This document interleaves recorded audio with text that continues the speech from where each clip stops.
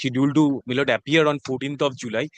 And my lord, it has not appeared. And my lord, the other one, my lord, I had mentioned on before your lordship, my lord, went for the circuit bench, but it's still not appearing, these two applications. Circuit bench? Before your lordship went to circuit bench, my lord, this matter was mentioned. Your lordship allowed, my lord, to appear. The company matter? Company matter. Come at 2? Come at My lord, 2? I shall. Come at 2? Your lordship, may I be permitted to mention? Lordship, two matters, both were fixed on 14th of July, one at 3 p.m., one at 3:45. 14th of July was fixed. was fixed. Ah. Lordship, this is a matter. It was fixed at 3:45 for conclusion of arguments. Ah. If your lordship could fix the matter, it's running in the list. और भी है. Two matters is telling? The other is this. And this was for witness action, your lordship. 14th July. Achha, that time. Oh. Yes, what do you want? Both the matters. It is not in list. It's in the list, it's running, but it's way down in the list if your lordship. Which for the other side? Both are undefended, your lordship. Undefended. Come date.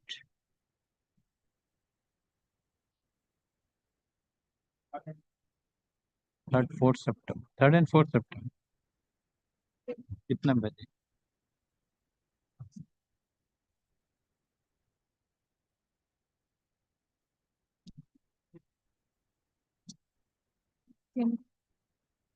एक ही दिन दोनों होगा?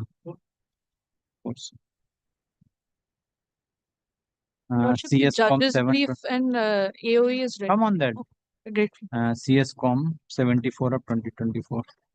Leonard, which is what is the serial number today? Leonard Counsel for the see, which is the serial. Leonard Counsel for the plaintiff mention the matter and submit that by an order dated 24th April 2025, this court had fixed the matter on 14th July 2025 at 3 p.m. for witness action, but due to non-ability of this court, the matter could not be taken up for hearing. Accordingly, she pressed for fixing some another date. In view of the submission made by the counsel for the plaintiff, that the matter appear on 4 September. 4 September at 2 p.m. At 2 p.m. for witness action. And another is for argument. Yes, your lordship. And the CS.com 8 of 2023. Argumented. Leonard Counsel for the plaintiff submitted by an order dated 19 June 2025. This court has fixed the matter on 14th July 2025 at 3:45 p.m. for argument, but due to non-ability of this court, the matter could not be taken up for hearing.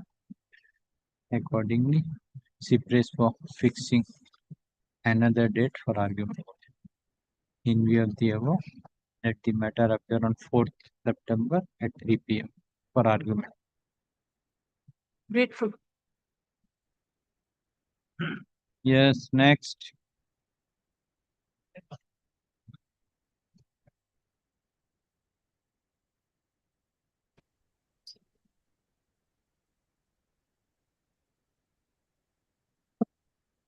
This matter has appeared, my lord, at my instance, my lord. Yes. My lord, I was only beseeching your lordship, my lord. I said that if it could be taken up tomorrow, my lord, if your lordship, my lord, I was just requesting your lordship kindly takes it on the 1st. Then, my lord, it would be a request, my lord. Then I'll leave it to your lordship, my lord. 1st or 2nd also, my lord, we have a court day, my lord. So, my lord, whichever your lordship says, my lord. Well, the damage will be done. Well, we had approached your lordship expressing urgency because there is no damage here, my lord, and on top of that, he has not filed any documents before your lordship, my lord. If he has, my lord, then, my lord, I'll have to be very technical, my lord, because there's nothing on record today. But I don't think there's going to be any damage, my lord. If your lordship has seen the document, it's the same parties, my lord. Well, at the end of the day, my learned friends are on affidavit saying that Justice Moushumi Bhattacharya's order directing sale of shares should be complied with, but they are being prevented from complying with because of my lord Ashika's objection, that is the repository participant. Your lordship has in an order noticed that my learned friends are in fault, and it is because my lord their trustees were not nominated following the procedures that my lord Ashika has raised valid objections. Now, my lord, today the question is, my lord, if Ashika is raising valid objections with regard to nomination of the trustees, then the simple thing to do is, my lord, to direct that, my lord, that My lord, shares today, should my be lord, transferred to a special officer who should sell them. my lord, I am going to argue on this, my lord. The only thing is my learned friend is saying there's imminent danger. The thing is, my lord, Ashika is...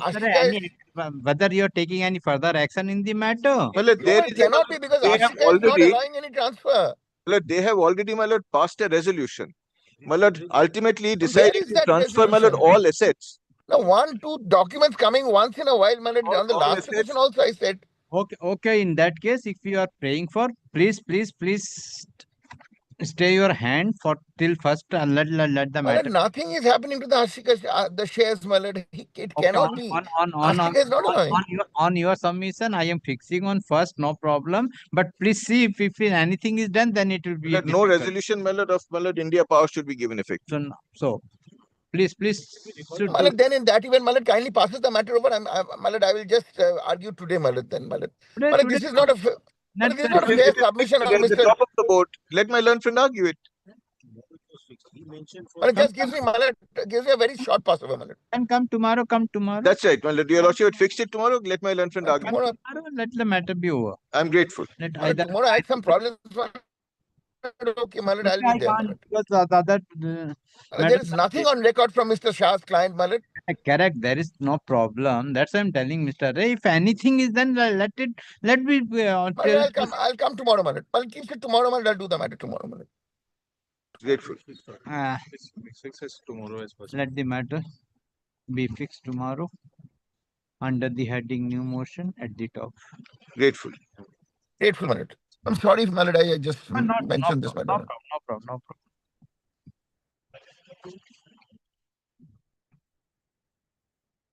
इसलिए assign है ऊपर कर दो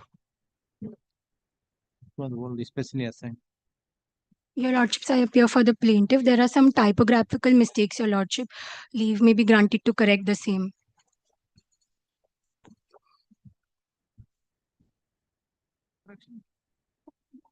Corrections in the plaint. Given the report before the that is not.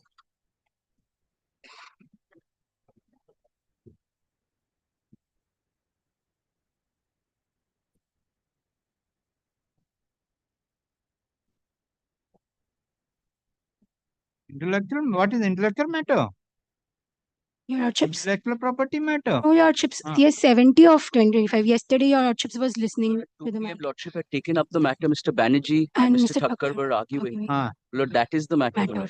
So, Your Lordships, Share purchase to agreement. the scrutiny of the plaint, there are some typographical errors. no I find that some other court has pass an order. Your Lordships, Yes, earlier the matter was When taken. your lordships were Okay Great.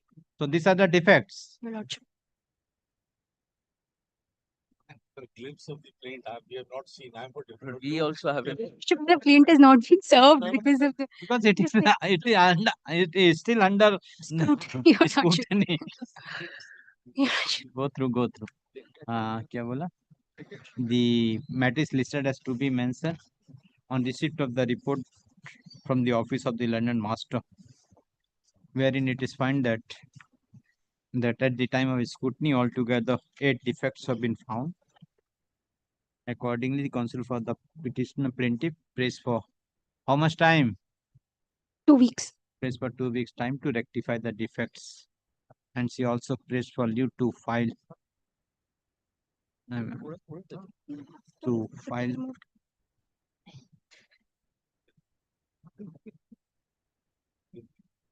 prays for you to file fresh verification and affidavit in the plaint. In view of the submission made by the counsel for the plaintiff, leave is granted to the plaintiff to rectify the defects within 2 weeks, and also to file a fresh affidavit and verification and affidavit within a week thereafter. Wait for your Lordships. Yes, next. A very interesting piece of plaint, Lordship, I must say. My lord, in this matter, I appear for the plaintiff, my lord. I am doing a business since January 2019. Yes. My lord, in this matter, we are within limitation and the the last payment, What you have paid for? my lord, clause 12. 12, leave, my lord, When because the that, last payment was made? my lord, the last payment was made on 22nd March 2023. 2023. 3, which is reflected in my ledger, my lord, which is at page number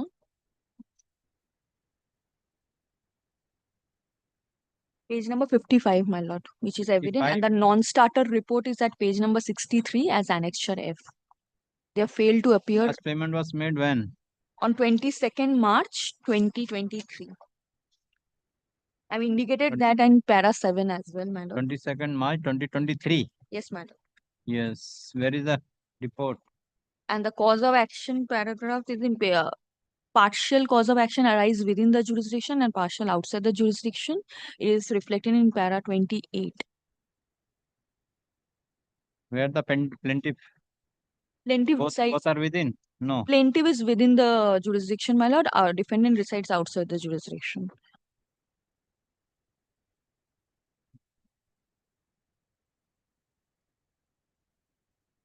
The plaintiff has filed the present suit for praying for decree of a sum of rupees 13,39,986 along with interest at the rate of 18% per annum. Counsel for the plaintiff submit that the plaintiff is within the jurisdiction of this court and defendant is outside the jurisdiction of this court. She further submit that part cause of action arose within the jurisdiction of this court and part cause of action arose outside the jurisdiction of this court.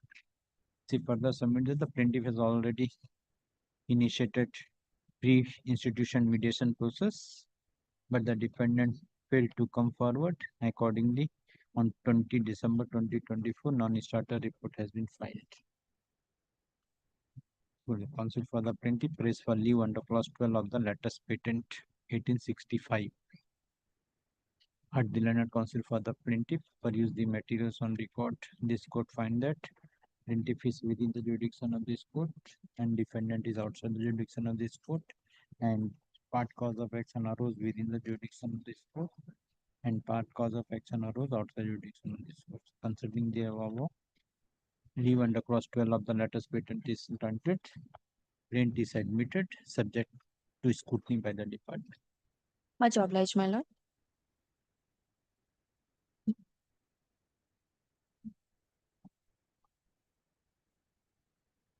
May it please your lordship, my lord. Yes. I'm appearing on behalf of the plaintiff to present this plaint, my lord, which is essentially, my lord, for recovery of money, that is advocates' fees paid, my lord, and unpaid by the client. My lord, Messrs. LP Manot and Company, where Ms. Manju Agarwal is one of, my lord, the plaintiff number 2, is, my lord, the array of the plaintiffs. Who is the defendant? My lord, the defendants, my lord, are Oriental Lifestyle Private Limited. It's a company which is outside, as well as, my lord, the defendant number 2 is also outside. The defendants number 3 and 4, my lord, are within the jurisdiction because at that material point in time, Bajrang Manot, who was also, my lord, a part of the plaintiff number 1, LP Manot, was, my lord, alive, and it is his fees which was also unpaid. That is the reason why, and he is no longer there, my lord. He has passed away. So, my lord, his daughter and his wife have been added as pro forma defendants. We do not have any claim, wife and son, my lord, we do not have any claim against them, but they would be recipient of the money if received from the defendants. Now, my lord, this money was payable because of a NCLT proceedings which had taken place, my lord, in 2013 in Delhi. And the defendant, my lord, defendant number 1 and 2 was supposed to pay certain fees. They have paid, my lord, 20. You not invoke the consumers forum. What is the claim? What is the claim? 75 lakh, my lord. State forum. This option is also available. What, my lord, I was humbly seeking is money has been received over here, 27 lakhs. So part cause of action is within. Since defendants are outside, my lord, I have claimed, my lord, leave under clause 12. Why 12? Clause 12. Why clause? Because 2 of the defendants are outside. Section 12? Section 12. Yes, my lord, that is the point. I have made this pleading, my lord. The contemplation is there worded in the plaint at paragraph 27. Because this defendant, my lord, he had already entered into, my lord, an order was passed by the Honorable NCLT for amicable settlement of the fees payable to the advocates. Now, he has flouted that order. He is now, my lord, also involved in several proceedings before the PMLA court. Paragraph 27, if I may most kindly place, my lord, that is of relevance.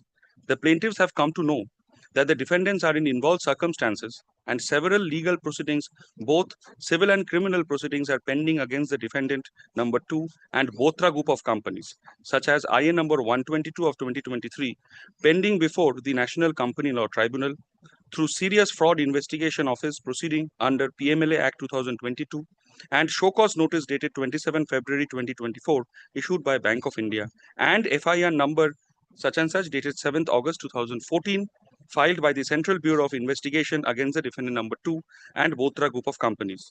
Therefore, there is a reasonable apprehension that the defendants would dispose of and or alienate its assets to avoid their liabilities. In the facts and circumstances as aforesaid, there is urgency in filing the interim application. As such, compliance of pre-mediation under Section 12A of the Commercial Codes Act 2015 be dispensed with. And I have also pleaded, my lord, the fact that they wanted to amicably settle the dispute that is at How, my lord, paragraph how 7. it is a commercial dispute? My lord, advocates' fees, professional fees unpaid.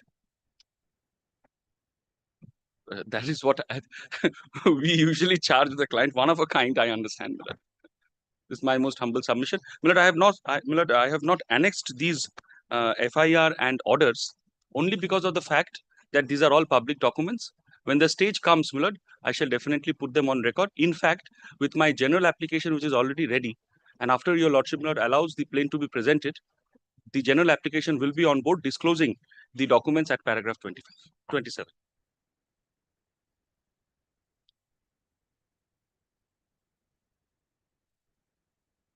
The plaintiffs have filed the plaintiff or plaintiffs? Blood plaintiffs. Plaintiffs have filed the present application and the suit, praying for a decree for a sum of rupees 75, 50, 919. 919. No interest. Yes, my lord, with interest. No interest. My lord, I have all the papers with respect to the. No interest in the prayer. My lord, that has not been claimed, but whatever, my lord, Full I have the counsel for documents the if your lordship wants to plaintiff see with submitted respect to part- paragraph 27. The plaintiff is within jurisdiction. Plaintiff is within jurisdiction, my lord. Plaintiff is within jurisdiction of this court, and the defendant number 1 and 2 are the outside the jurisdiction of this court. He submitted part cause of action arose within the jurisdiction of this court and part cause of action arose outside the jurisdiction of this court. Accordingly, he prays for leave under clause 12 of the latest patent 1865. The plaintiff has also prayed for dispensation of section 12 capital A of the Commercial Court Act and submits that the defendant number 2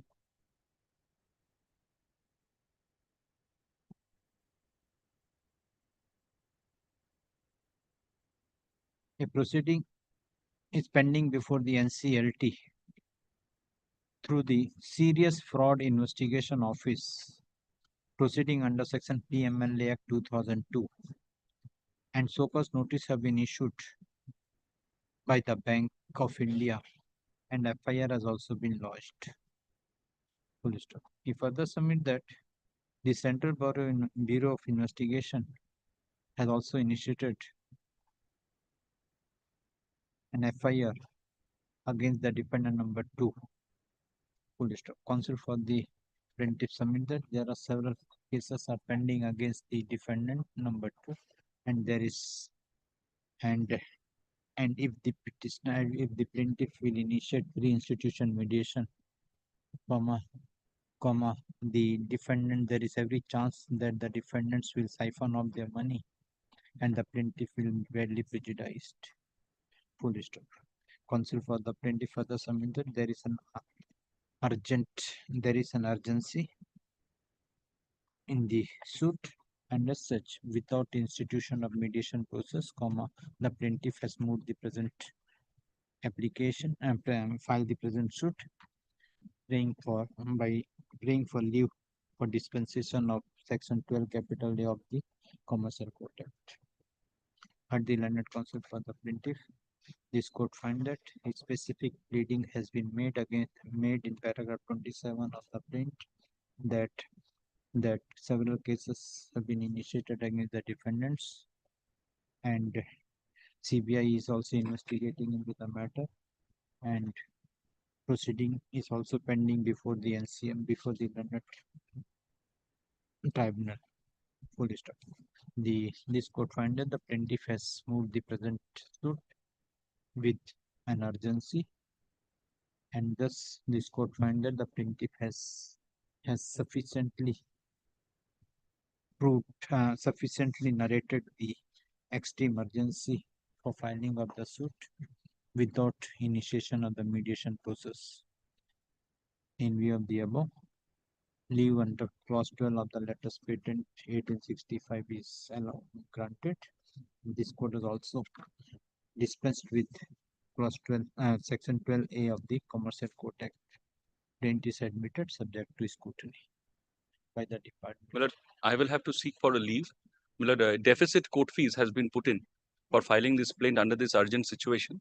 Within this day, we will be making payment of the deficit court. Plaintiff prays for leave to file the deficit court fee in course of the day. Yes. The plaintiff is granted leave to file the deposit court fee by tomorrow. I'm deeply obliged, my lord.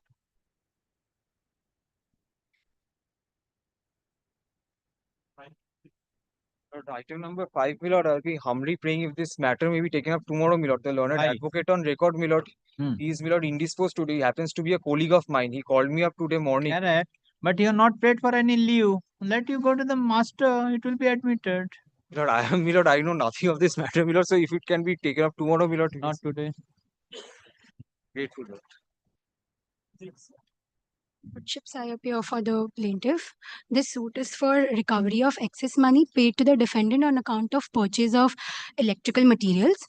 I am praying for leave under clause 12 of the letters patent because defendant resides outside the aforesaid jurisdiction. Part cause of action has also arisen outside the jurisdiction. Plaintiff is within the aforesaid jurisdiction and part cause of action has arisen When within the cause of action or last cause of 31st March 2023, your lordships. Last 2023. Yes, your lordships. Your lordships have plaintiff had initiated pre-litigation mediation. 3 sittings were held, your lordship. However, the mediation has failed, your lordship. It is annexed at page 271, annexure DDD, your lordships.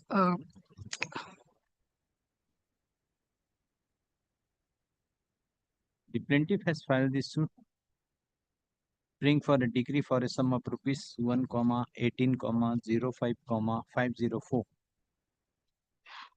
along with interest at the rate of 18% per annum. Full stop. The plaintiff submits that the plaintiff is within jurisdiction. Plaintiff is within the jurisdiction, your lordship. Within jurisdiction, and the defendant is outside the jurisdiction. She further submit that part cause of action arose within the jurisdiction of this court and part cause of action arose outside the jurisdiction of the court. Accordingly, she prays for leave under clause 12 of the latest patent 1865. At the learned counsel for the plaintiff peruse the materials on record. This court find that the plaintiff is within the jurisdiction of this court. Defendant is outside jurisdiction court, and part cause of action arose within the jurisdiction of this court and part cause of action arose outside jurisdiction of this court. Accordingly, leave under clause 12 of the latest patent 1865 is granted. Plaint is admitted subject to scrutiny by the department. Wait for your lordships. Next, Item number 7, your lordship, is my contempt application. So I'm appearing for the last occasion, your lordship, was they have surrendered, your lordship, and appeared before this honorable court, but your lordship, the personal presence has not been dispensed with. Your lordship, today morning, we have taken, your lordship, the printout from the NSE. The name is still appearing, your lordship. On the last occasion, your lordship, they have filed an affidavit that they have taken a meeting, they have conducted a meeting for the removal of the name from the NSE. yes, Yes, your lordship, and for the contempt, your lordship can see this is the name has been approved, your lordship, in the run portal. And this is the first 3 pages of another document is the paper publication of the shareholders meeting, and post that is the postal ballot for the shareholders. Lordship, lordship. Copy the other. Look, the mock-in,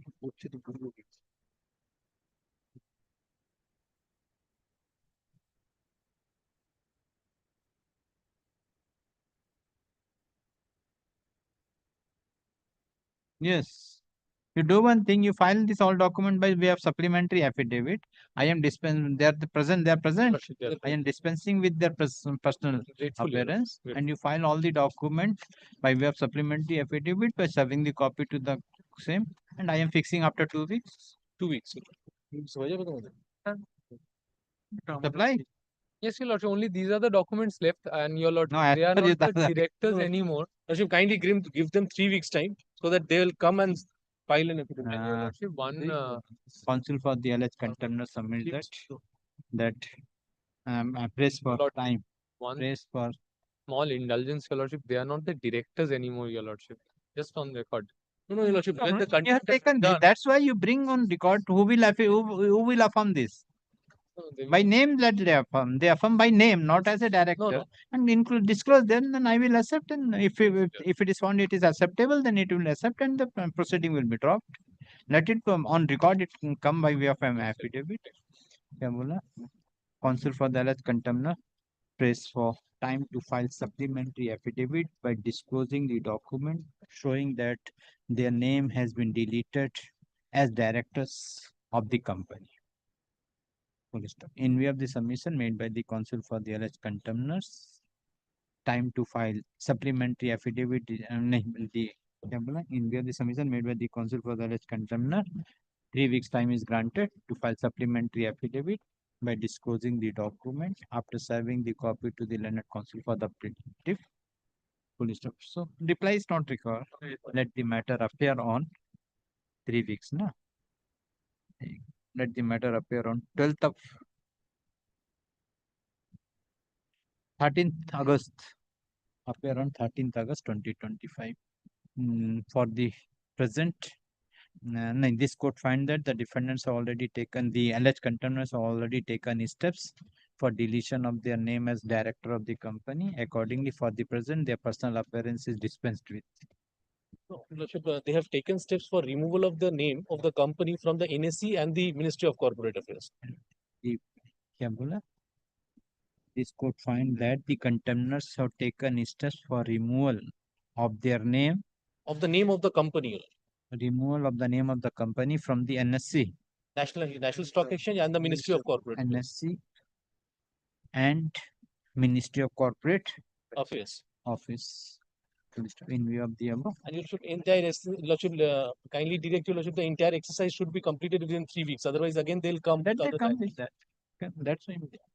Lordship, if your Lordship checks the run approval document, your Lordship, in the point number 2, it is mentioned that the name cannot be made available, the new name cannot be made available for a period exceeding 60 days. New name we don't, but yes, it is approved. You give an affidavit, you will not, then we'll see to that. That's why I have not passed that order. On saying that, you file an affidavit that your name will be not there. I'm grateful.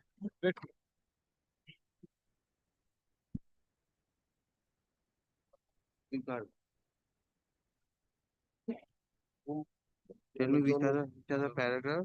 Yes. Lordship, added contemner number 11, Home Creation. We are filing the affidavit of compliance, Your Lordship, on behalf of Home Creation. 10 and 11. 11. Lordship, Who is Home for the Creation. 10? AWS, I have not heard about them. Your Lordship. Yes. My lord, your lordship remembers, my lord, who has been appearing for the respondent numbers 1 to 4.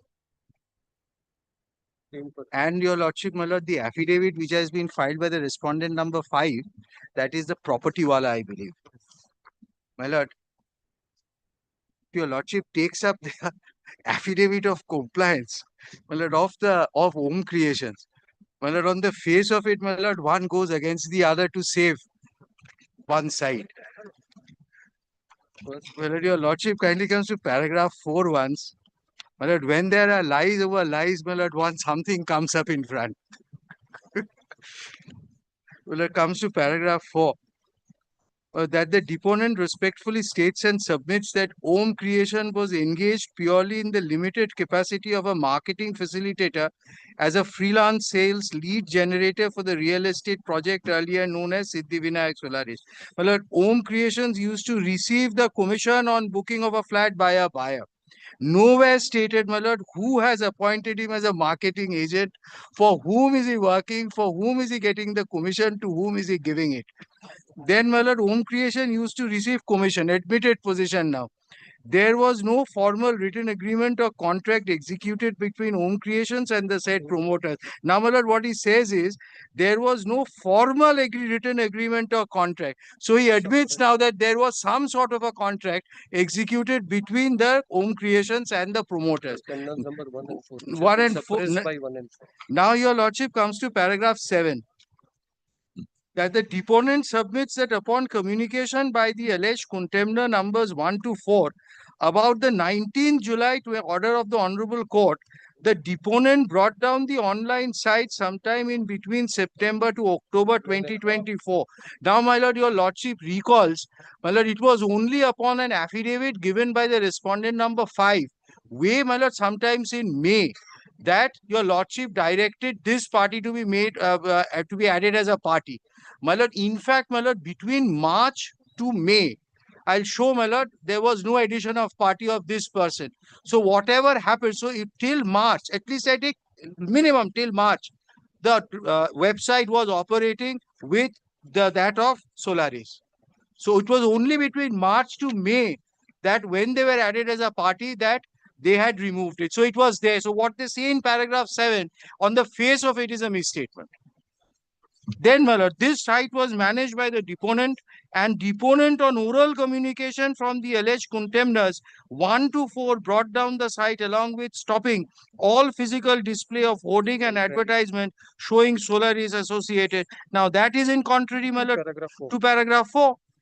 This site was managed by the deponent, and the deponent on oral communication from the 1 to 4 brought down the site along with stopping all physical display of hoardings. What when in paragraph 4 it says, Okay, you do one thing, you file your reply. I'll need to file, my lord. File your reply. The court will dealt in the final. My lord, one more thing, my lord. I think, my lord, in view of the admission that they had taken commission, my lord, it's necessary now, my lord, to file them an affidavit of accounts. Number 1. That's why let come on merit. On merit, I will hear it. Then Very we'll pass appropriate And, my action. lord, your lordship would also kindly grant me leave to file an affidavit, my lord, dealing with the statements made in the affidavit of respondent numbers 8, 6, 8 and 9, which was directed, and also contemptor number 5. No, that's why whether how many now you are appearing for the 10, 11. 11 as Which well as for the 1 10? to 4. Who is for 10? 10 we don't know, your lordship. Your lordship, may I make a 10 humble we have submission? served, my lord. 5, my One lord, minute your- humble submission I on behalf of added contender number 11, your lordship. My learned friend is right. There is some kind of relationship. We don't deny that. But your lordship, when you look at this, before it was even talked about home creation, they had already sent mails to the online propertywala.com. Both the added contender number 7 on 27th November 2024, and even propertywala.com, the first mail was sent on 27th February 2025, before it was taken into cognizance. Unfortunately, your lordship, the status remains the same. At least, contender number 1 to 4, they were not aware that they have to send a mail to the online sites. When they came to know, they immediately told them added contender number 11 to do this. Immediately they have sent, but they are not responding. Propertywala.com responded, we have added as annexure that we have removed, but still after removal, some videos related to Siddhi Vinayak Solaris were visible, which they had done themselves. Now, No, one thing I could not understand. Okay, what you are removed, you are not removed, whatever what the story you are making in the affidavit, that is different thing. See, they are the business people. The site has been created for the business of the company. lordship, If you are going to advertise any Solaris or whatever it may be, you are advertise. If a person is coming with the property of the Solaris, what you will do? You are not having the Solaris property in your hand, so then you have to contact with the original person who is dealing with the Solaris. Then if they are dealing with the Solaris, naturally you being as an agent, you will take your agency fee of the same. So they, unless and until they obtain some profit from you, lordship. it is why they, only for the purpose of advertising, publishing. they are going to do it. And that also, my lord, Agreed, your lordship. I says- bow down to your lordship. And as my learned friend is saying, I think the affidavit the books of account and affidavit will tell us that where we are standing. Hmm. I agreed completely on that, Lordship. They But as should far have as disclosed it, compliance, my lord. Not I am on the submission. This court is of the view because you have not taken, your clients have not taken that you have withdrawn your done this. Then the court has passed the order some time. And first you are telling that you are not aware. If you are not aware, if the property wala and home creation is doing that, if they are doing that, how they are getting the benefit of this advertisement? Might be it is Why with were with they the consent. appointed? Your Lordship, our humble submission for 1 to 4 contemners were that they had committed a contempt and they tendered apology and they are ready to face whatever consequences are there. But there were certain things because of which they had. Court is not for the giving punishment. Court want that it is to be run as a Lordship, your smooth Lordship, without giving any effect. Learned friend Without will confirm, Your Lordship, now except AWS, Amazon AWS, I don't think anything is visible on the internet anywhere regarding Siddhivinayak Solaris. Everything has been complied with, but AWS, they have denied, Your Lordship, as was mentioned the last time. Home creation is stuck at just one point, Your Lordship, where propertywala.com added container number 5, even though they said that we have removed, but still some things were visible. That has been Correct. removed already. That was. So why? So how it is visible? No, How nothing is visible, Your Lordship, except No, AWS, exactly. Amazon AWS. Your Amazon My what? Who learned is friends will confirm on who is that. Your appearing Lordship. for the Amazon? My lord, your lordship had directed contemner number 5 also to be present personally today. He is present here today. He's carrying on. Okay, I will to that. And Amazon has not appeared, nor has he filed his Service is affected. Amazon. Affidavit service is filed. By email we have sent it. Both to You've them. given the affidavit? Affidavit is filed. Well, we have sent by email and also by my lord by No, post. only by email. Only by email. Both the contempt. You are not served by post. Not served by. What is the problem? Because it's The local address we have it. No. oh, We don't have the local address. local address is not there, so we had to serve by. But Amazon perhaps is a bit taking it a bit rash. Well, that's why telling because see, unless and until all the affidavit is not on So they are record. blatantly objecting, violating the orders of the court. Well, they say in their letter, which has been disclosed by the contender number 5, that unless there is an order Amazon restricting is 11, 10. 10, they blatantly say in the letter that we are not bound by anything, we are not going to abide by anything. Okay, then you file your reply, whatever it may be, and I am passing an order. Let the who is the But authority who of issued against Amazon? that's who is the authority. Because international we got it. Well, it's a You have given the- international is having its office at Seattle. No, say what to whom we can say to appear. You in the website you could have Who has written it? See who has written the letter. in the website you could have been checked. It's auto related. IA. No. All the details will be in the website. Where is the order? No, this is not Amazon. This gives me one moment. Man.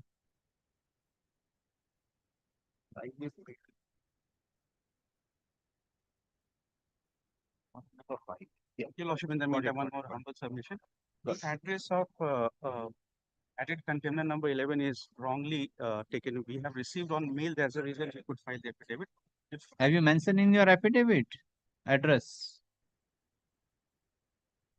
We can't change the address because again we have to go for the. You're not mentioning the affidavit. This address is not correct. So one more thing, account number 5 is appearing. His appearance. Content number? 5. Who is he? Yes. Property wala. He was directed to appear. Property wala. Last day he could not appear. That's why he was directed to appear today. He has appeared. Okay, And it is, I will see. Well, it has been issued by AWS Trust and Safety. Amazon. AI just generated. It's a AIA generated letter. Now the future of the India in totally AI. Well, no identity, nothing. And you will also not identify in future the judgment who passed the judgment. Yes. The Amazon does have office in India, so we should figure out. In India is there. But the person has to be there. Your Lordship, as per the DPDP Act, they have to disclose the name of the person also on the website. Yes. No, it will be in the website. You go to the website, every regional, and that will be, you will find it. Because if I will appear, who will appear? But in that event, your lordship gives us leave to serve upon them once more. Correct.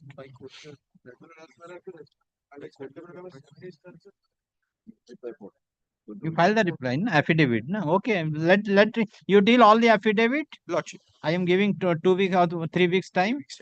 And in the meantime, you also solve in person to the Amazon. And whatever the personal appearance, for the time being, I am dispensing with the alleged contemners. Let the matter be decided on merit. Yes, yes, yes.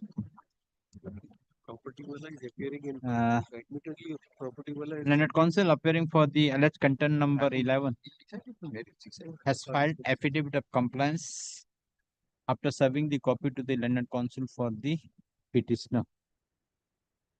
The alleged content number 5, only 5 is present today. The alleged content number 5 is present in person. Full stop.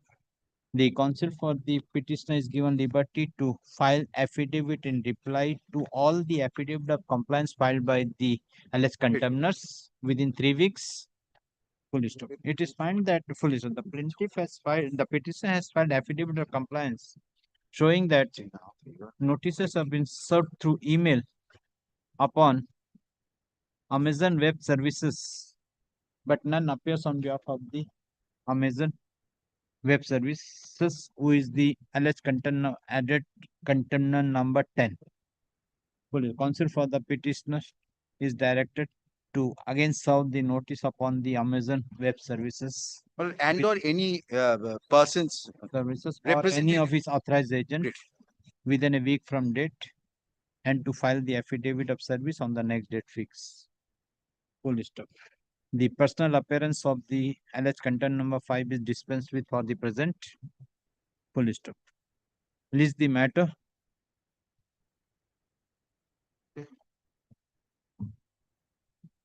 On 21st of August 2025. that may be on 22nd. 22nd कर दें. Grateful. 22nd August. 21st नहीं, 22nd August. 21 नहीं. Appearance may be recorded, my lord. Appearance may be recorded. Give. Yes, I have.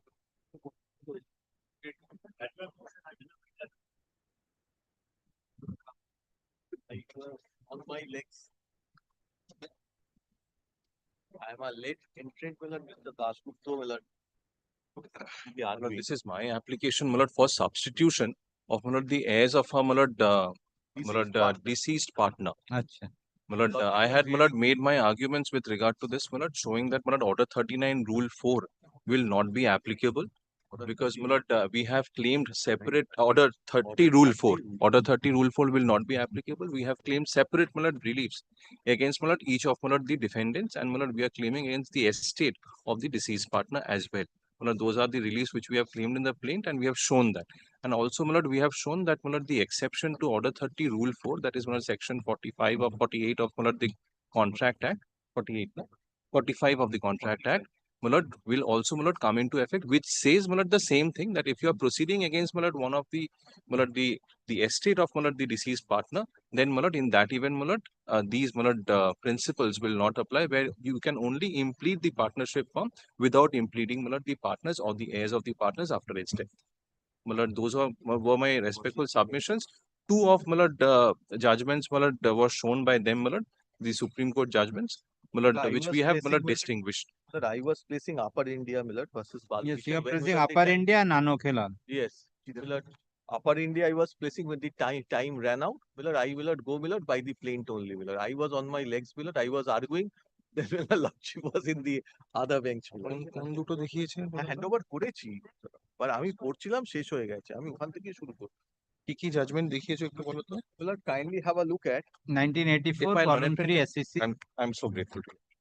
1984, original 1984 3 SCC 462 that Oh, is sorry. Upper India. Upper India, and my lord, the recent view 1996 Volume 6 SEC 730 Anokhelal. Anokila. These are the two judgments, and I also showed 2024 SCC online Supreme Court. My lord, 2024 or hey, moment. And Millard, Annapurna Millard, Judgment I had shown this. I was making my submission Millard, then the time Millard ran out. So clearing হয়ে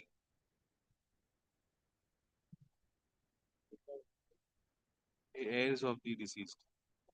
Heirs নাকি? One of the heirs. Sir, ইয়ে ছিল for the son. Bondanta ছিল for the son. Yes. For the That's recorded in my lord's order. No, perhaps I that one. Yes. Now Millard, kindly Millard. Yes. Amendment plaint, original plaint দাও তুমি আর কেন করছো? আর বাকিটা দেখাচ্ছি এখন উপস্থিত এটা খুলে রেখেছে জাজমেন্ট পেন এটা দেখিয়ে দিয়েছে এটা না হবে 84-3 হ্যান্ড ওভার করেছে, অর্ধেকটা দেখিয়েছিল, তারপর বাকিটা দেখাচ্ছে। একটি জাজমেন্ট এক্সট্রা দেখাচ্ছে তো পুরি দিতে হবে টাইম হলো না may I start? If your lordship Millard takes the plaint or Millard I don't have takes the amended plaint, Millard, we have an advantage Millard here Millard, that Millard the amendment Millard is Millard underlined, otherwise it's the original plaint. But if your lordship takes the original plaint in question, it's a suit for recovery of money against a partnership firm wherein Millard two of the partners are on record. Absolutely Millard. Now Millard, if your lordship says Millard the proposed amendment sought to be Millard incorporated, it's Millard page 13. Raja Ram Saraf has been struck out, and in place of Raja Ram Saraf, Millard has been struck out, and Millard 3A to 3D. yes, not only that Millard, if your lordship takes the original plaint, whether it's filed as an individual or it's filed as a partner of the partnership firm, these are the two exceptions Millard there. If it is Millard the suit as friend Millard, as Millard partnership firm also as the individual Millard partners Millard can be individually liable also. A Millard how they can sue as a Millard guarantor Millard. They can Millard stand as a guarantor to the loan given to the firm. They are Millard personally liable. Or Millard they have given their property in mortgage Millard. They are personally liable. But Millard, so far as I am going only by the plaint, Millard, if your lordship takes the plaint, Kunal Finance versus Vinayak Maika Export Company, Niket Saraf, Rajaram Saraf, both being partners of Millard Vinay Maika Export Company, carrying on business at 63 Rafi Ahmed Kidwai Road, Kolkata 60. So Millard, that is the case in the cause title of the plaint. Lordship has to take the plaint as a whole. So Millard, they have been impleaded as a party, as a partner of a partnership firm. Yes. Millard, in law, if you are suing Millard the partnership firm and its partners Yes. as a debtor, Millard, can Millard, the heirs Millard of a deceased partner be brought into record unless Millard they show their intention to become a partner of the partnership firm. It is the intention of the defendant, not the intention, proposed defendant, not the intention of the plaintiff. I go by the plaint only. Now, what is struck out? What is Millard struck out by way of the amendment? Both is struck out. So both were Millard sued as the capacity of the partner of the firm. Millard hand Millard sought to be brought in Prabha Saraf, Nupur Kejriwal, Sweta Agarwal, and Millard Shikha Patodia as the legal heirs of the partnership firm. Now Millard, kindly have a look at page 14. 40. 14. 14. Yes. Now Millard, first portion is the original, para 2. The defendant number 1 is a partnership firm. The defendant number 2 and the original defendant number 3 have represented to the plaintiff being the partners of the defendant number 1. So you have to go by your plaint. Yes. Upon the death of the defendant number 3, defendant numbers 3A, 3D have become the partners of defendant as the heirs of the defendant number 3. Millard, how Millard it's the case here? Millard, this was not originally pleaded. Now you are trying to Millard introduce it. Isn't it hit by Millard Order 30 Rule 4? Lordship has to test it with the original plaint and the Millard amended plaint. That's the test. Yes. and এটা false, my partner going and whether I have become a partner or not, my lord, I say, my lord, no, I am not the partner of the remaining partner also says there is no other partner. And the remaining partner says there is no other partner. So, my lord, that's the case. What is the conditions of in the original partnership? My lord, that is not there. I don't have a copy. What is the condition, lordship sees? What is the condition? I am never a partner. I was never a partner. Let it happens. He's very good. Yeah, I was never a partner, nor I intend to be the partner. For that, the deed has to be shown, my lord. Prima facie is what? Is the deed. My lord, what are you suing me, my lord? You are suing me as a partner or as my individual capacity. So far as the cause title and the first paragraph of the plaint, my lord, the stand of the my learned friend, my lord, is perhaps, my lord, not correct. Because you are suing the firm and its partners. Yes, got it. Got Yes, your that's all. point. That's all. I'll not repeat, my lord. My lord, kindly So, take. your argument is that if it is a partnership, one partner died, the legal heirs are not liable. Doesn't come. It's an exception Correct. to, my lord, section 45 of the contract act. My lord, You are vice versa. I told my lord section 45 of my Oh no, not in this case. I am arguing, yes, my lord, I am arguing on the other side in that. Yes. cannot. Now, my lord, kindly take what amendments he has done, my lord. The amendments only there. My lord, decree for, my lord, kindly takes, my lord. Prayer A, page number 20. Yes. A decree for a sum of rupees such and such against the defendants and each of them as pleaded in paragraph 60. So defendants and each of them doesn't mean, my lord, in their individual capacity. It has to be read in context. The cost title of the plaint. No, cost title para 2. Para 2, yes, Para that 2, has been original described. para 2. Okay. And the cost title. Okay. How we have, Millard, in order 7, Millard provides a description of parties. Yes. And the cause of action in the suit. Yes. Millard, in the description of the parties, you have mentioned, Millard, they are the partners and you sue them as a partner.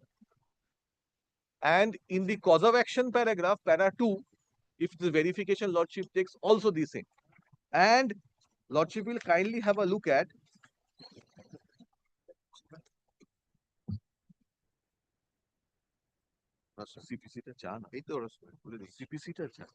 the plaintiff has come to learn that they are trying to dispose of the asset. This is where we stand. Now, Millard, kindly have a look at, Millard, I had placed, Millard, kindly have a look at just one provision.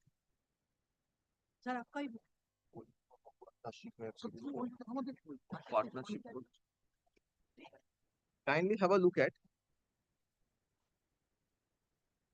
Kindly takes the Code of Civil Procedure once. Kindly have a look at Order 7, Rule 1.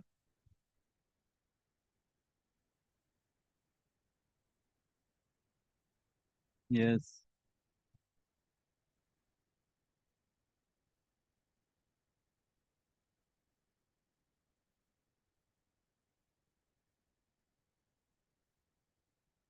Where a suit has been instituted, a summons may be issued to the defendant to appear and answer the claim and to file a written statement to the defense, if any, within 30 days from the date of service of the defendant, provided no summons shall be served, provided further does not file. So, Millard, I have to, defendant has to, Millard, why one Millard has to answer the claim in question.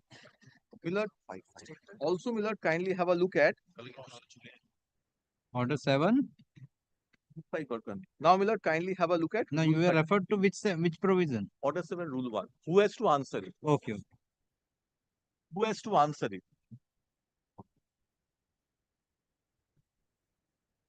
My lord, kindly also have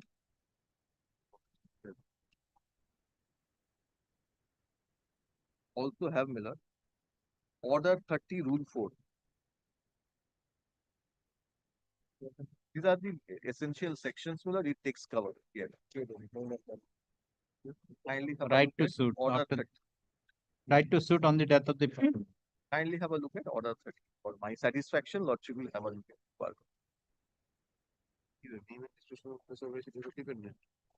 Kindly, Millard, takes Rule 4.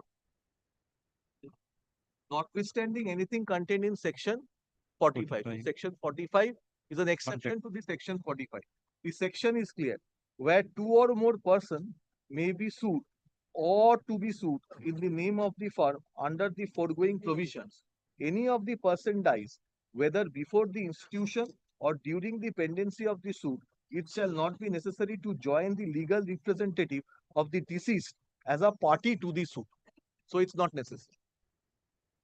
Next, nothing in the sub-rule 1 shall limit or otherwise affect the rights which the legal representative of the deceased may have, A, to apply to be made a party to the suit. So the representative can come and say, not the plaintiff, that please do add me a party to the suit, I am the partner of the firm. B, to enforce any claim against the survivors or survivors. So, my lord, kindly take what is the exception. Notwithstanding anything, notwithstanding in sub-rule 1, shall limit or otherwise the affect the right which the legal representative of the deceased may have. So I can come to board and say, my lord, please add me a party. I am the partner to the firm. If there is a suit, my lord, take a converse situation. If there is a suit filed by the partnership firm, my lord, one of the partner has died. He can come that I also want to continue the suit because I am the firm. It is, my lord, here is just the negative. Okay. The plaintiff cannot come. Now, my lord, kindly, most important, now, my lord, kindly have a look at Order 21, Rule 50.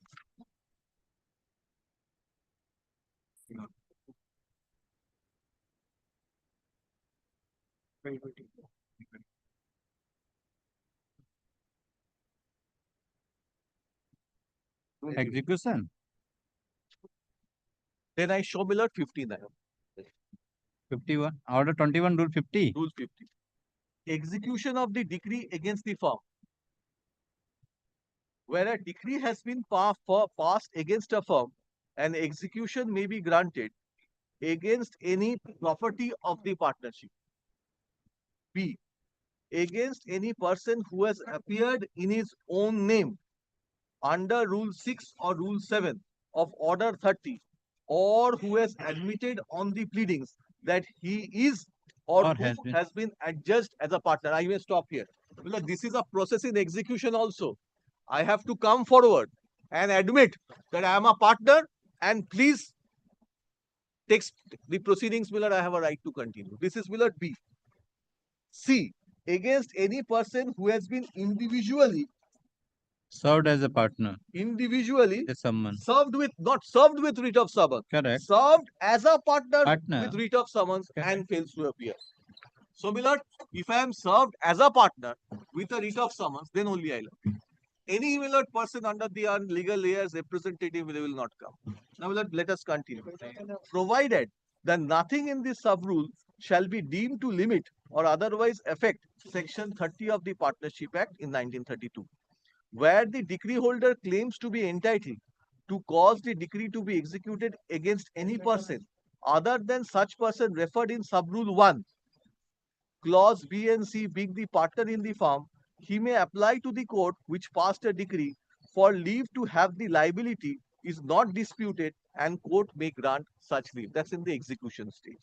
Or such liability is disputed, may order such liability, such may be tried and determined in a manner as a issue in a suit that may be tried. Yes. Next, where the identity of any person has been tried and determined under sub-rule 2, the order made thereon shall have the same force subject to the same condition as a decree, save as the property, that 4 is important, save as the property of the partnership firm, a decree against the firm shall not release, render, other affect the partner unless he has been served with a summons to appear and answer, nothing to apply against a decree answer. So, Millard, this is Millard in the execution case. Now, Millard, if your lordship takes the pleadings in question, Millard, as for Millard, as before your lordship, Millard, can the defendant be brought on record? The proposed defense. There is no pleading. There is no pleading. Where is the Millard pleading in the plaint that the partners are personally liable and by reasons whereof they should be represented by the estate? Where is the pleading? Millard, I do not find anything, Millard, except Millard, the Millard bare addition, defendants. I do not find. Millard, where is the pleading that you are personally liable? How can one become a personally liable, Millard, if he has executed terms of documents? Is it a case against the estate or the case against the firm? Yes. Where is the case? Now, my lord, kindly have a look at one judgment, my lord.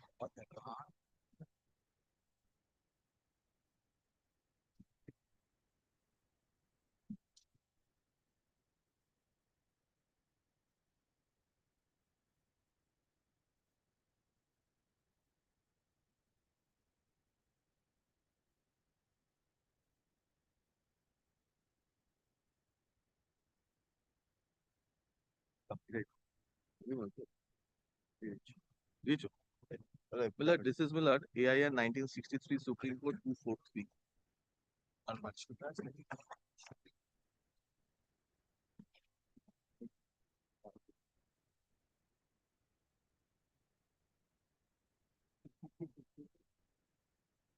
Lord, kindly have a look.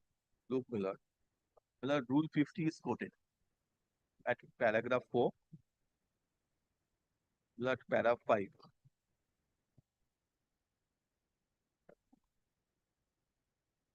Or my lord, takes away, my lord, para 6. Yes. Order 20, Rule 52 of the Code deals with exception, but really is a part of the provision relating to suits against the firms. Those provisions are contained under Order 30 of the Code. So, my lord, 30 and my lord, Order 21, Rule 52 are connected. They must be viewed alongside the rule of the true meaning of the words. Order 30 and the provision of Rule 50 and Order 21 are taken together. Order 48A of the rules of the Supreme Court of England, though there are slight variation in the language, provisions are in parameteria with the provision of the rules of the Supreme Court as amended in 1981. Under common law, an action of the firm was not known. All the actions were brought against the partner individually after the judicated act frame. Now, Lordship will kindly, my lord, takes the next one. The rules provided for appearance by a person who has entered appearance, summons lawfully issued but not later the rules were applied. Now, my lord, kindly take, my lord, 6 lines from the top. 6 line from the top. The Order 30 deals with the procedure. It's 6 lines from the top. Yes. Order 30 deals with the procedure in a suit against the firm in the firm name, and Order 21, Rule 50 with the execution of the decree against the firm. These provisions are themselves a code. To understand the meaning of Rule 50 of Order 21 must first consider the provision of Order 30, which contains 10 rules. The first, which enables the plaintiff to sue in the name of the firm 2 or more persons liable as the partners. This is what I stress upon.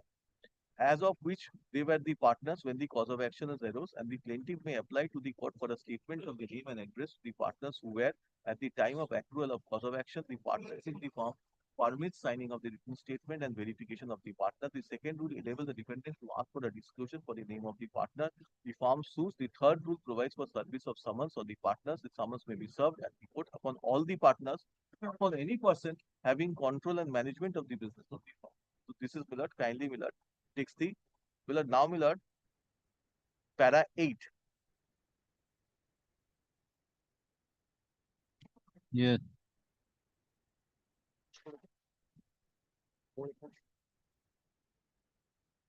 Kindly take para 8, just top portion. Rule 7. Or Rule 6, starting with Rule 6.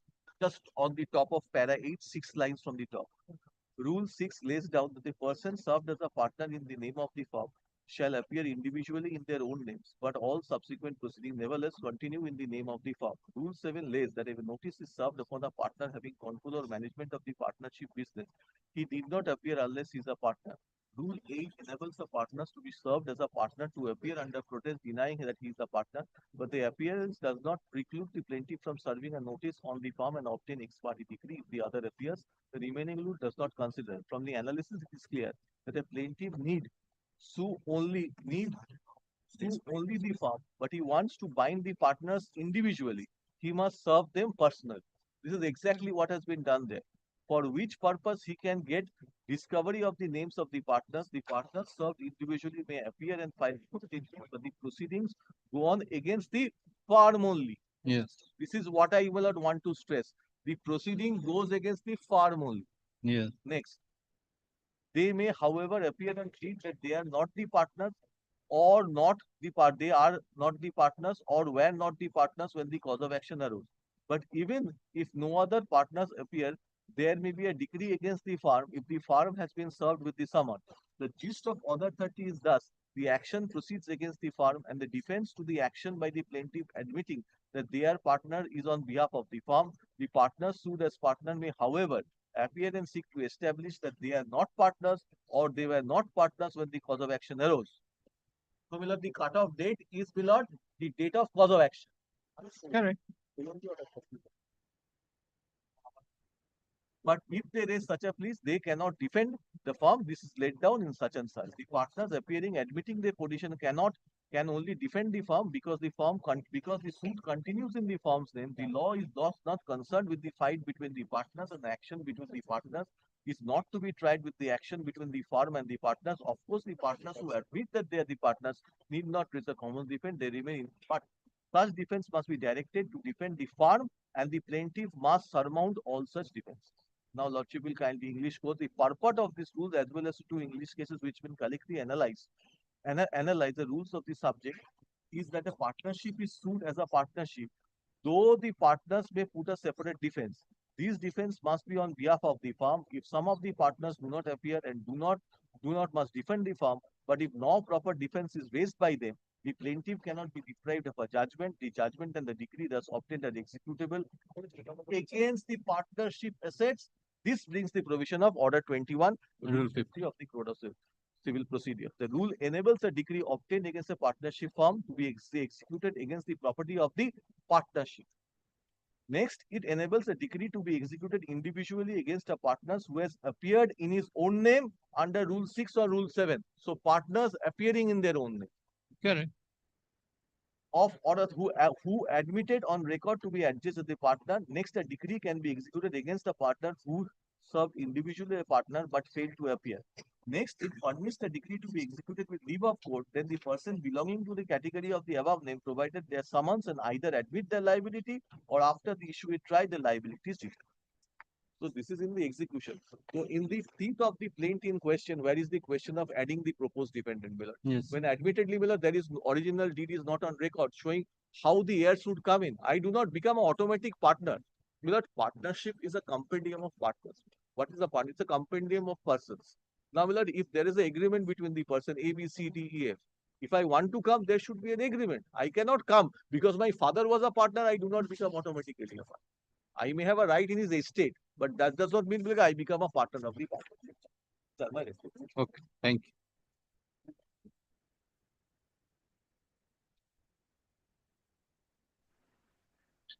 My lord, I am appearing.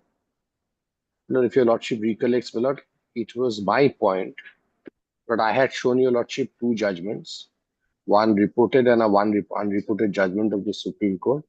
And my lord, it was my contention that, my lord, the question of substitution in a suit of this nature does not arise in view of order Rule 4 of Order 30.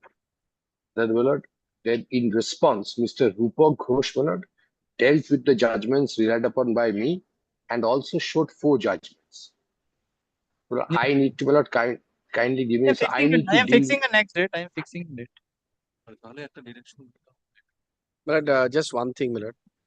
Whatever arguments have been made till date, your lordship will remember there was a lordship's order, my lord, of my lord, 4th March 4th March 2024, whereby your lordship, just to put this entire controversy at rest, had directed defendant number 2, Mr. Bose's client, to, my lord, file an affidavit stating that whether the firm is reconstituted and what is the current status of the firm. My lord, an affidavit has come, but the affidavit is as vague as possible. My lord, the affidavit says we are in the process of, my lord, kindly takes that affidavit once. My lord, 1st of March 2024. My lord, this Niket Saraf's affidavit of 1st March 2024, where, my lord, kindly see, my lord, paragraph 3. I say that the defendant number 1 was a partnership firm and constituted of only 2 partners, namely defendant number 2, Niket Saraf, and defendant number 3, Rajaram Saraf. After the death of the defendant number 3 on 23rd January 2024, the partnership firm is yet in the process of reconstituting. So this is 1st of March 2024. There was 4th March your lordship had directed. No affidavit filed till date. We are in 2025. We do not know what has happened. kindly, my lord, direct the different number 2 Okay, to come file on, a. come on, next day we'll see to that. But if the affidavit, Mr. Ghosh, you are not concerned. I'm asking Mr. I am making my position clear. I have made a statement in pillar page 4, subparagraph D. I have separated from the family. Very I have well. the married daughter. I am not the You partner. are Very for only one daughter. Yes, so Yes. please do not drag me in the No, no, I'm not trying to drag it. Only for the one daughter, you have given the that I you are have not given my concerned. Yes, my lord, we want, my lord, the existing partner, Mr. Bose's client, my lord, to clear. Kindly allow this affidavit to come. Otherwise, my lord, again, my lord, that. Let the net fix. Yes, but in the meantime, if some time is obtained, my lord, let him clarify this. You are appearing for with respect Proposed defendants, my lord. proposed, no, Mr. proposed Yeah, proposed defendants. Proposed defendant number proposed. I mean, In place and state of Rajaram Saraf. Mr. Devnath appearing for the Nipur Kejriwal has concluded his argument. Full stop. You want to file you and kindly also, I have made that stand in my affidavit. that I am a married daughter. I have yes, Mr. Bose. What about your for the reconstitution of the Any partner? day convenient, your lordship, my lord. You will produce the document. No, with regard Document to for what, my lord? what about the reconstitution of the partnership? But After there has been no reconstitution, my lord, to the best, Let as him this put is it the on record. instructions. Let his client put it on record. So, my lord, it is, my lord, the question is, my lord, here the question will be, my lord, putting what on record? Well, there were two partners. As your lordship was the first query came before. Look at your initially, my lord. paragraph 3.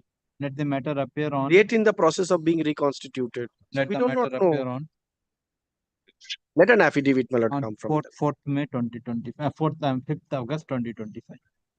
Come on that, then we'll see My to lord. that. My lord, instead of 5th, my lord, could it be on the 6th? 6th August. Any day except the 6th. 6th August. Yes. And my lord, I will deal with Mr. Ghosh's Yes, judgment on that. 6th. 6th August. Yes. Next. 6th. 6th. Yes, 6th. Grateful. Currently, your lordship, Mr. Bose was cross-examining my witness.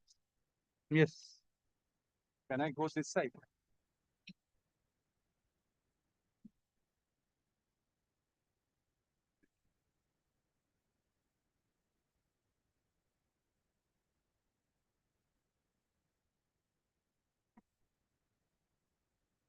That this has come before your lordship after a long time. I was in the midst of Cross-examination. and substantial thing had been done, and I will continue, and I'll try to. That document. No, I'll try to bring in little maybe repetitive facts so that your lordship knows the flow.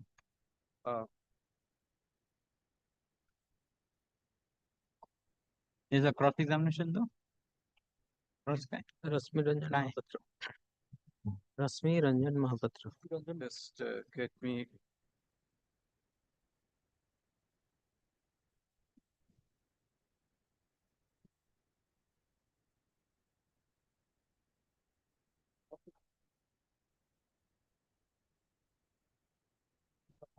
Yes.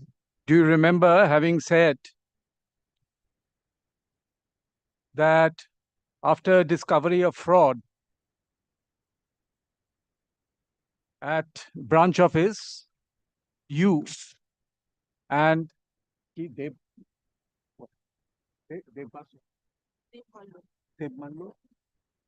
you and another gentleman named Devmallo Basu were appointed as senior manager and a senior manager in the branch. Yes, my lord. And on that date, when you were appointed, that is 13th March 2013, the entire staff was suspended, including Alois Lakra, Gautam Ghosh, and maybe 6 more people.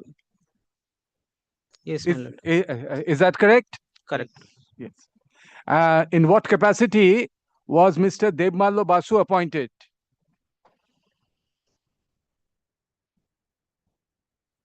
Devmallo Basu was manager. Manager. He was appointed as manager. Yes. Yes. Yes. Legend. Yes, is right. So he was appointed as manager of the branch, correct? And you were appointed as senior manager. Senior manager and branch head. Branch head. In the same position as Mr. Alois Lakra. Yes, my lord. And prior to the suspension of Mr. Alois Lakra, Mr. Alois Lakra was the senior manager, correct? Correct, my lord. Now, at the time of your, so you were deputed by the zonal head at Garihat Road,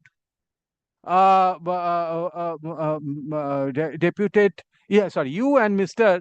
Devmallo Basu were deputed by the zonal head of UCO Bank sitting in Goriahat, correct? Correct, my lord.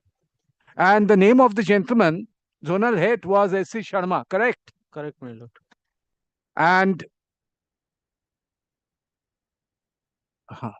correct. Page. Oh, sorry. Shouldn't I go very fast? The molecule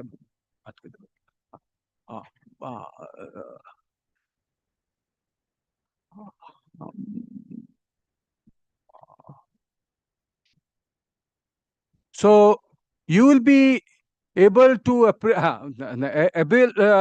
recognize the signature of Mr. Sharma, S.C. Sharma, who was the zonal head. Correct? Yes, my lord. Let me check the document. Right. I could. Let me check the document. So, and prior to your appointment by Mr. S.C. Sharma, zonal head, you and Mr. Devmallo Basu were all working in the zonal office itself. Correct? Correct, my lord.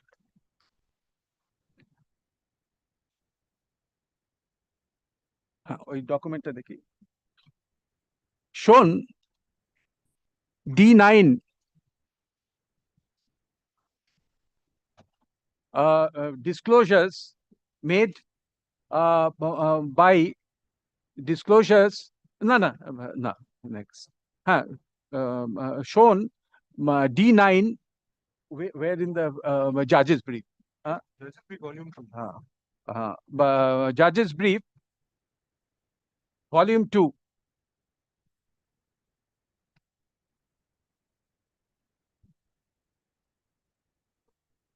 Page number? Being a disclosure of the defendant. Page number? Page 48 to 50. 250. 48 to 50. 48 to TO. There is a signature appearing on 13th March 2013. Do you dated 13th March 2013?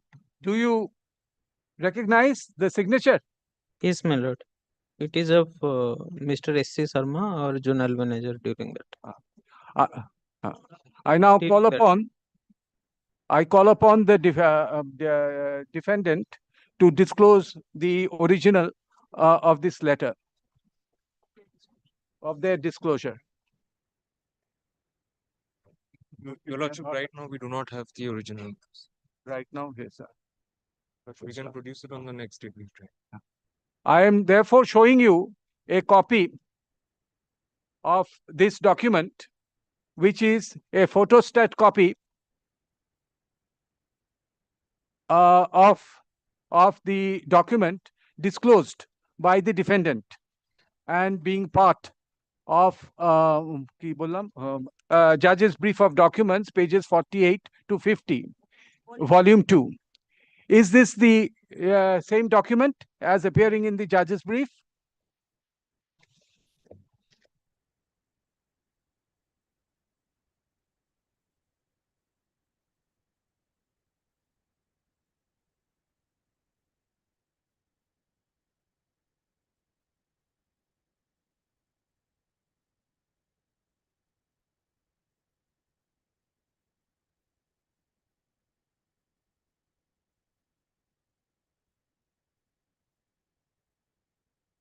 Yes, my lord. So can you encircle the signature of Mr. S.C. Sharma, zonal head, appearing in the document?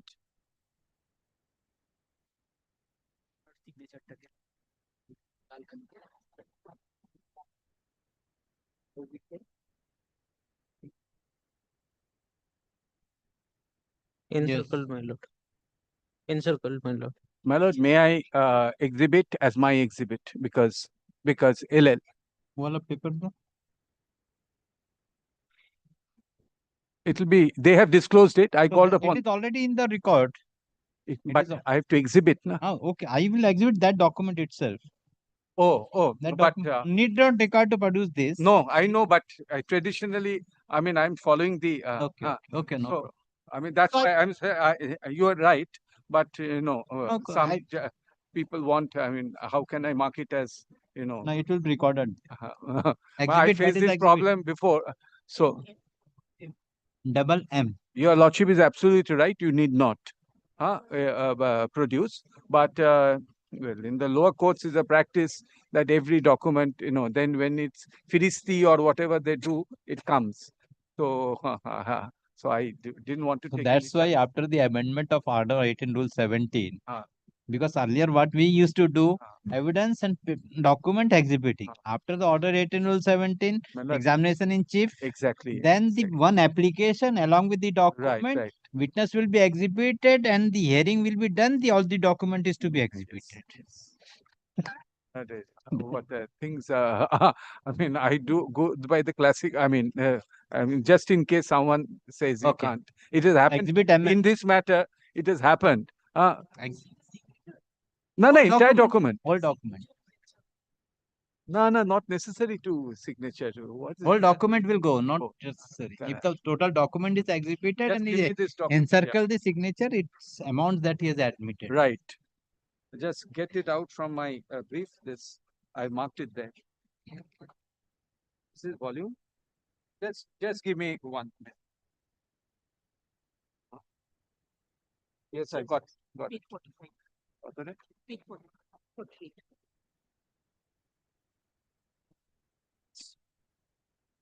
Now, please see this document. It is mentioned note to ED stroke CMD. Who is the ED? Any idea who is the ED and CMD? My lord, I have forgotten. Is there any ED? Yes. Is there any ED or CMD in UCO Bank? UCO Bank? My lord, they are there. They are there. There. Are they above the zonal head, Mr. S.C. Sharma? Correct, my lord. So ED, what at the relevant point of time, who was the ED? My lord, as I have told, I have forgotten. Do you remember who was the CMD of UCO Bank? Also, I have forgotten. Were they stationed at the zonal office in Gariahat Road? My lord, ED and MD, they sit at HO1. It is Calcutta 1, UCO Bank head office. So, any idea what the abbreviation ED and CMD stand for?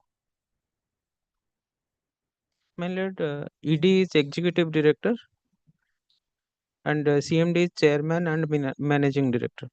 Right. Chairman come managing director. First up. Are you aware that prior to filing of the present suit, where UCO Bank has been pleaded as a defendant, immediately prior to such suit, another suit was filed by UCO Bank. My lord, regarding this, I do not have any idea. I have asked you questions on this suit, even on the previous occasion. Are you not aware that two suits are appearing in the list today? My lord, if I will shown the document, I can comment on it. Shown plaint in CS 140.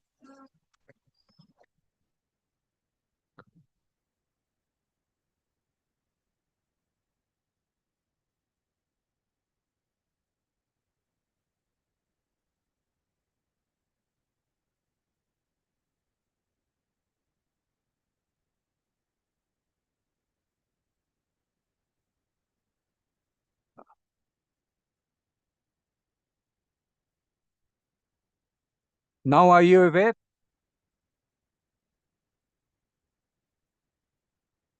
Yes, my lord. When was are you aware that this plaint, the suit was filed sometime in March, April 2019? Yes, my lord. Sorry, 2013? Yes, my lord. Yes. So, who has affirmed the plaint in this prior suit? My lord, Mr. Baldev Prasad Samantray, the zonal manager of Kolkata zone, he has sent. Samantray of Kolkata zone. Was he, at the time of affirmation, was he the zonal head? Correct, my lord. So, Yes. So would I be correct that Mr. S.C. Sharma was replaced by Mr. Samantarai as zonal head? Correct, my lord. Therefore, at the time of the visit on 13th March 2013, Mr. S.C. Sharma and not Mr. Samantarai was the zonal head, correct? Correct. Correct. And do you agree that the statements made by Mr. S.C. Sharma in this letter, or the statements made by Samantarai in the plaint which has been filed, are true and correct? Correct, my lord. Now come to this letter at being exhibit MM. Yes, exhibit MM. In the first line of this letter, there is mention about some direction given by General Manager, Circle Office, to Mr. S.C. Sharma. Do you remember who was the General Manager? I have forgotten, my lord. Was he senior to Mr. S.C. Sharma? Correct, my lord.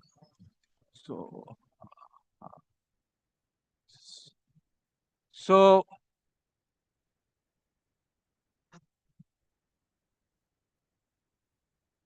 Mr. S.C. Sharma therefore visited the office. Therefore, visited the office of the plaintiff, that is WBID and FC, prior to visiting the office of the branch office of the respondent, correct? That, my lord, I cannot say. I cannot say about their where they have moved or what. That knowledge I do not have. But you have said that you and Mr. Devmalo Basu on the instructions of Mr. S.C. Sharma, had first visited the branch office on 12th, and the two of you were scanning all the documents until midnight 2 a.m. of 13th. Have you not said that? That is correct, my lord. Correct.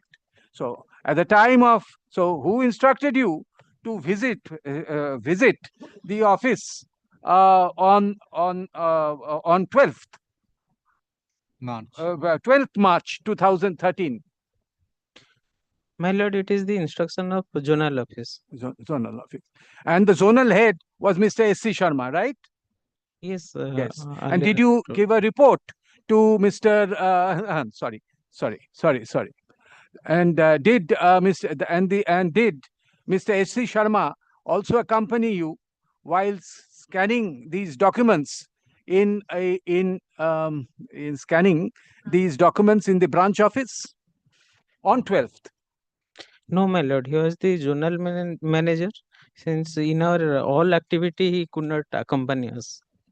So, did you submit your report after scanning all these documents and visiting the office and working till 2 a.m.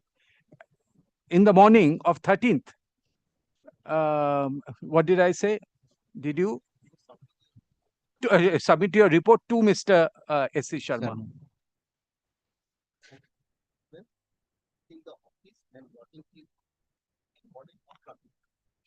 My lord, so far I can recall, no document was submitted to zonal office. I'm not talking about any document. Did you inform, at least orally, what the development, what had taken place? My lord, nothing in written was submitted, and everything was going on in the supervision of ZEDO officials. ZEDO officials. Zonal officer. So zonal office was aware of whatever scanning of documents and inspection the two of you, namely Mr. Mr. Mahapatro and Mr. Devmallo Basu, were doing in the zonal in the branch office late night on 12th March 2013, which was continuing till 2 a.m. Correct, my Correct? Correct, my lord.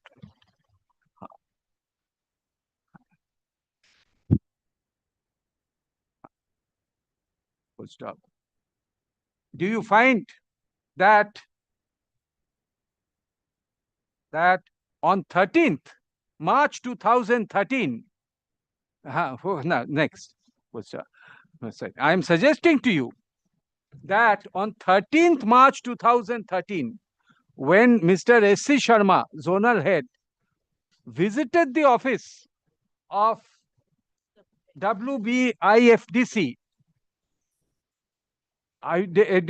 the entire report as conveyed by you and Mr. Devmallo Basu were known to Mr. S.C. Sharma.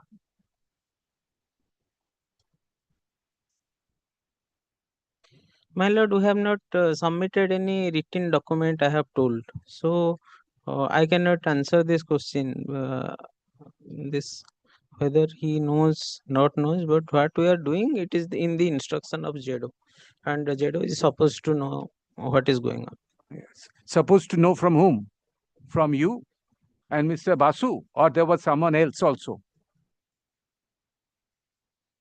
ZEDO being the controlling office, he is well aware what is going on in the branch.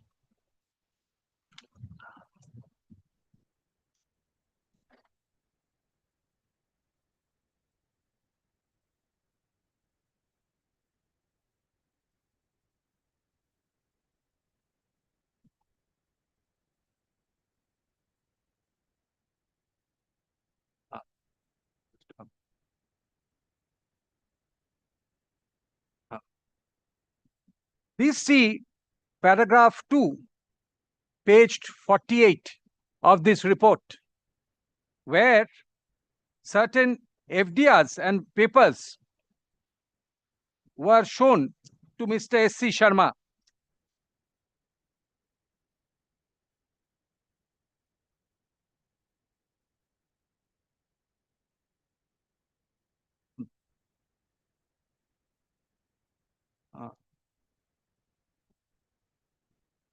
I am suggesting to you that it is only after this visit to the office by Mr. S.C. Sharma that decision was taken to visit the branch office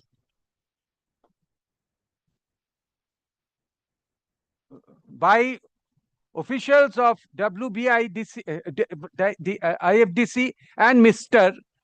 S.C. Sharma personally.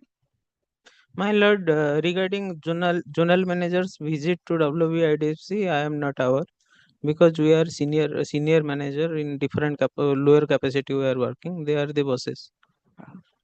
But They are the seniors. But And have they- you not said that on 13th March 2013, none of the officers of the branch, including Mr. Alois Lakra, Mr. Gautam Ghosh, were allowed to enter the office?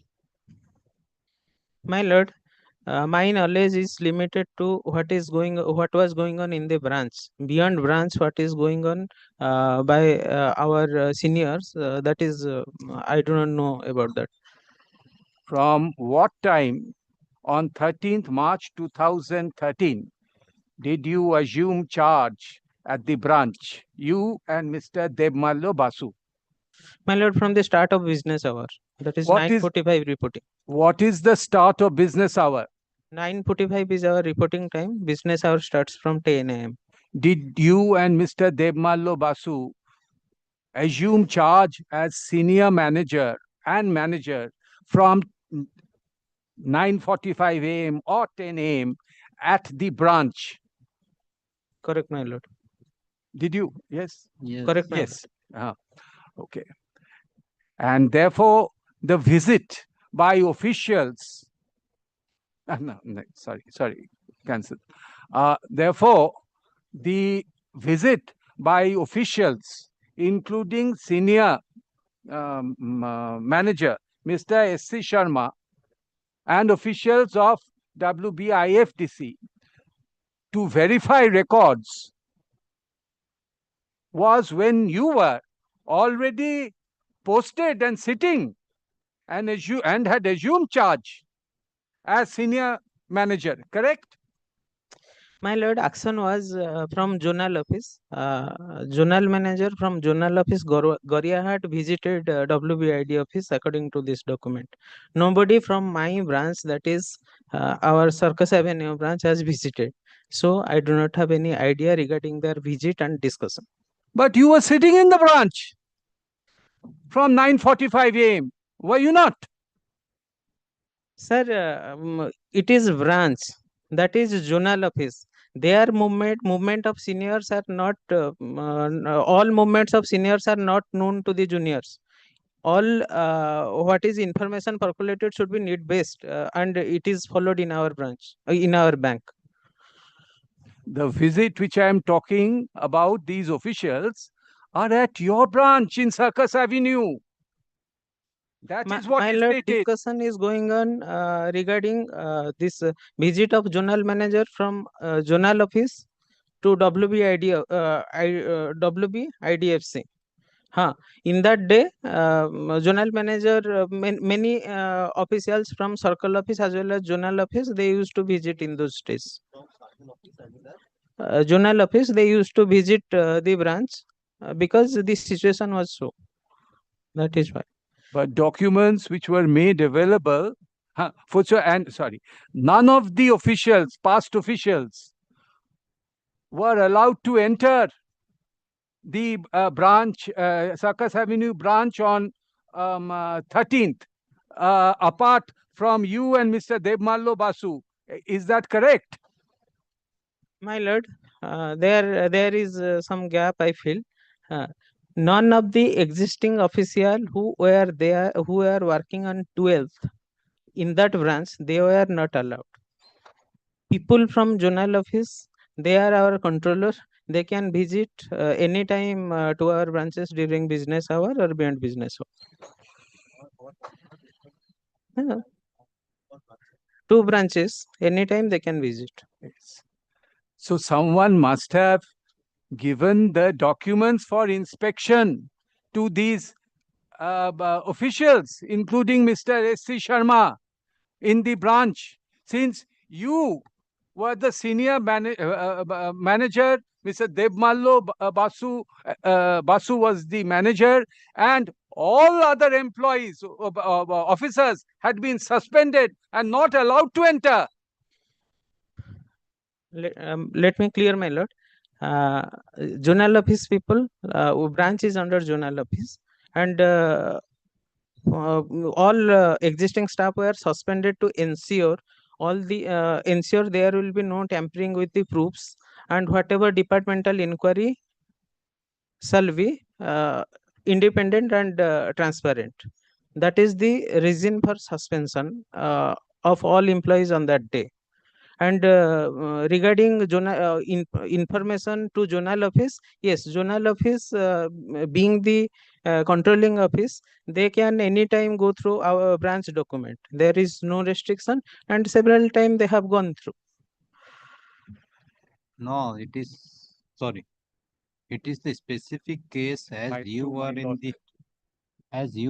the bank, being the senior manager along with other person, and the officer from the journal office came to him, whether you have produced any document for inspection to the officer of the journal office. This is the question.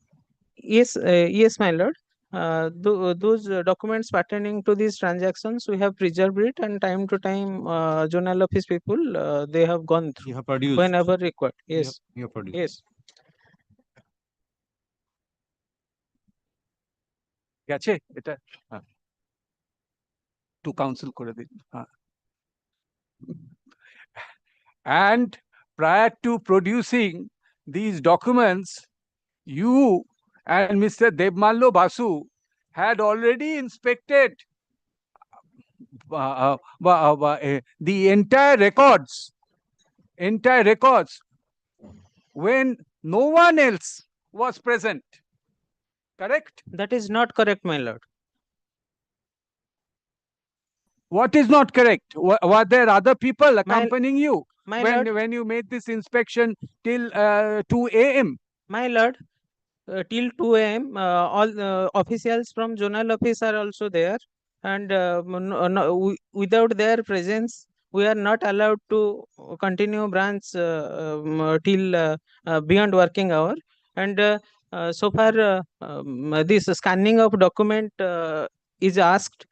Banking is totally during that time. It is in computerized, and it is in CBS. For every action, there is data in central server, and supporting what we are going through, supporting hard copies. So it is so this type of question it should not be asked. Every evidence are there. Everything now also you can trace every evidence. So you apart from Mr. Devmallo Basu and yourself, was anyone from zonal office accompanying you while you made the inspection late night on 12th and continued till 2 a.m.? My lord, it was a very chaotic situation during that time. We are struggling for our financial as well as reputation risk. So many people time to time till 2 a.m. from including our zonal manager, although they are continuously not sitting at branch, frequently they were visiting. And during at 2 a.m. when we closed the branch, at 2 a.m. when we closed the branch, during that time the DGM from circle office as well as our zonal manager were there. In presence of them, we closed the branch. And my lord, I have a prayer.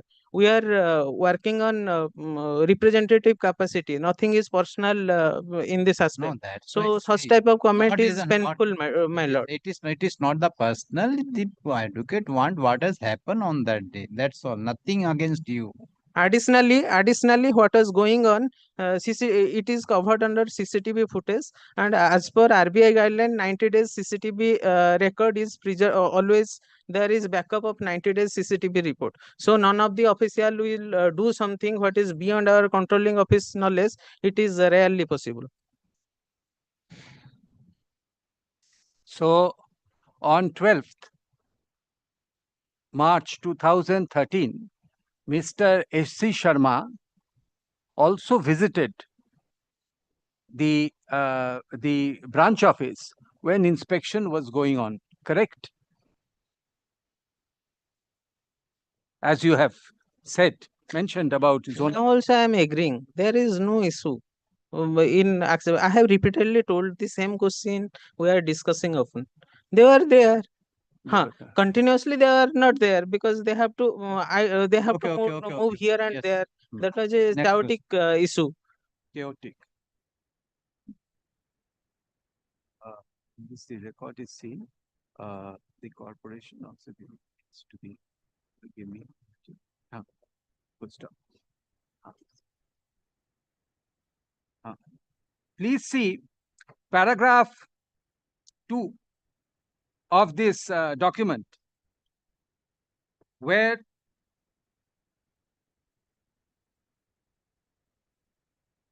no. But you are definite that you are aware that Mr. Alois Lakra and Mr. Gautam Ghosh were not allowed to enter the branch office on 13th, correct? Along with both the officials, none of the staffs who were working till 12th of March were allowed to enter the premises, and the intention was to make the available information and evidences intact for our internal inquiry.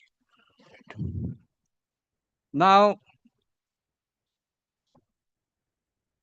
in paragraph 2 of this document, which I have been being exhibit MM, it is mentioned that the corporation, that is what WBIFDC, gave Mr. S.C. Sharma a letter addressed to the branch, requesting confirmation of the FDRs. এবার ওই ডকুমেন্টটাতে shown exhibit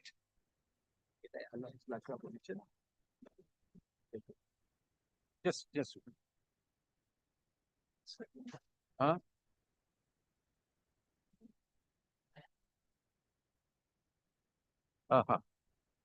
না এখানেও তো আছে জাজেস brief থেকে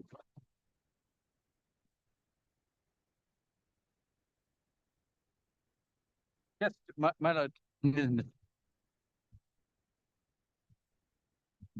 exhibit কত shown এটা কত who has yes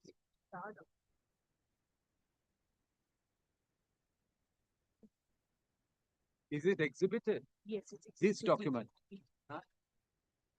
DD? Shown exhibit DD, just.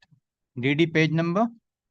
Malad, it is, I believe, I am still not sure. There are many disclosure by me and them. It is probably one, yes, exhibit DD, page 171, volume 1 of my lord's brief of documents.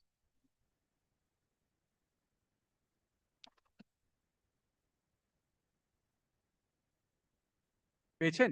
এখানে ছেড়ে দিন এটা। Are you sure it's this one has gone down? We are not. Are you sure this has gone down for sure? Unless I. जो exhibit है क्या देखो, exhibit क्या है? What is the exhibit? Lordship, if I may indicate, the one at Judges Brief Volume 1 is Exhibit DD, and the one in our volume has been gone down as Exhibit 6. So both are exhibited. Show the exhibit 6. Well, I believe they are the same documents. 13th March. Right. Okay. Exhibit 6 देखो कहाँ है? Okay. Exhibit 6. No, it's not the same document. नहीं. I'll show you. That's why. And DD कहाँ है? DD है exhibit है? DD. Exhibit DD है? There is. I told you, Lordship. Just. There's something in my mind.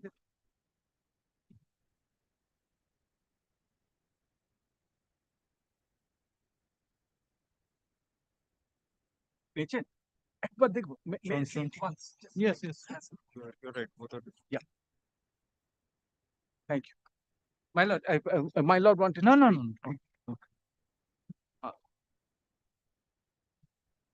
Exhibit DD.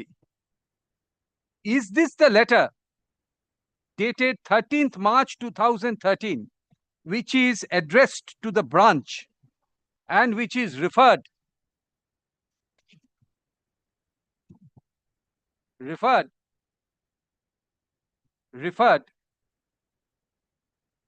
which is referred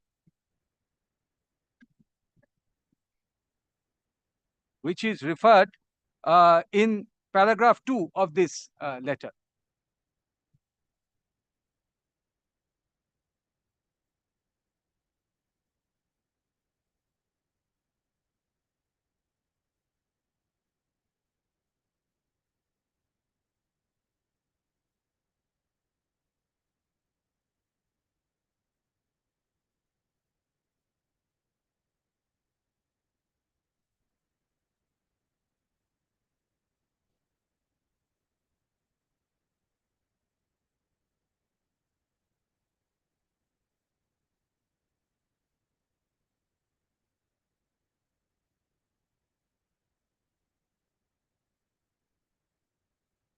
My lord, in the para number 2, in the last line, they have narrated about the letter, and this is the letter. It is the in same the letter. paragraph 2, last line. One letter has been mentioned, and this is that letter. The corporation also gave me a letter addressed to the branch Yes. inter alia requesting Yes, for yes. confirming them. This is the letter. Yes, it is the letter. Now,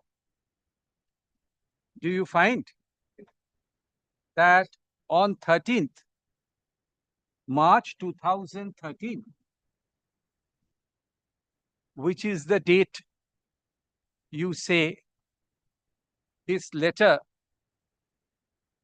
was written and given to Mr. S.C. Sharma, Mr. Alois Lakra has purportedly endorsed that the FDR are not issued by our branch. Correct, my lord. This is the signature of Alois Lakra, who has affirmed that these FDRs are not issued by us. It is correct. Yes, signed by Alois Lakra. And Mr. Alois Lakra was not even in the branch on 13th March 2013. My lord, 13th March 2013, I was the senior manager and branch head. But Alois Lakra was not branch head during that time, but he was the senior manager of UCO Bank. In branch manager's capacity, he has not signed. In senior manager's capacity, he has signed. Mr. Alois Lakra was not allowed access to the office on that day, including other officers. My lord, Mr. Alois Lakra was not allowed to enter in the branch along with other officers and clericals. to ensure no tampering of evidences pertaining to the issue for internal inquiry. But those people were still in bank's payroll. Still, they are the officers and staffs of bank, and they used to report controlling office at any time on instruction. So there should not be any confusion. No. Through court. It is, you stated that they have been suspended and kept outside of the branch so that the tampering cannot be held. Yes, Correct. correct. So the specific case of the Mr. Bose, that if they are out, and he was telling that this is the letter written by Mr. Alias Lakra. Correct. So it is correct. He was not in the bank. It was out of the bank. That is the question. Correct. Correct. You have put it, I mean, have this gone down? I need not ask. I mean, has it gone down from the court? Huh? Can I, otherwise I have to put it. I mean, just.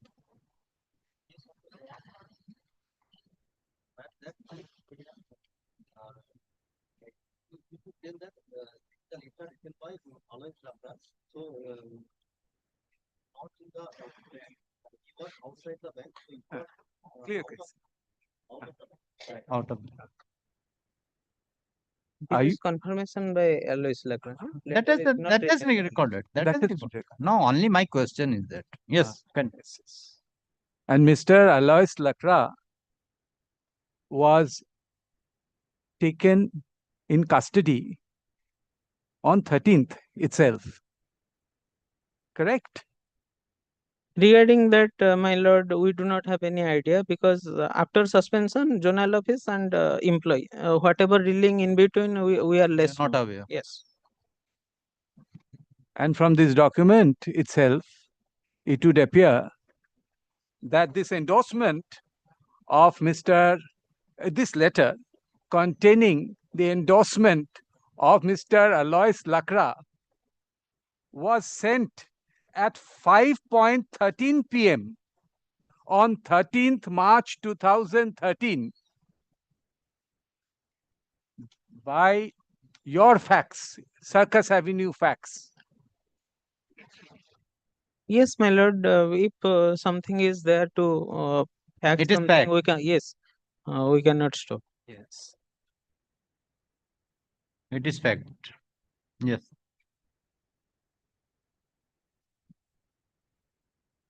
I am suggesting to you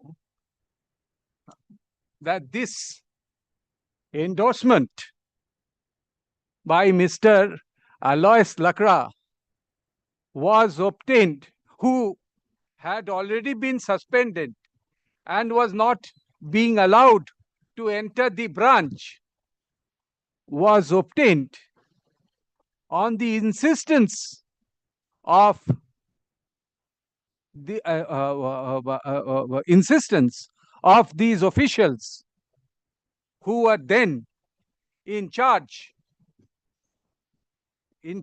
of the bank, to avoid the consequences the bank could face.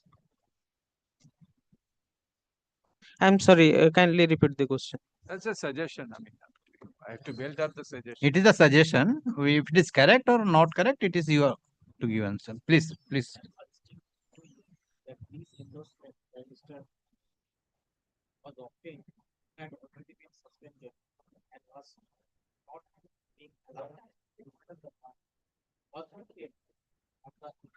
On the insistence of these officials who were in charge of the bank, avoid the consequences the bank would face. That is the lookout of controlling office. We have hardly any control. Hardly any control. That is the lookout of the controlling officer. We had no hardly any control. Shown paragraph 3 of this letter, written by Zonal Head S.C. Sharma.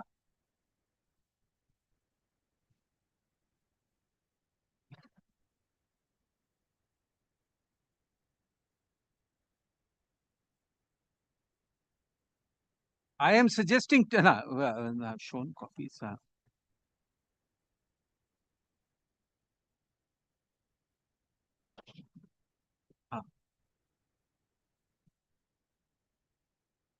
However, copies of FDR shown to Mr. Lakra when he was not being allowed to even enter the office. My lord, this is the action of zonal office, so we do not say anything. We could not say anything. But you are definite that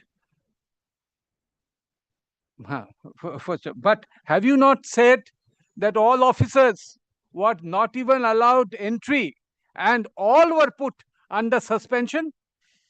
My lord, I have already told they are suspended, but there Already is they no have been restriction Already of their they've coming been to our zonal office. There is restriction to restriction for their presence inside Circus Avenue branch. I want to delete the question. No, it's okay. Given the answer, no problem. Please correct me when I go. Because it's just a general flow which is happening. So, we have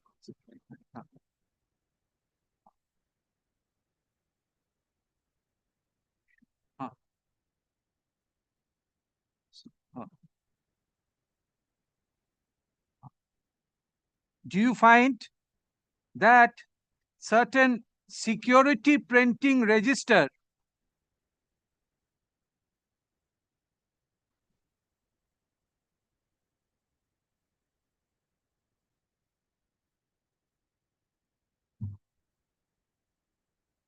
of UCO Bank sorry, do you find that the FDR was compared with the security printing register kept at the bank? My lord, entire this document is originated by controlling. Can you say it was? I am telling my lord repeatedly. These are being asked, so I am clearing. These You have to answer these questions. I have to. I understand. This this is originated by controlling office, and controlling office have any right to check whatever records with branch. Whatever records available with branch, controlling office has tallied this and found that is not there. Additionally, we have already exhibited. Additionally, we have already submitted that original register before the court. First, I'll come to the original register which has been submitted. My question to you is that when you were scanning the documents along with zonal officers from night of 12th and which continued till 2 a.m. Of 13th, did you or Mr. Debmallo Basu or any officer who were from the zonal office who may have come also verify the FDR with the security register? My lord, in our presence, that was not verified, but anytime the controlling office must have verified. Otherwise, So in your presence, it was not verified. My presence. So, and every happening, sir, it is not possible to track. Correct. Means Only we are with regard to working the somewhere and happening something. Everyone, somewhere. we are also working. Now, so the security. May I see the answer? Just I got distracted. Yeah.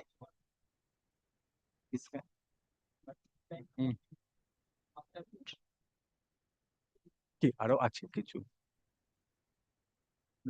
কালকেও আছে I have also fixed it. If you want, whenever you want, come tomorrow. Yes.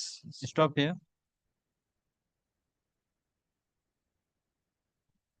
It won't finish tomorrow, but next. I'm telling you, Lordship. Just it's in my. Oh. May I get two more questions? Just two more questions. Yes, just because I will put it now. Complete.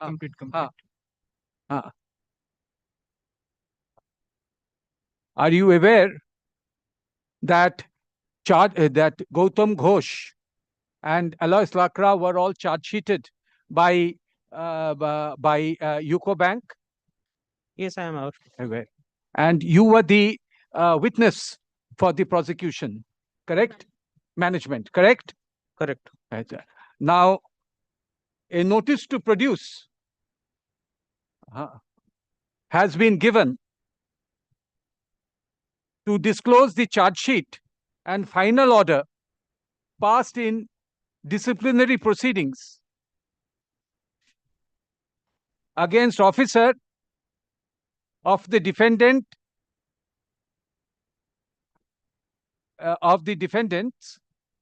Have you brought these charge sheets and final order in the disciplinary proceedings as notice of produce as per the notice to produce dated 15th July 2025? এখানে file করা আছে এটা কি নিয়মটা কি এখানে file করতে হয় না ওকে original My lord, I am the witness and posted somewhere else. No. So if it will be, it is in your knowledge that any notice was. I am showing you the notice to produce. Notice not my not in. For your To whom you have issued, sir? That as per the rules, it has to be given to Sanderson. And Your Lordship, we received the notice on the 15th of July. Since it's these are very old case records, more than 12 years have passed, we will require some time. I do not think, at least as per my instructions, we will be able to produce it even tomorrow. So on the next date, we will try our best to produce okay, the record. whatever. Sir, please, please note that. I will record in the order sheet. Yes, you can. Leave Madam, it do that you question. want me Leave it to this. produce this notice to produce? I am not taking that on question. I will record in the order sheet. Aha. Oh, my lord, since your lordship is recording, my lord, we sought a legible copy of some disclosure they made during Evidence. His evidence. My lord, So that as usual, my lord, that is exhibited document. No, they noticed they wanted to disclose. Disclosed on 9th of September, those documents. 9th of September. We wanted just a legible copy. So we gave a letter saying that please give. Instead, they gave us some other documents, volume 2 of documents, which was not required. So I request this because I'll be asking questions. Yes, Your Lordship, yes, we have on the. We'll try to disclose it by tomorrow. Now, please, if you can give it to or today. It's just a letter. Yes.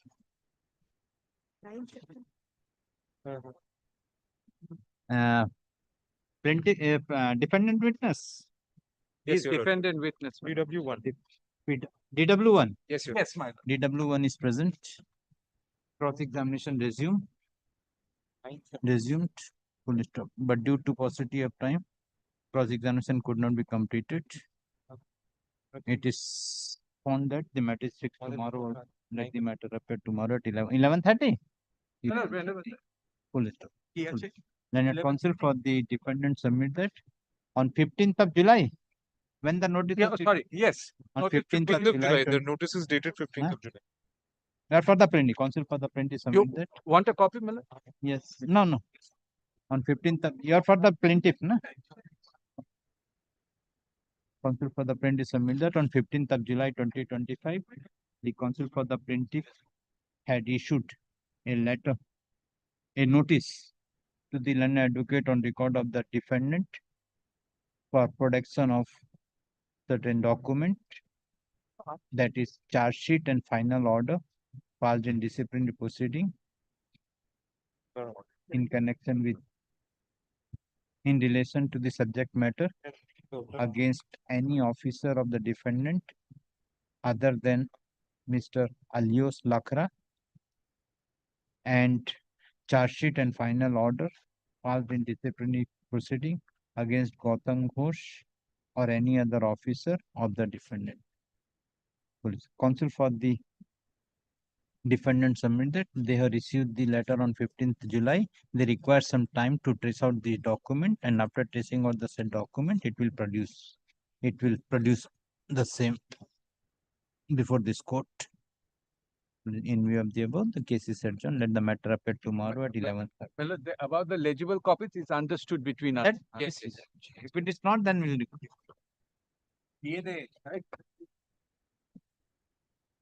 Grateful, Your Lordship.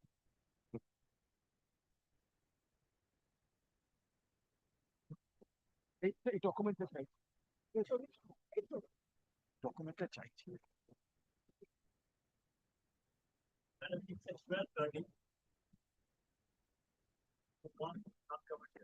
I appear for the plaintiff. There are two applications. GA2 is my application for commission, and GA4, my learned friend's application under Section 8.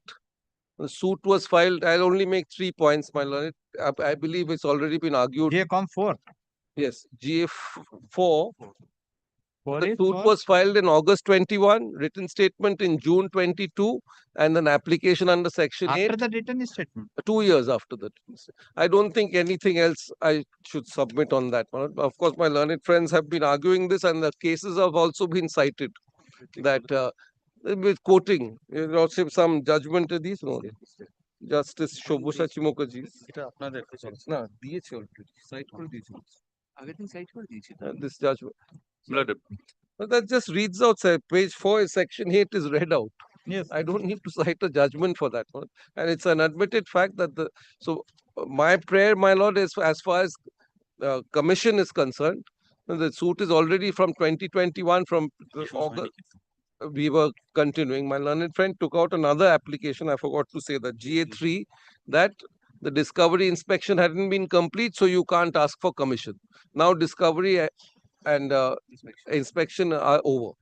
So if my lord is with me, and if your lordship dismisses the Section 8, I don't know if my learned friend will press it, then my lord, the issues can be framed and we can be sent to commission. It's basically the facts of the case are that the two daughters have filed the suit. Their father, during their lifetime, my lord, had invested in certain properties. It never came to fruition. Now the money is to be refunded. They are not asking for the properties. In the written statement, they have admitted that the money is to be refunded. The amount is not admitted. We haven't taken our judgment on admission. It's limited to that point. They've got the money and they haven't given us the flats. So they have to give us, it's a money suit. So my lord, I was praying that since one of the daughters is in Bombay and one is here, my lord, and if your commission will help us. I know your lordship is trying to hear all the suits here, but that is my simple prayer. My lord, I have already Non-commercial matter. I have already made my submissions with respect to the Section 8 application. And now, my lord, a judgment has been handed up to your lordship on the last occasion. I do not have any more to add to that. With respect to the commission application, now, my lord, under the commercial courts regime, it's a matter of right. So I really do not have anything to add to that as well. Today, my lord, I most humbly beseech your lordship to kindly record that my learned advocate on record, Ms. Pooja Shah, and myself will not be appearing in this matter anymore. That is the only vibe which we have received from the client. Why? But they are appearing. Because, my lord, they are not. This is exactly what I wanted to communicate to your lordship, since I have been appearing in this matter. I have made my submissions and I wanted this to be recorded, my lord, that we would not be appearing. At So I am recording his submission. I am fixing after a week. You issue the notice to the plaintiff. So they are appearing today. They will not henceforth appear. I will not henceforth appear. They are appearing. Ms. Shah will not henceforth appear as the representing advocate. That is her choice. That doesn't, Yes, your that is lordship only what doesn't I- need your lordship's My learned blessing. friends, leave your lordship. I do not have any right of audience today, but I have received the instructions that the clients are taking an NOC from Ms. Shah. I'll be appointing proper counsel who will appear before your lordship. Kindly. We have served them personally. Kindly because- records that I am appearing on instructions, seeking for a time to file their wakaratnama upon taking the NOC from Ms. Shah. Kindly keeps it after a week. Let For us what? peruse the documents. Now, with regard to this Section 8 hearing is completed. Very well. If your Correct. lordship reserves it, your lordship will record my submission that we are going to appear. And With file regard to the wakaratnama upon commission, and taking what They can about the appear issue? before What the about the issue? Okay, issues, your lordship. We have we have already handed over our suggested issues. Yeah, If my issue. learned friend is going to come for the issues, let him come on That's that. why July 2022, we handed over the issues. though they have to make the issues. They were jurisdiction, limitation, and merger of causes of action. We have given. So let them, if my learned friend's coming the next day, let him bring his issues. We have served them directly though.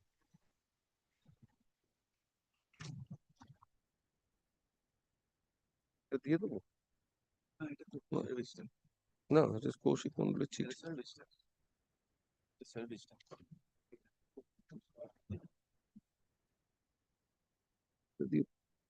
But Mr. Ghosh, yes, this is the non-commercial matter. Non-commercial. Correct. This is parted only with regard to the GFO. GFO, I will dispose of the So GFO. the 2 and 3 for 2 years, it's been linked together, my lord. Let the commission happen. They will go back to that court afterwards. Correct. So I will dispose of GFO. And 2 and 3, what is the 2? 3 with regard to the 3 is done because the discovery inspection is over. over. That is already over. And for what about 2 is for commission. Commission. The commission, then the regular court will decide. I leave it to whatever falls from my lord, what jurisdiction he has. But this is the and once my learned friend comes in, he'll be number. So I will record. I will record his advocate submission. number 3. I will pass the judgment. Today or tomorrow you will get the order. Very well. Then your lordship will deal with all 4, and those your lordship will send for the appointment of commissioner. I'm grateful. But you will kindly record my submissions as well. 3 also they've complied with. We have also complied with. Their prayer is only for discovery. Counsel for the Learned counsel appearing for the print, Mr. Rohit Banerjee, learned advocate appearing for the plaintiff along with Pooja Saha, who is the advocate on record in the present case, submit that now Ms. Pooja Saha is no more as advocate on record in the present suit. What's the good name? Hi, Mr. Sarvajit Mukherjee. Mr. Swamso. Submit that he got the instruction to appear in the matter on behalf of the plaintiff, and he submits that he will file wakalat. I cannot. I'm a counselor. I'm appearing on instructions. Submits that he has instructions to appear in the matter, and he will take appropriate steps. That an advocate on record will file wakalatnama in course of On taking NOC from Mrs. Shaw. course of within how much time you will take? Lordship gives us 2 weeks here, Lordship, with the NOC 2 weeks after taking no objection from the earlier advocate on record of the present suit. Full stop. The order says GA 2, 3, 4 were heard together, my lord, and then lordship has kept it as part heard. Lordship sees the order of 27 January. Yes, it is there. Because we have not made any progress from 2022. The written statement is there. There's an admission also. It is fine from the record. The defendant has filed an application.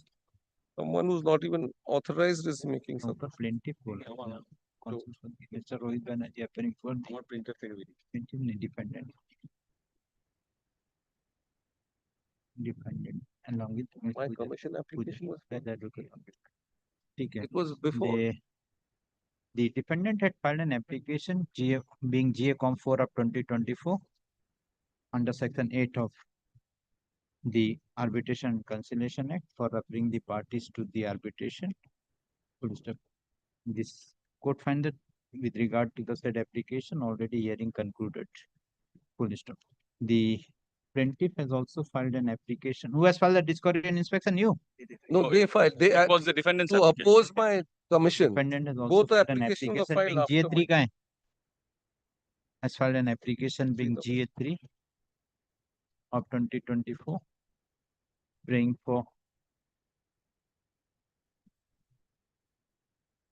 They had said our commission is premature because the inspection and thing is not done. Correct. praying for discovery and inspection of the document. Learned counsel for the respective counsel for the plaintiff submit that discovery and inspection of the document has been completed by both the parties, and as such, GA 3 of 2024 has become infractuous. 4 and 3 and now 2. The Commission. plaintiff has also filed an application praying for appointment of commissioner for examination of the plaintiff witness on commission. Full stop. This court find that after the discord inspection, no issues has been framed, but the plaintiff has also already filed the suggested issues. Suggested issue है ना record में? Yeah. Suggested Yes, issues, but the defendant has not filed the suggested issue, has not filed the suggested issues. And let the matter before hearing of GA2 issue is to be framed. Issue is to be framed. Full stop. Framed. Full stop. फिर इसके बाद मैं आपको इसका 4 का order कर देगा इसके बाद ना. Then I will dispose of GA4. GA3 already become infractuous. Then GA1 and issues will go to the regular court. GA2 and the issue will be good. GA2 was being heard by my lord when they made these applications. But what can be done? Issue is not there. 27th, But the issue is not there. That the issue Issue can is be to be before framed. my lord. That's all I'm saying, my lord. It will just be sent, and your lordship won't have to hear the evidence also. Then we will Controversy. go back. Because let That I leave it to you. Grateful. Development.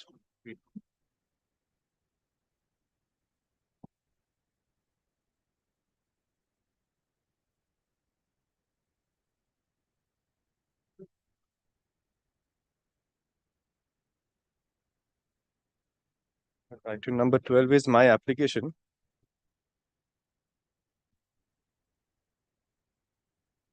Yes.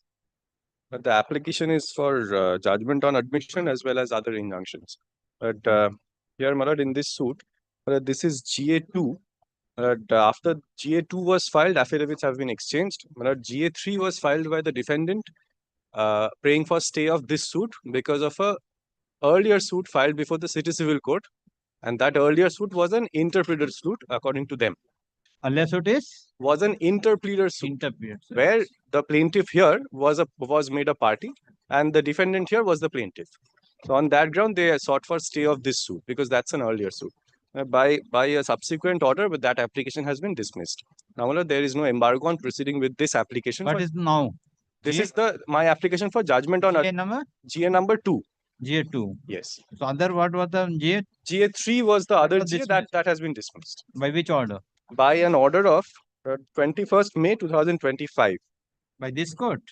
By Justice Mukherjee, by a coordinate. That is dismissed. Yes, that is. So only the GA2 is there. Yes, GA2 is there on board. Okay.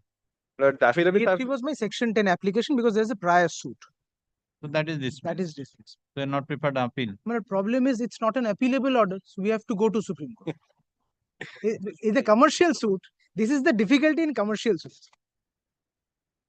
Interpretation Has to be some interpretation. Going out. Well, if Lordship kindly considers one. 711 rejected.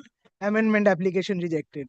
But we don't. Nobody has a forum to challenge that because only Order 43 Rule 1. That is the only. It's very good for Delhi people. Very good for people practicing in Delhi. Yes, they can. Anyway, go and this 2 is kilometers for any other district, any other commercial court, because they can always come up to revision in High Court. But that option is not there, so that is a difficulty. It is better to choose the district court as a commercial court. Then you can come to the appellate. Problem is your appellate division of commercial appellate division. Problem is your lordship. Everybody wants to come before your lordship. That is the problem. Okay. Now, may I proceed with GA2? Yes. Well, the application is for judgment on admission. Judgment upon admission. Yes. Well, money lent and advanced admitted in the opposition. That money has been received. Money lent and advanced, security checks given.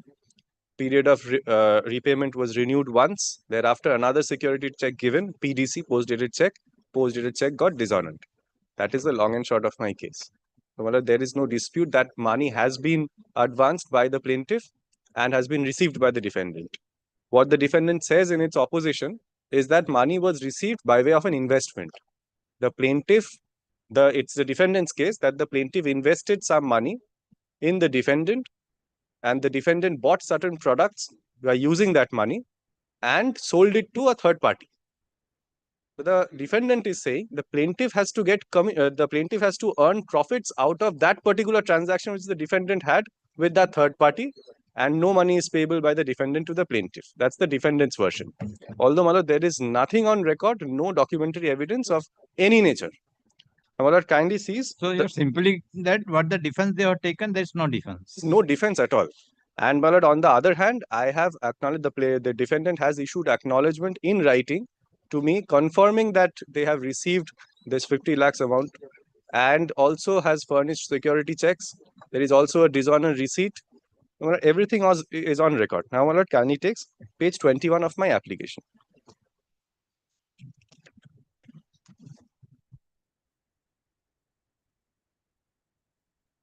Yes. Page 21 is the defendant's letter to the plaintiff. Yes. We acknowledge the receipt of rupees 25 lakhs vide RTGS on dated so and so. So defendant is Lakshman Prasad. Yes. It has been given by whom? It's given by Pannalal Mahabir Prasad. There is no dispute that this is the defendant in the suit. The person issuing the letter is Mrs. Pannalal. Yes. We acknowledge, the defendant is saying, we acknowledge the receipt of rupees 25 lakhs with RTGS on dated so and so, 15 lakhs with RTGS on dated so and so, 10 lakhs with RTGS on dated so and so towards intercorporate deposit for a period of 61 days carrying interest at so and so. Accordingly, we enclose the following post-dated checks in your favor. Check number so and so dated so and so for 50 lakhs drawn on Yes Bank, Badabajar branch in discharge of our existing debt / liability towards the repayment of aforesaid loan. This letter is nowhere disputed. It's not said letter is not written by the defendant. The contents are incorrect. Whatever the contents, the letter was issued upon the instruction of the plaintiff, nothing of that sort. So, Malad, here, Malad, the receipt of loan and that it's a loan transaction, it is very clear. Then, Malad, kindly comes to the second page, the next page, page 222. What is the date of this letter? The date of this letter is 1st June 2018. That is what we are seeing, although it's not available it's not written. It's not written. The date is not written on the letter.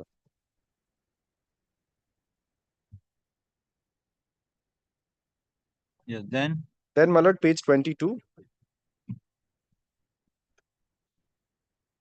This is another letter written by the defendant. The date of the letter is 1st June 2018 again. Yes.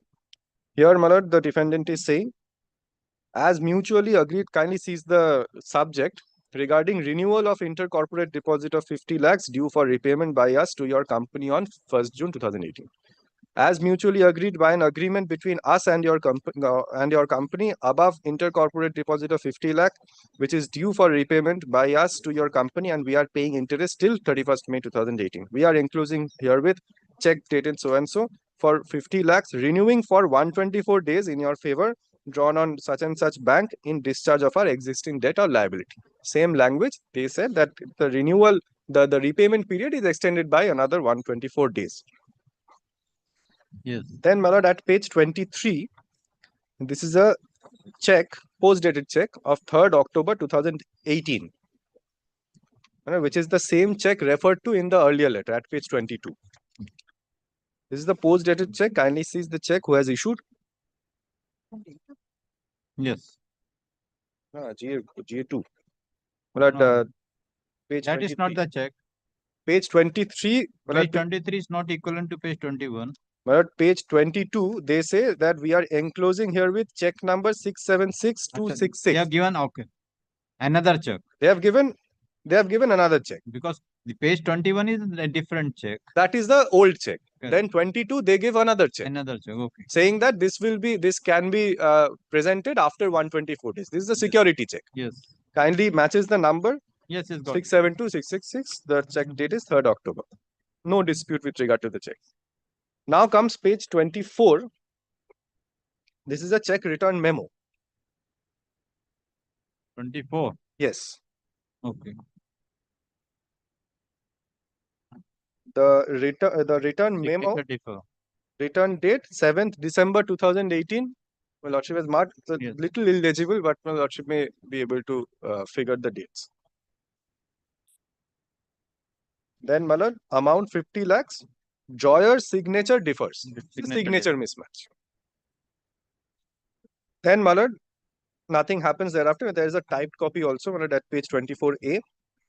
Then, my lord, I called upon the defendant to repay the amount because of the dishonor of check. My demand notice is at page 25, 31st December 2018. But here I narrate the whatever transactions happened, and the last paragraph, under such circumstances, you are requested to pay the said sum of 50 lakhs within 15 days. Yes. Otherwise, page 20. So, my lord, so I say that either you repay this amount, or 138 proceedings will be initiated. 138 proceedings, when it's pleaded, has been initiated, it's pending. Now, my lord, there is no response to this letter. Neither has the defendant ever said, prior to the institution of this suit, that there's some investment going on, I had invested, etc., etc. Whatever has been stated in the opposition. Well, this is my case. This is my case in the suit, that money lent in advance, checks furnished, check dishonored, no response to the demand notice, and the claim is admitted. Lordship has seen the letters. Well, that is all. Well, in the opposition, I will show, my lord. Kindly takes the opposition of the defendant. It was earlier heard. No, my lord, it's not heard. It was GA2. This is GA2. Okay. Maybe for a brief while, because when the GA2 was taken up by your lordship, GA3 was still pending. No, there are written notes of argument of 2022. Of 2022. But we had filed it before that. Another coordinate bench was taking up this determination. We had filed it before that pitch. This matter has traveled for 3 years now. Nothing has happened. Yes, then Kindly takes the opposition of the defendant. Yes.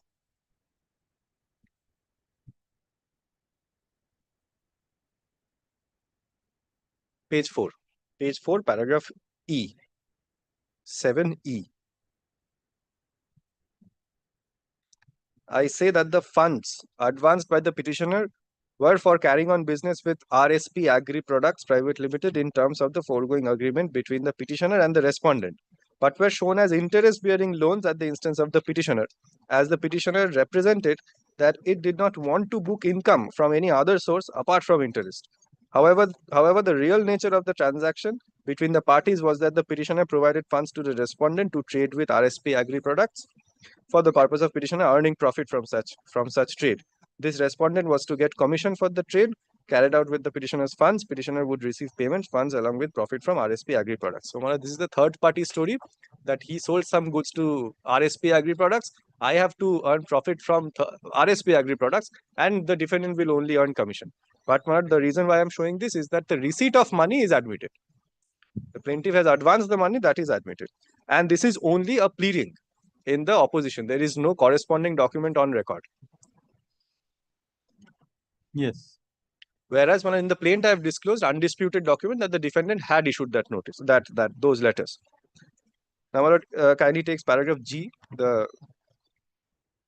at page 5.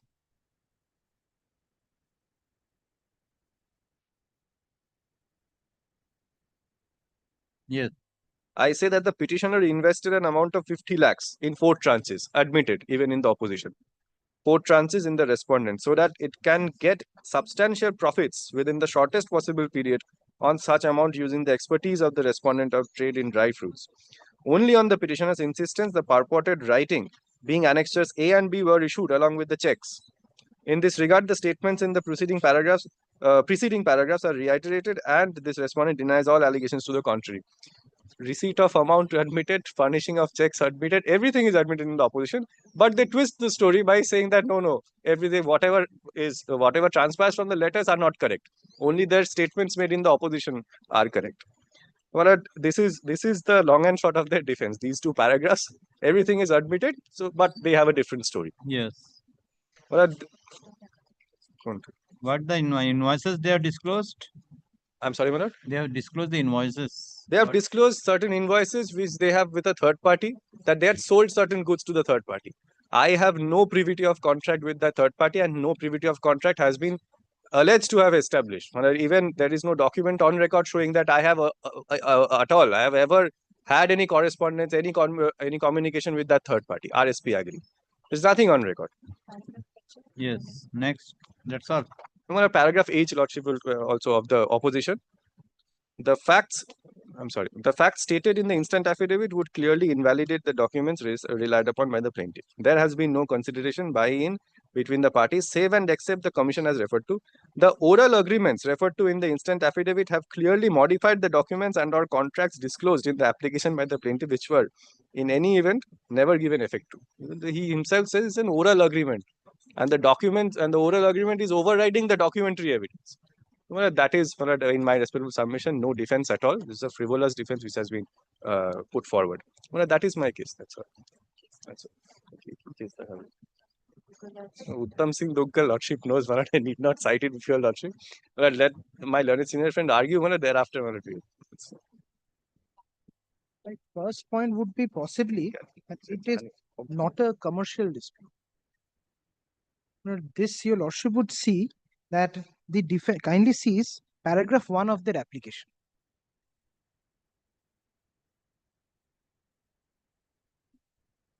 The petitioner is interiorly engaged in the business of warehousing. So, my lord, they do not, in my humble understanding, subject to my lord testing it, of course, would satisfy any of the clauses of section 21C of the Commercial Codes Act. My lord, their cases of money lent and advanced. So even if I go by their case for this argument as true and correct, my lord, there is no document or anything of any nature which would show that there is any agreement between the parties. Even if that be so, but it has to once again fall back to the 5 classes under 21C. And this paragraph 1 pleading would possibly take it out of the purview of a commercial dispute. Why? I'm sorry, Manu. Why? But because the it's not one of the. May I just place the Commercial Codes Act section 21C. Malad.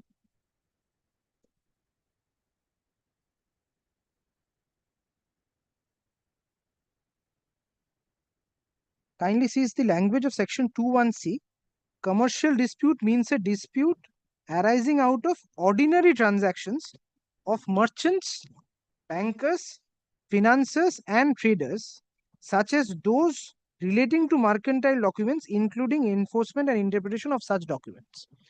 But ordinary transaction of a warehouse, because this is a pleading that petition is engaged in the business of warehousing. Ordinary transaction of a entity engaged in the business of warehousing would possibly not be to lend and advance monies.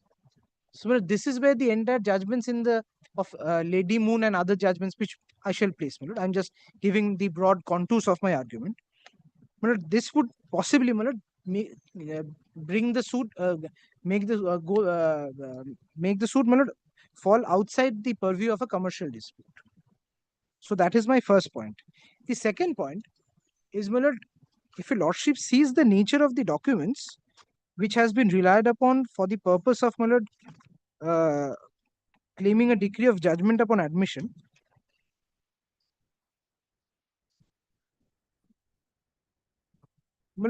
the checks have been shown to have been dishonored. Page 23 and the dishonor memo is at 24. Checks are rebuttable. It's a rebuttable presumption.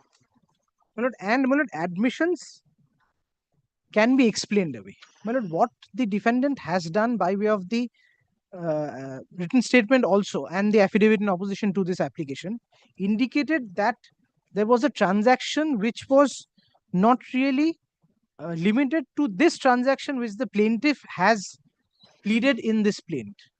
There was a prior suit between the parties where out of the other defendants, this defendant was also added as a party and there is a subsisting interim order. If the defense which you have taken with regard to this is the amount, so he get the agent's commission of the amount which he has invested on you, on your business, he will get the commission. So again, then No, if I will get the commission. you will get the I will get the commission commission and of he the will his get- amount, of his amount. So it will not take commercial. It is not a commercial. If this amount is used by you for the business and you will get the commission for the dry fruit business, it is not a commission, not a commercial. Going by the nature of the defense I have. You have taken paragraph EH and Yes, yes. Not this did not strike me. I need to. This was a bouncer, my lord. I had no idea. Best to duck today and come back on another day.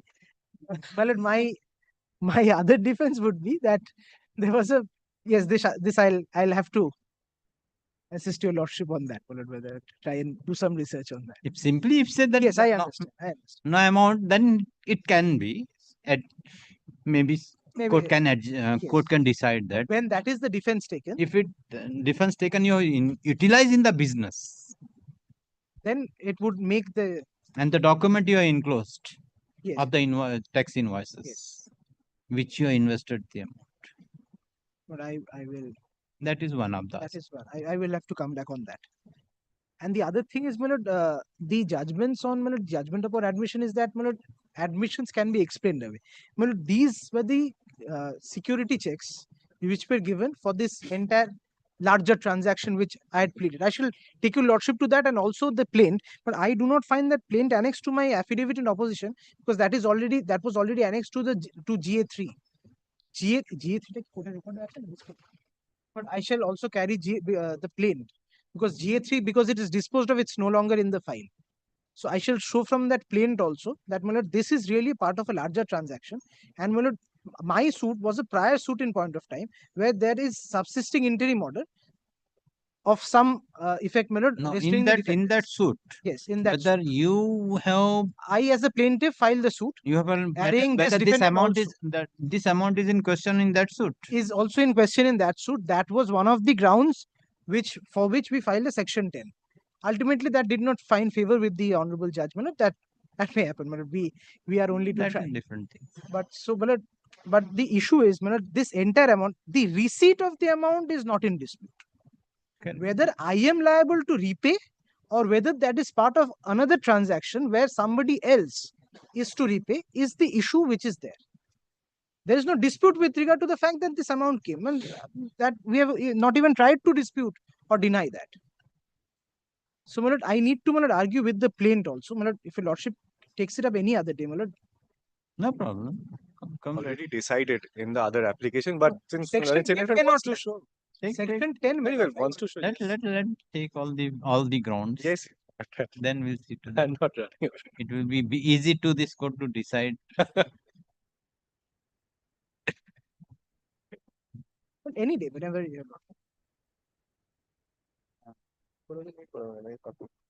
Counsel for the plaintiff has concluded his argument in connection with GA2 of 2022. Counsel for the defendant has argued at length, but he submitted to make further submission copy of the GA3 which was dismissed by this court, and the plaint is required to be looked into accordingly pressed for time. In view of the submission made by the counsel for the defendant, case is adjourned. Let the matter appear. any day barring this Friday. This Friday I'm not. Any day other. On 30th July. 30 July. Grateful. Yes, next. But instead of 30th, I'm sorry. But instead of 30th July, any other day. 30th July, then 4th August. Grateful. 4th August.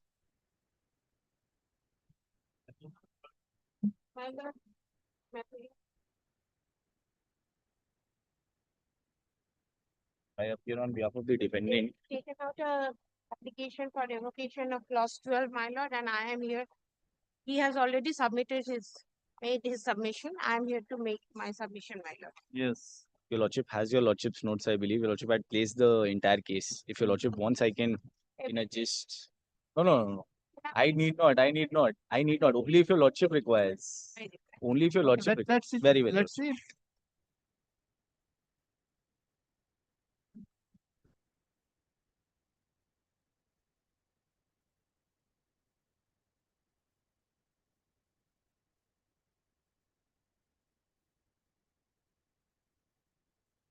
Acha, that office. Lordship. Yes, Good, my lord. good.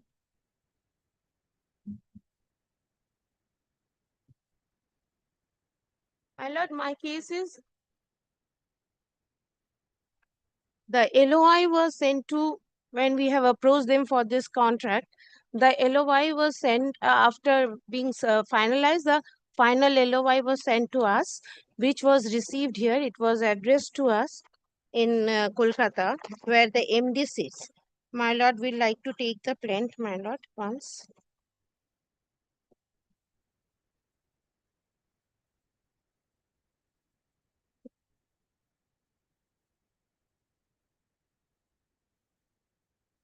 And we have pleaded in paragraph 4, my lord, of the plaint.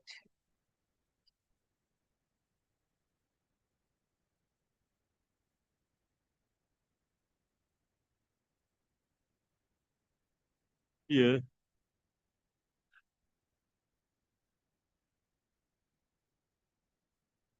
The defendant issued a letter of intent dated 28/12/20 to the plaintiff herein after referred to as said LOI for the conversion Of cooking. of the coking coal to be supplied by the defendant on a regular basis to the plaintiff within low ash metallurgical coke through the coke plant operated by the plaintiff at Belur Industrial Area, Dharwad. The said LOI was signed by the plaintiff at his office at 46B, Rafi Ahmed Khidwai Road, within the jurisdiction of this Honorable Court. Yes. My lord, that is Annexure B, page 31.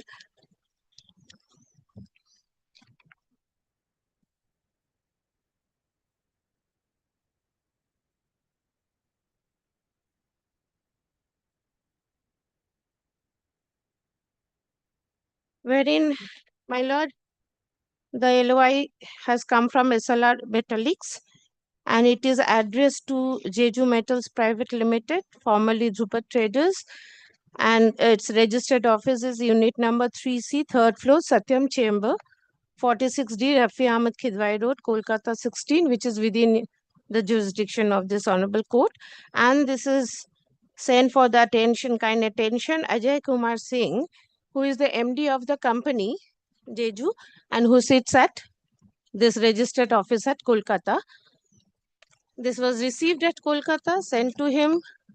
A copy obviously was sent to the plant, but this originally was sent to the within jurisdiction. We have received it within jurisdiction. Our case is the MD has signed it within jurisdiction. Yes. Thereafter, it was executed by the other parties at Dharwad, which was their case. It has been signed, but initially it has been signed by our MD at Kolkata, and thereafter everything went to Dharwad. My lord, our second point for jurisdiction, my lord, page 55. Obviously, it is at Annexure O also. It is page 55, my lord, if your lordship will come. Yes.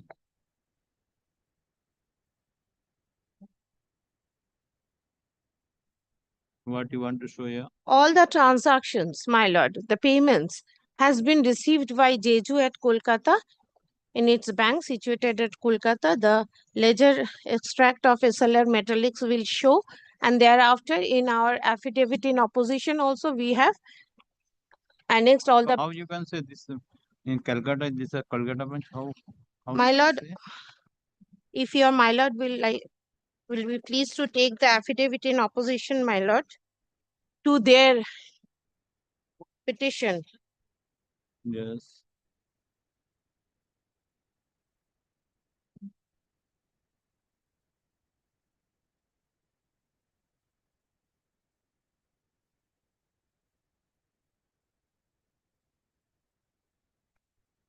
My lord, once.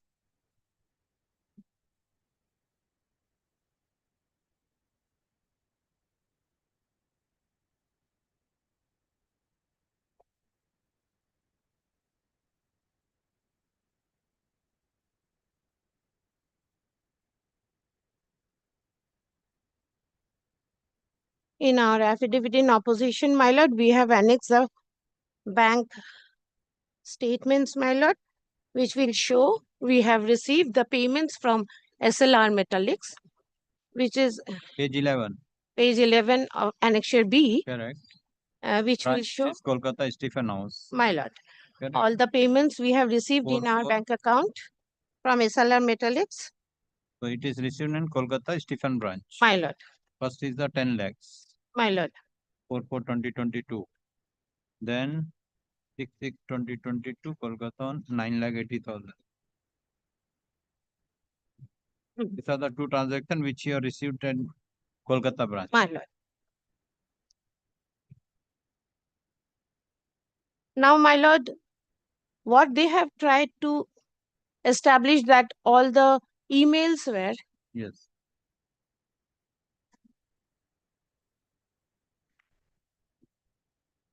Yes. what they have tried to establish, my lord, through their submission and the petition also, that the emails were addressed to all the Dharwar where were the works.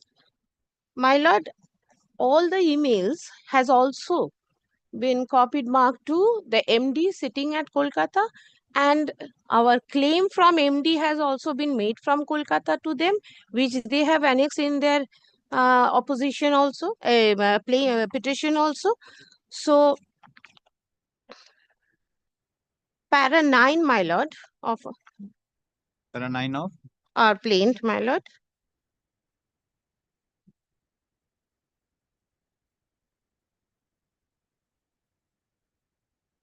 It refers to a email dated 1/6/22. para 9 My lord, of the plaint. my lord.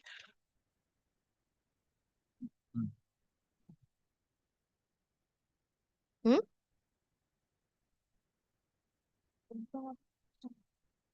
रुको, तुम रुको.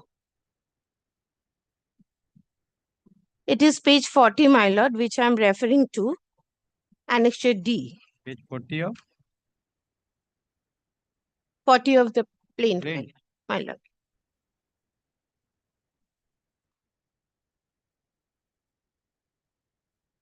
Which is dated 1st June 22. My lord, it has been written by Jeju Metals Dharwar, and here also all the mails have been referred to Jeju Metals MD, my lord, who sits in Kolkata. So, No, it has been sent by Jeju Metal my lord, Harvard. my lord, Correct.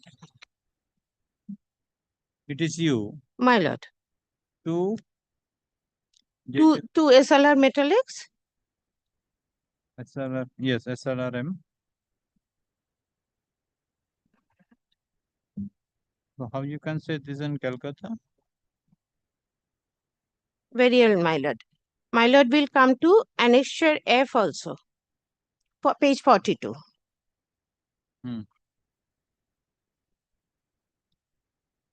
Where your my lord will see this mail has been written by Ajay Kumar Singh, who is the MD and who sits in Kolkata office, to BV Patil, who is their representative from SLR Metallics.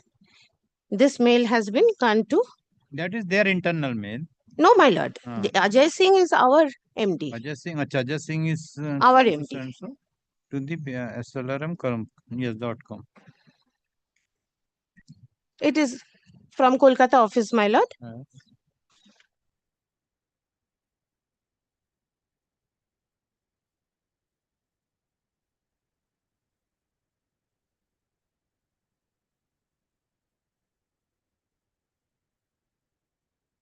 Yes.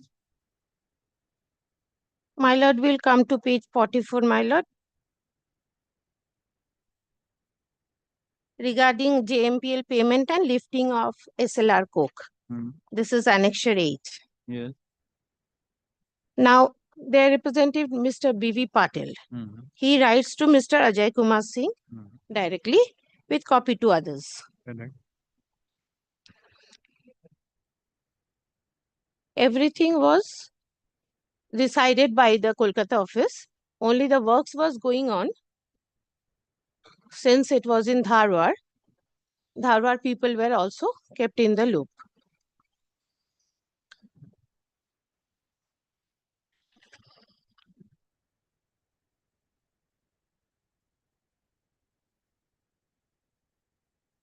So these are all the emails. My lord, Emails. these are all emails.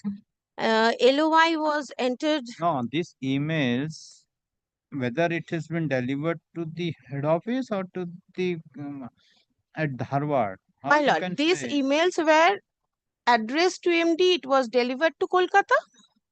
How you can say? Because, my lord, this email, Mr. Ajay Kumar Singh sits at Kolkata office. That's why they have disclosed that Ajay Kumar Singh is in Dharwad. My lord, only that day. They wanted to say Ajay Kumar Singh was that day, he was in at Dharwad.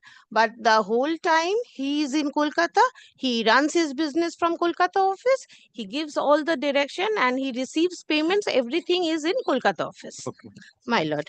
Now, this is the fact, and there is a disputed fact, my lord, whether Mr. Ajay Kumar Singh has signed in Kolkata or as per their case, he has signed in Dharwad. That is a disputed fact, my lord, that needs to go into trial, my lord.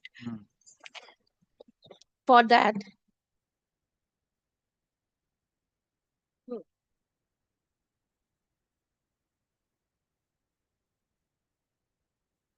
Yes. 53. Plaint, no?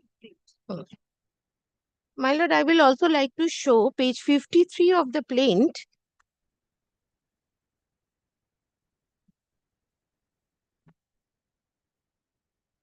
Yes. 50. Here, 53. Yes, my lord.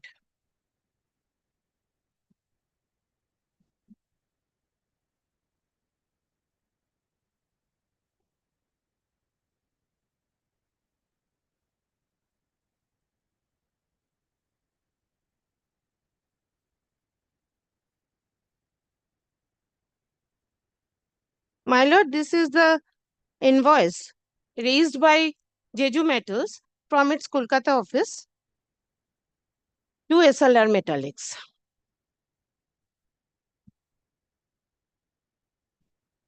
Now, my lord, I will like So to what play you want to show here?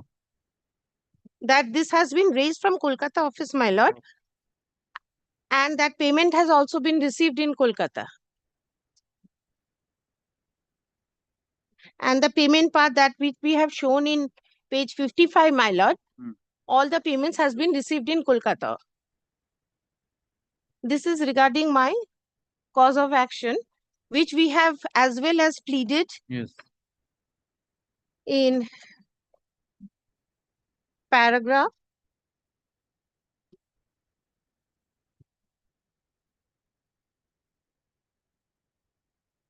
31 of the plaint.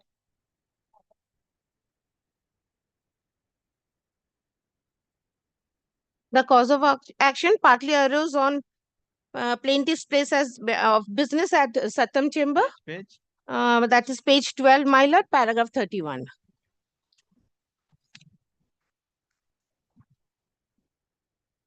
Yes. So, my lord, here we have also pleaded that it has partly arose on so and so date at plaintiff's place of business at Rafi Ahmed Kidwai Road within the jurisdiction and partly outside. Yes. For that reason, we have taken the leave of clause 12, my lord, which was granted, and we have proceeded after that, my lord, after filing. And my lord, I have some judgments to show, my lord. How much time will take? 1:30. It will Some take time. time. Should I continue? Come next day. Counsel for the plaintiff has argued the matter in connection with DACOM 4 of 2024 at length, but due to paucity of time, hearing could not. Let the matter appear on 30th July. 30. Wouldn't be troubling your lordship much. It's pretty late. Malad, the very next matter, Malad, it needs to be heard out. Which one? Item number 14, Malad. Hmm. Needs to be heard out, Malad. Fixes any day, Malad. So that I Look on can. the other side. Malad, your lordship recalls for the defendant number 1, Malad, Mr. Kumarjit Banerjee was appearing, but thereafter the company has suffered CIRP. So naturally, Malad, now none of the rest of the defendants have not been appearing. Malad, I need to press for my application in respect of judgment upon admission and injunction. So Malad, that is the application which is pending before your lordship, and this item number 14. If your lordship is pleased to fix any day, Malad, so that it can be heard out. September. I understand, but I'm in no hurry, Malad, because in any event, I understand your lordship is burdened with a lot of matters. So, Malad, but nonetheless, if a time is fixed, then it is can let it be continue if you want to. Malad, one dedicated time, because I will be needing some time. What happens, Malad, whenever there's a fixed matter and doesn't go on for long, suddenly the matters are all taken up. So if it's fixed, Malad, I can come back and argue out the matter. It's only September. September, very well. I'll come back then. 14 record and order. As per the submission made by the counsel for the plaintiff, let the matter appear on 8 September at 2 p.m. Grateful, In Malad. connection with hearing of GA. Malad, that will be GA number 1, Malad. GA1, GA1 of 2020. Grateful, Malad. Deeply obliged.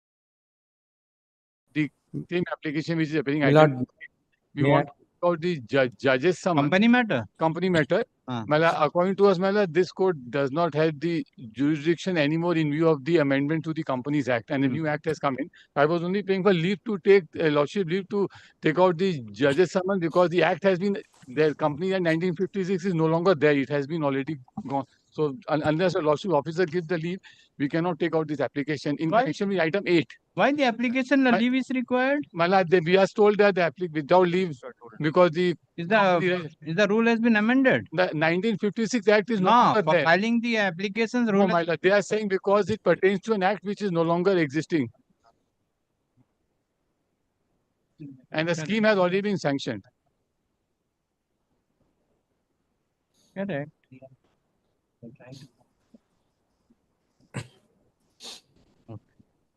So it's a scheme matter. Yes, scheme matter. Item number 8 is connected. 8 is it is also a application to modification. May I have your lordship kindly? May I have your lordship's kindly? File an application for recalling of the order passed by this honorable court, my lord.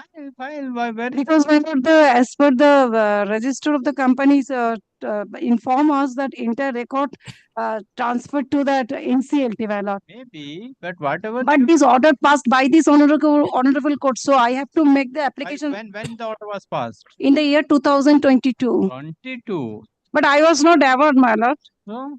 The official liquidator has been appointed and he sold the entire property and assets of the company. Now I want to return the excess money which is lying in the official liquidator's hand. So that is the reason when I went to the official liquidator office, they told us the entire record shifted to the NCLT as per the order of this honorable court. So you approach the NCLT. No, my lord, but this NCLT has no jurisdiction after appointment of the official liquidator. After corporate death, my lord, that cannot be taken up by NCLT. So you are not challenging that order. I am challenging record right now, my lord. But I was. No, by application you will challenge. Yes, no, my lord. I want to make an application for recalling of that order passed by this court. 2022 order. Now you 2025 you want to recall. But my knowledge, my lord, on 24th April, my lord, I came to learn that this order passed by this court. Leave may be granted, your lordship. I will satisfy your lordship. Permit to mention a correction of the order. My lord, may I have your lordship's kind leave? My lord. My lord, may I have your lordship's kind leave to mention no matter? Just a minute. I will. Paragraph 9 and Very 10, well. my lord. Oh, sorry, my lord. Right. This is correct.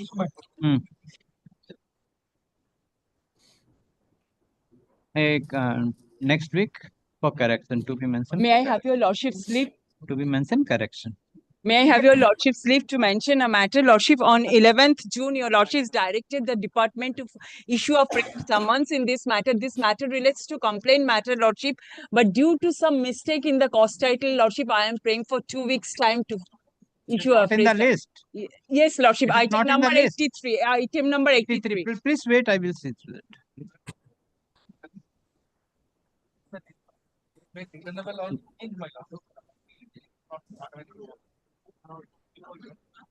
Inclusion, give it to my court officer. My lord, may I? My lord, prior to your lordship, 87 page, sorry, my lord, 13 page, my lord. Thereafter, my lord, ordered the matter to be in the list, my lord.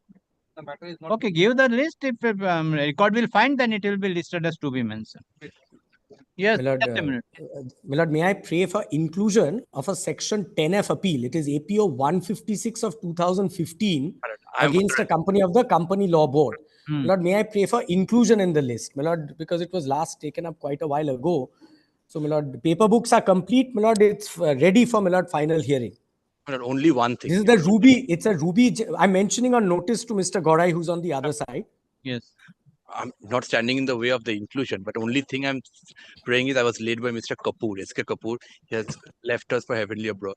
My lord, I was seeking, may it be included after 4 weeks, my lord. After 4 weeks? My lord, because... Lord, kindly let it run in the list. If my learned friend has any difficulty... Where is the number? Where is the number? Where is the number? APO 156. Some time will be given to get a court officer. This may be listed as to be mentioned, not next. Very well. Very well. Most obliged. To next. Most obliged. Yes. Very well. I'm so grateful. I'm so. May it please your lordship. Yes. My lord, this is an appeal. My lord, under my lord, section 10F. You're for the appellant? Yes, my lord. Who is for the other My side? lord, there's a cross objection My lord, as I am for the respondents, my lord. Yes. I am for the respondents, my lord, original respondents, my lord, in the company petition.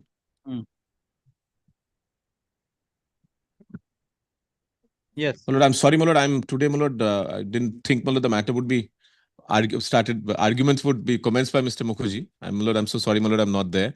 I'm only there virtually. I'll take So, time, my lord. This is a my lord, final hearing, my lord, of an appeal. My lord, I'll just give the background here. My lord, my clients, my lord, had the appellants before your lordship. My lord had instituted, my lord, proceedings under sections 397 and 398 of the Act. My lord, as your lordship knows, my lord, these are, my lord, provisions, my lord, engrafted for the benefit of shareholders, my lord, who, my lord, are, my lord, oppressed or, my lord, are complaining of mismanagement. So, my lord, my clients, my lord, had filed, my lord, this petition, and, my lord, in effect, my lord, a direction, my lord, was given, my lord, by the company law board, my lord, which was to the effect, my lord, that, my lord, my clients should go out of the company, my lord, at, my lord, a particular valuation. Now, my lord, I'll just show the operative portion of the order first, and then, my lord, your lordship kindly takes the memorandum of appeal.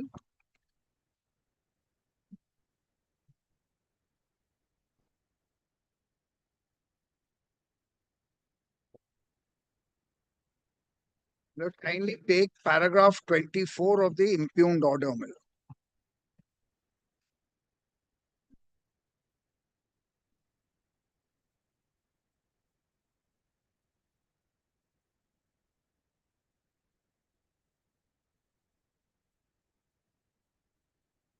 Straight after the grounds, my lord, I believe the impugned order will start, my lord. My lord, kindly, my lord, take, my lord, this is, my lord, an order of 29 September 2014. My lord, kindly come to para 24. Yes.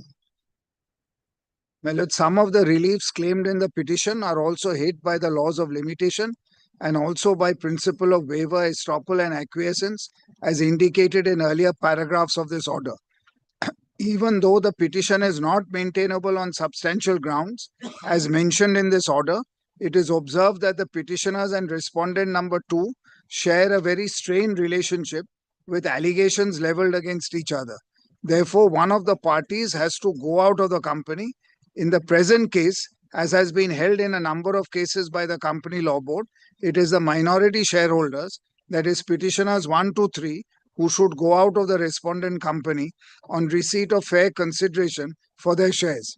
Accordingly, in terms of section 402 of the Companies Act, I hereby direct the respondents to purchase the shares held by petitioners 1, 2, 3 on a fair value to be determined by the independent valuer so-and-so appointed by this bench on the basis of the balance sheet as on 31st March 2013 being the proximate date of the petition.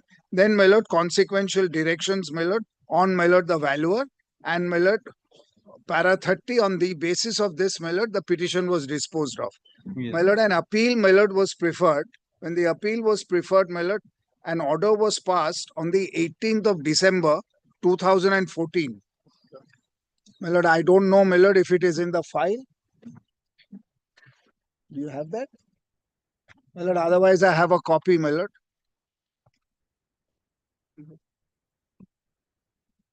আছে তো তোমার কাছে মানে আছে দিয়ে দিচ্ছি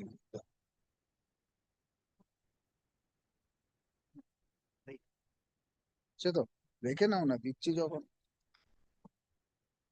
Yes. My lord, kindly have a look, my lord, at this order. My lord, kindly come to the second page. My lord, the paragraph starting this appeal arises out of a proceeding before the Company Law Board Kolkata bench under so-and-so. Company petition number so-and-so was disposed of by a judgment and order dated 29 September, whereby the respondents were directed to purchase the shares held by petitioners 1 to 3 on a fair value to be determined by an independent valuer. While issuing such directions, Company Law Board observed to that effect that such fair value has to be determined on the basis of so-and-so being the proximate date. This observation made by the Company Law Board requires an in-depth consideration, since there are questions of law that have arisen consequent thereto and are required to be considered at length. As such, this appeal is admitted for hearing on the basis of the papers which are already on record. Formalities stand dispensed with. Then cross objection, my lord, filing, and my lord, the last four, my lord, page 3, last 4 lines of the order. In the meanwhile, the court restrains the valuer appointed by the Company Law Board, as stated in para 24 of its judgment and order dated, to carry out the directions given by the Company Law Board until further orders. So it is continuing till date. Yes, this, my lord, is interim order, my lord. So in effect, my lord, it's a stay of, my lord, the directions. Now, my lord, may I, my lord, get into, my lord? So after the 12 years, there is no. Nothing has happened. My lord, my lord, I take it Mr. Mukherjee is going to argue only on the papers which are there on the stay petition, nothing else, because that's Yes, what. only them. Yes, produce Very only well. order of the appeal. Yes, no, my lord, what I'm saying is, my lord, because the stay petition has, my lord, all the papers. So I mean, we are proceeding now with the hearing of the matter. So therefore, my lord, no other. Yes, correct. Because, my lord, if my recollection is correct, my lord, all the papers which were filed, my lord, before the Company Law Board are here, my lord. Okay. So, my lord, which is why, my lord, I am, my lord. My lord, if my learned friend, my lord, has the digital file, my lord, I'm sure on the liquid text he'll get all the papers. No, unfortunately, this I don't have the digital file. That's why, my lord, I have to rely on, my lord, physical papers. Now, my lord, may I, my lord, come now, my lord, straight to the order, because, my lord, a lot of the facts. Mr. Mukherjee, my lord, is far advanced in everything, my lord, including, my lord, getting into the digital mode. So, my lord, I can't, my lord, catch up with him. Now, my lord, kindly take the impugned order, because several of the facts are there. And, my lord, before I place the impugned order, my lord, I shall, my lord, just place the provisions, my lord, under which, my lord, these proceedings were started, and, my lord, section 10F. You have the copy?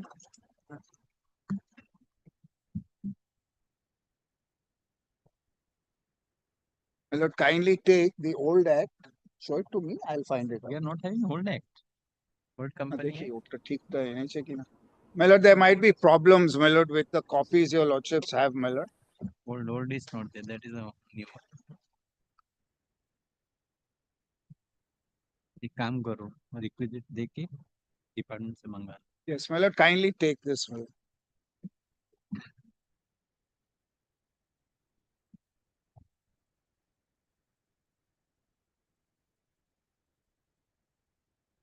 My lord, kindly have a look.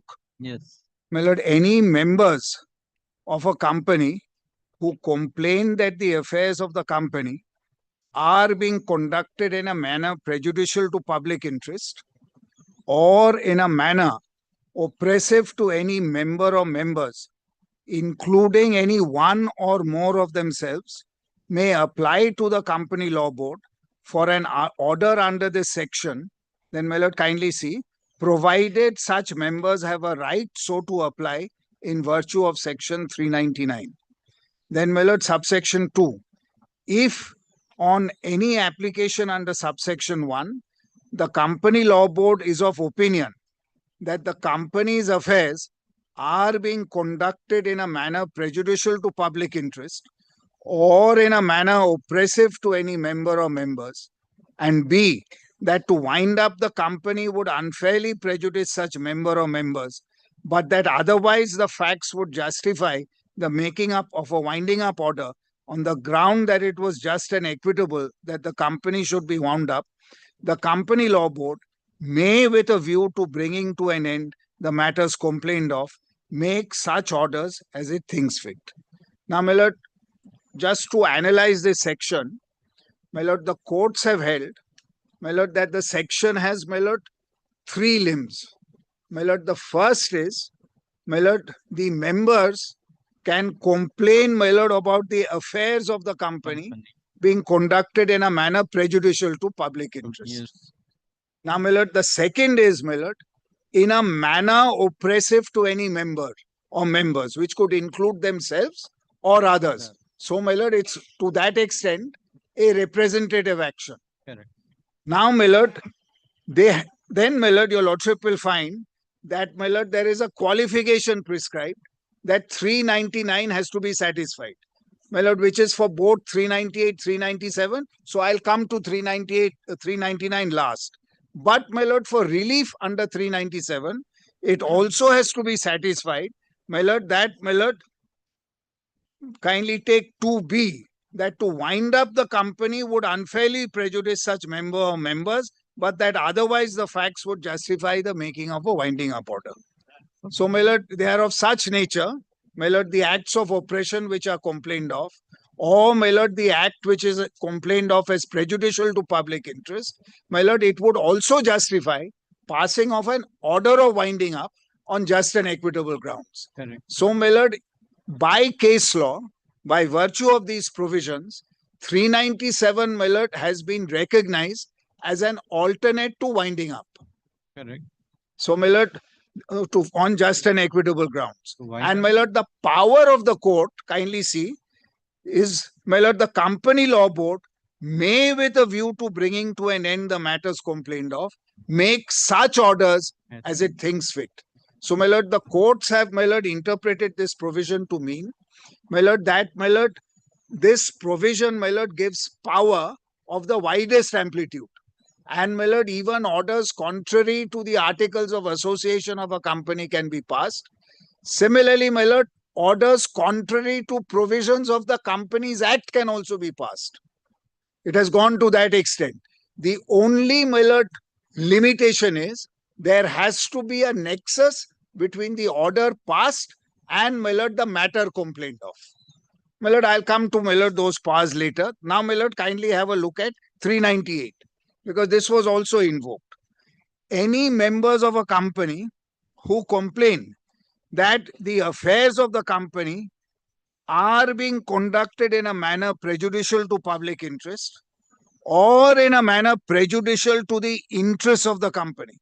So, my lord, public interest is common, and, my lord, or prejudicial to the interests of the company. Correct. Then, my lord, B, that a material change, not being a change brought about by or in the interests of any creditors, including debenture holders or any class of shareholders of the company, has taken place in the management or control of the company, whether by an alteration in its board of directors. My lord, managing agent, your lordship kindly excludes. My lord, yes, my lord, kindly exclude all that. My lord, will be conducted in a manner prejudicial to public interest or in a manner prejudicial to interests of the company may apply to the company law board for an order under this section.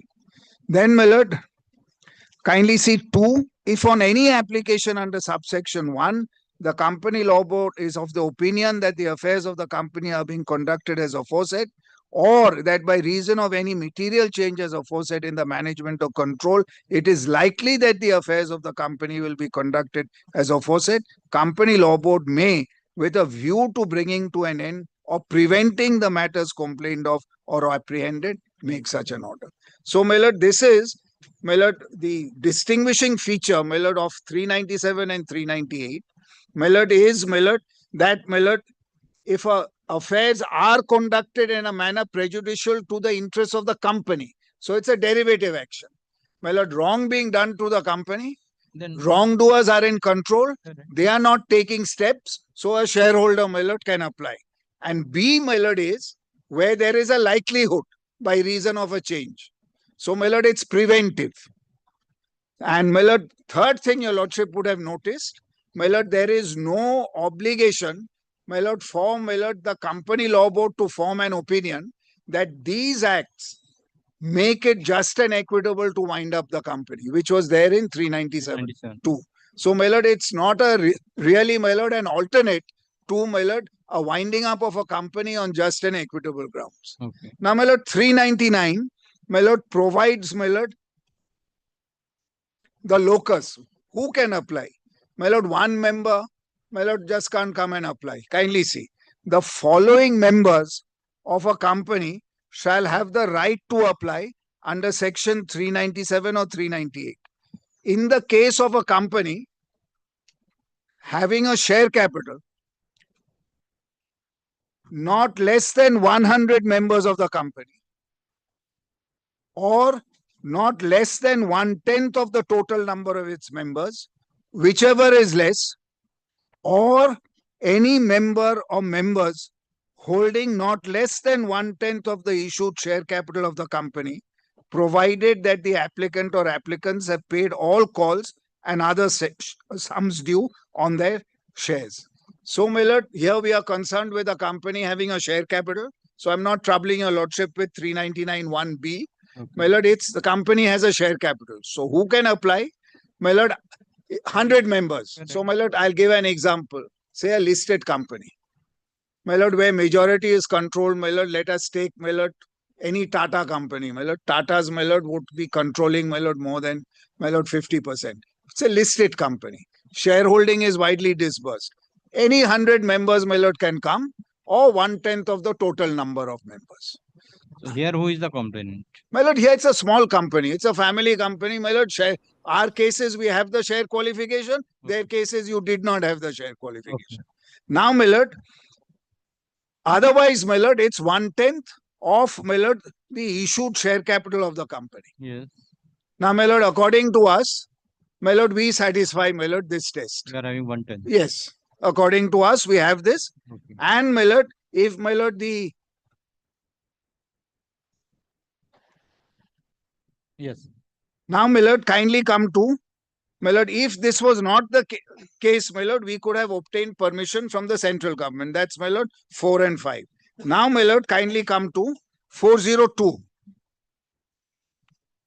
Kindly note this, my lord. Without prejudice to the generality of the powers of the Company Law Board, under section 397 or 398, any order under either section may provide for. My lord, that goes up to G. My lord, so this is the illustrative, not exhaustive, illustrative of the powers, but not exhaustive. Okay. That's, my lord, also, my lord, what the courts have held. And, my lord, your lordship will find 404, 405, and, my lord, 406 is important. In relation to an application under section 397, 398, sections 539 to 544, both inclusive, shall apply in the form set forth in Schedule 11. My lord, these are, my lord, provisions in the Act which, my lord, relate to misfeasance in the case of winding up. So it says the same provisions, mutatis mutandis, my lord, would apply. My lord, to, my lord, 397, 398. Correct. Now, my lord, kindly take the order, because, my lord, the facts, and, my lord, one other thing. My lord, kindly have a look at section 10F.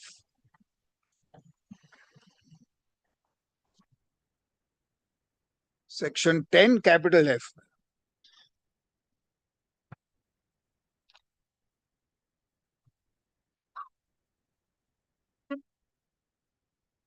Yes. My lord, any person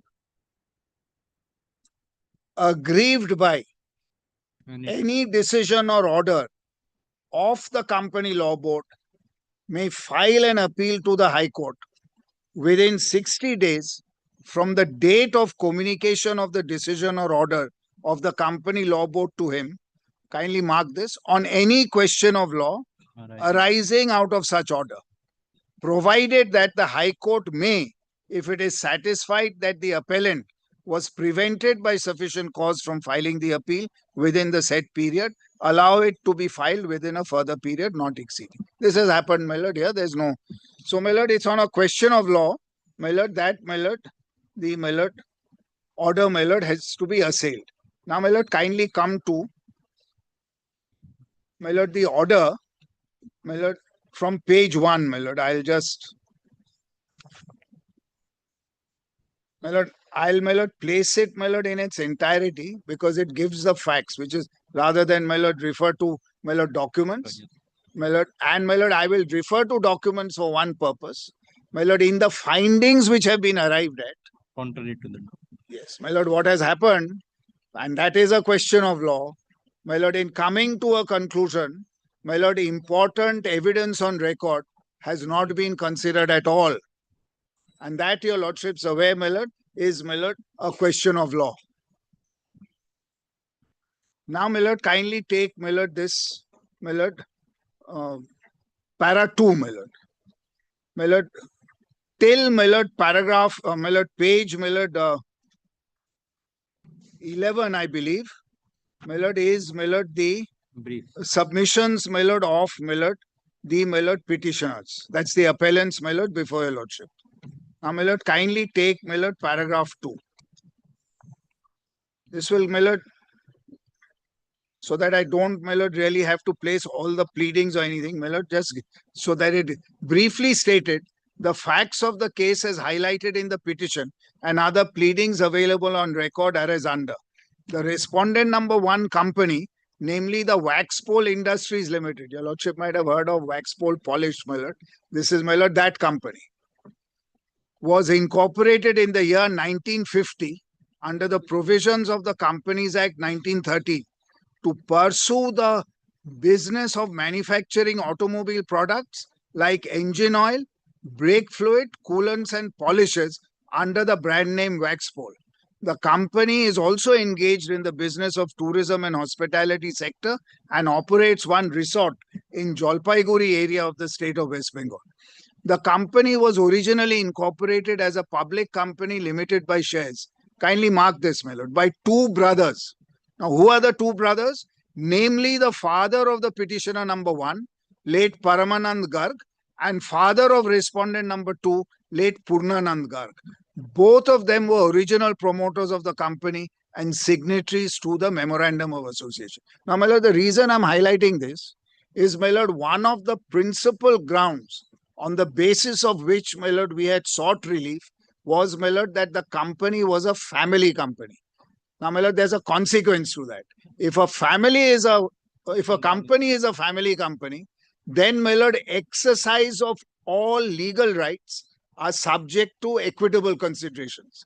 My lord, the inquiry of, my lord, the court is to see, my lord, whether any action, even though illegal or even though legal, my lord, is unfair. And, my lord, the principles of quasi-partnership, my lord, apply. Or rather, my lord, partnership to a company. That, my lord, every individual who is involved in the affairs of the company, my lord, has to be just and faithful to the other. Now, my lord, kindly see, my lord, 2 brothers, namely the father of petitioner number 1, late so-and-so, and father of respondent number 2, both of them. Now, my lord, the respondent company was incorporated to take over, and this is also very important, the existing business of a partnership firm, namely Glamour Polish Industries, abbreviated as GPI, which was a partnership between S.C. Agarwal and late Purnanand Garg, father of respondent number 2. Now, my lord, as a matter of interest, I just want to tell your lordship, my lord, S.C. Agarwal is the in-laws of, my lord, father of petitioner number 1. Father-in-law of the petition. H.C. Agarwal. Yes, there's a family tree. So, my lord, the in-laws of the petitioner's side, my lord, were, my lord, the partners. Then, my lord, father of petitioner number 1, my lord, not only was the in-law of, my lord, the petitioner's group, my lord, my lord, partner, the father of petitioner number 1 contributed to the capital of the firm and also lent and advanced monies to GPI. After the business of GPI was taken over by the respondent company, the loan given by father of petitioner number 1 was converted to equity in the said company. At all material times, both the branches of the Garg family treated the company as a partnership on 50-50 basis between the 2 branches. Now, my lord, I pause here. My lord, our case was 50-50 basis between the 2 groups. But my lord, the company law board has decided it. Less share.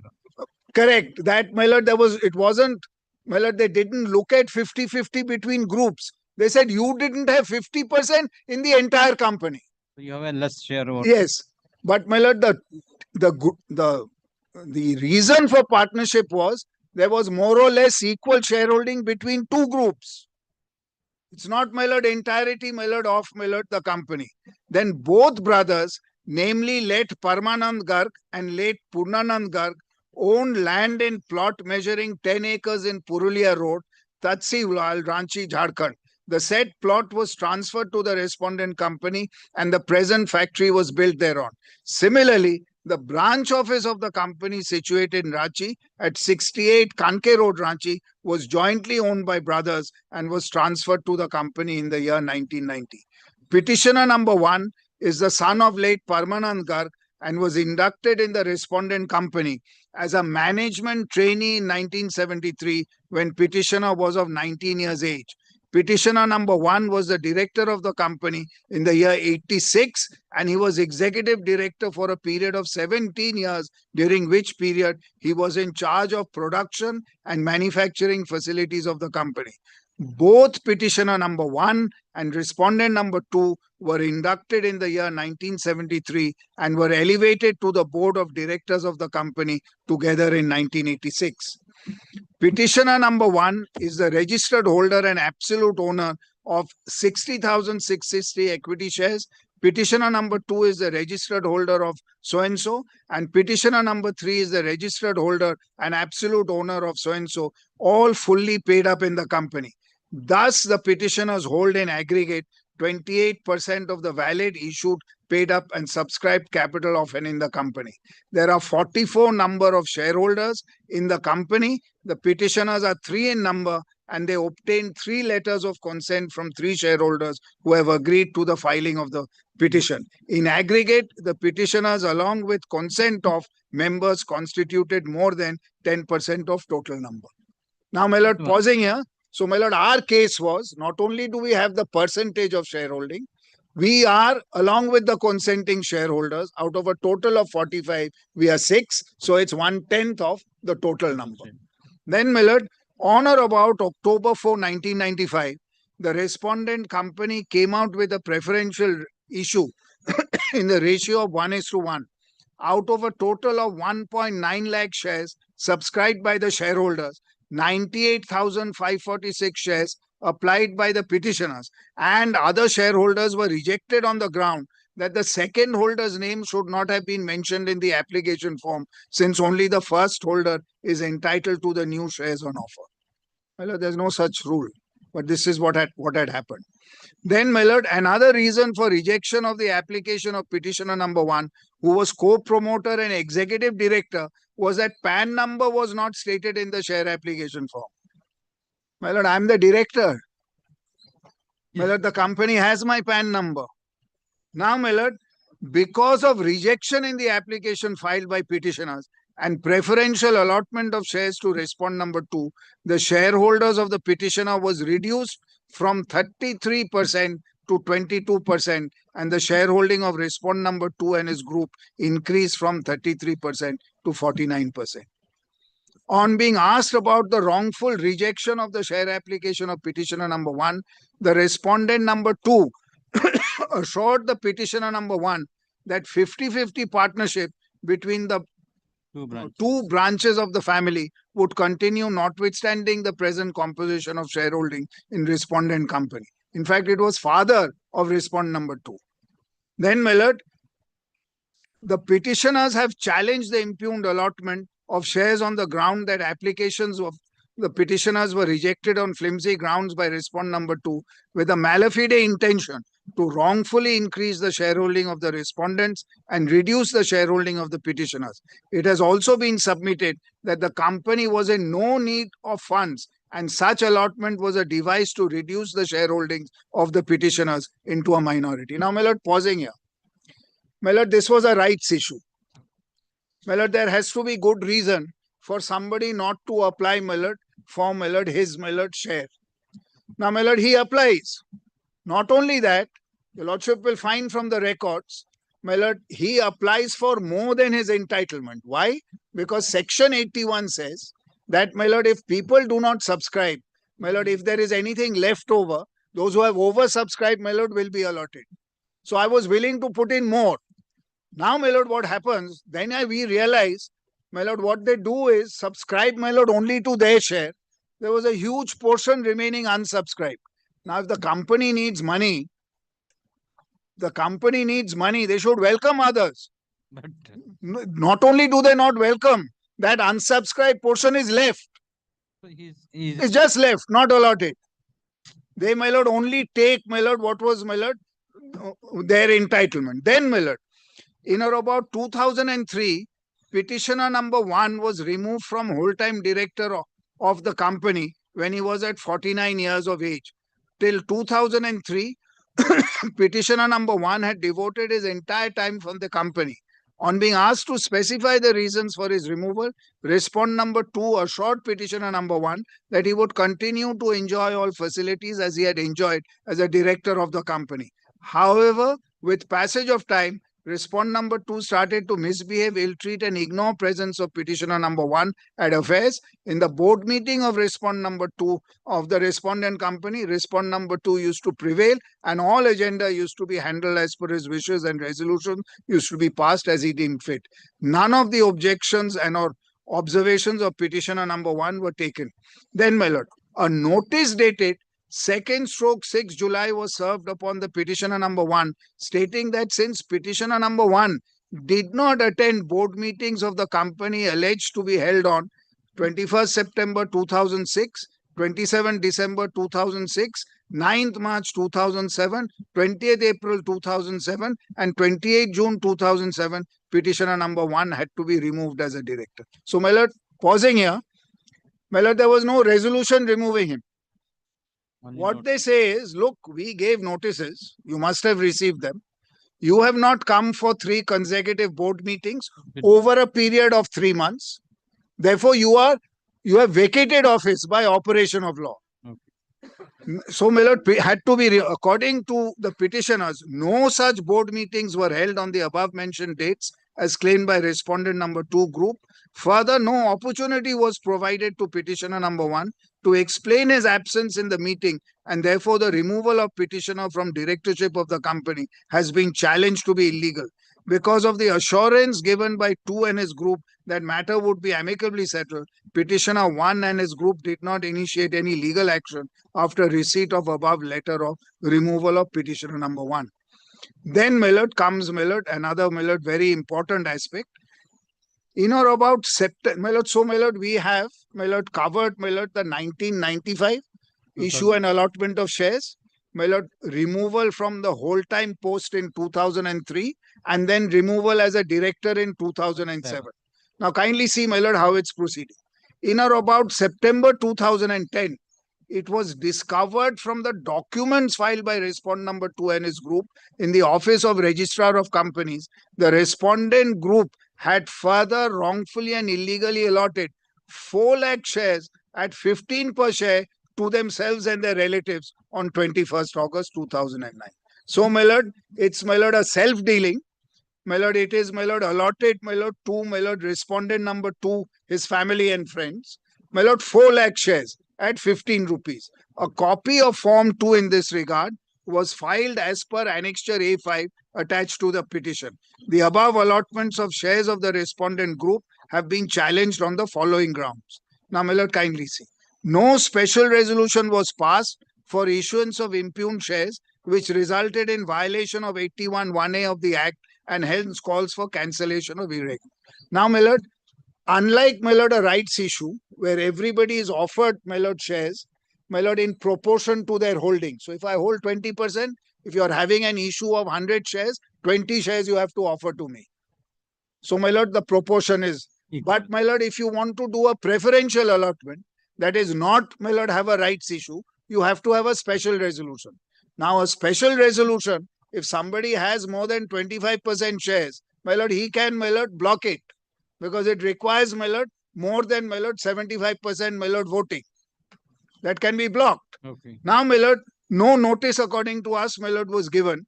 Then, my lord, no notice of EGM was given to the petitioners and no such meetings were ever held. The allotment of impugned shares to the respondent group is wrongful and illegal and has been made with the sinister object of converting the petitioners into hopeless minority and to wrongfully and illegally wrest control of the assets of the company in favor of the respondents. The allotment of shares have been made at a price of rupees 15 per share. The price of such shares has been arrived at as per audited balance sheet for financial year 2007-2008.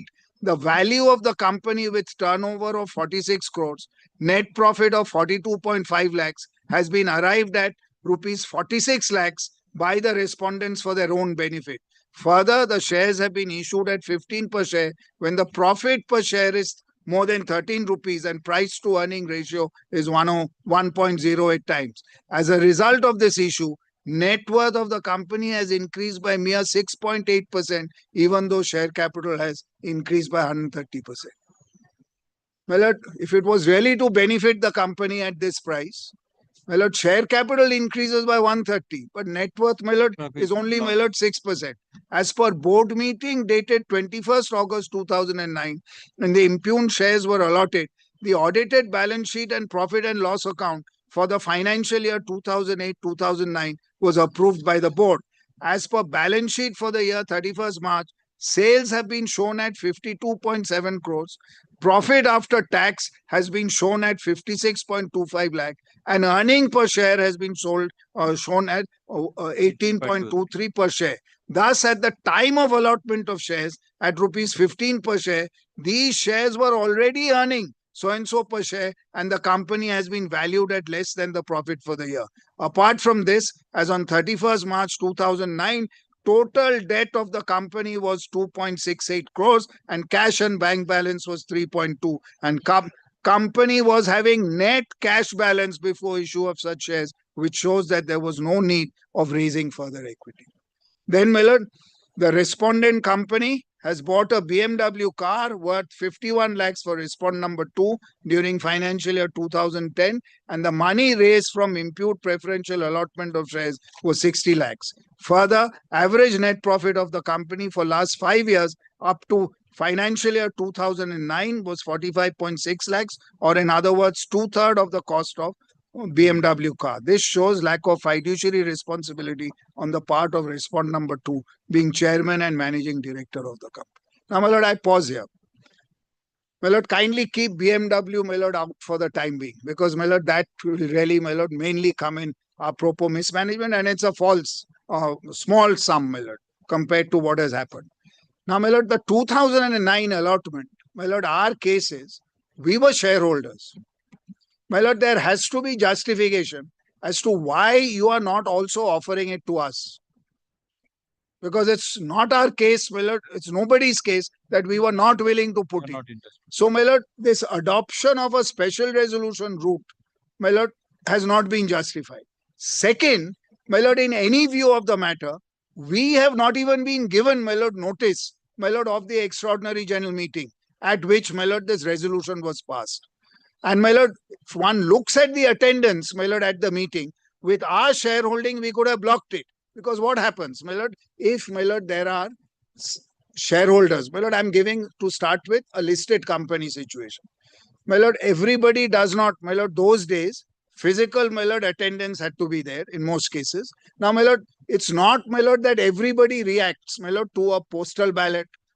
My lord, I don't know, my lord, about your lordship, but my lord, wherever I hold shares, my lord, Never go. my lord, it comes, my lord, one looks at it, and my lord, we know what is happening, but there is no participation. My lord, there are, if it's widely scattered, my lord, some shares, my lord, people may not even bother, my lord, to come and vote. Either, my lord, physically or my lord, through postal ballot. Now, my lord, here, my lord, the persons who attended, my lord, were, my lord, persons who belong to their group. My lord, if we had come, my lord, we would have had, my lord, more than 25%. So the resolution would not have even gone through. They were aware of that because they are aware of voting patterns. So, my lord, they ensure, my lord, that we don't get notice. And I'll show what they produce in proof. They don't, my lord, ensure, my lord, that we get, my lord, no notice, push it through, allot, and my lord, then show, my lord, that this is what has happened. We today now have more than 50% on our own, without any support from you or an outsider. We can actually now steamroll you because they've got, my lord, yeah, I'll come to that. Then, my lord, the respondents are diverting away the business of the respondent company to another company, namely Waxpole Hotels and Resorts, which was incorporated on 24th September 2008. The registered office of Waxpole Hotel and Resort is the same address as that of registered office of the company. Board meetings of so-and-so are also held at the registered office of Waxpole India Limited, and staff and resources of Waxpole India are freely exploited in the interest of WHRL. It has been alleged that more than 90% of the shares of WHRL are held by respondent number 2 and his other family members, and respondent number 5. The respondent company has been in tourism business since 2004 and 5 and currently runs a resort in Jalpaiguri district by the name of Waxpole Gorumara Resort. The daughter of respondent number 2 was appointed as director of WHRL on 7th August 2009. She was also appointed as CEO, Resort Division of Respondent Company. So, my lord, what do? My lord, this business has been going on. My lord, in 2008-9, they said, oh, from our group, our daughter will appoint as the director of this other company which we have floated. What is the other company? 90% shareholding, my lord, is with, my lord, respondents group. Now, my lord, what do? My lord, they use the entire infrastructure, my lord, of, my lord, the company for its business. And, my lord, most important, my lord, that same daughter becomes the chief executive officer of the hotels and resorts division of the company. And then, my lord, money, my lord, is paid, my lord, to this new company by way of commission. My lord, for organizing, my lord, bookings at the highest. My lord, the same person is hotels and resorts. Could have done it within the company. Why divert it? Now, my lord, kindly see this. Daughter of respondent number 2 was appointed as director on 7th, and she was appointed as CEO, Resort Division of Respondent Company. The board of directors of WIL allowed the usage of Waxpole brand by WHRL without payment of royalty. In the financial year 2010, WHRL earned a total income of 2.6 lakhs, and this was shown as commission from services charged from WIL. The net profit of so-and-so was 1.44 lakhs, which yields a net profit margin of 55%. Because all expenses, my lord, are being borne by the company. The profit and loss account of WHRL shows no expense items like rent or salaries because all these expenses have been charged to WIL. In the same year, hotel and resort division of WIL has shown a net loss of 20.32 lakhs. So, my lord, a division which is loss making, my lord, gets to, my lord, transfer, my lord, money out by way of commission, my lord, and that company to which commission is paid, my lord, has, my lord, a profit, and having profit means it can be distributed to its shareholders. And who are they? Respondents. And who is managing both in this division? The daughter. Now, my lord, kindly see, my lord, next para. Sundarban Tiger Camp is a wild safari resort. It should be wildlife safari resort, my lord, situated at 24 Porgonas, so and so.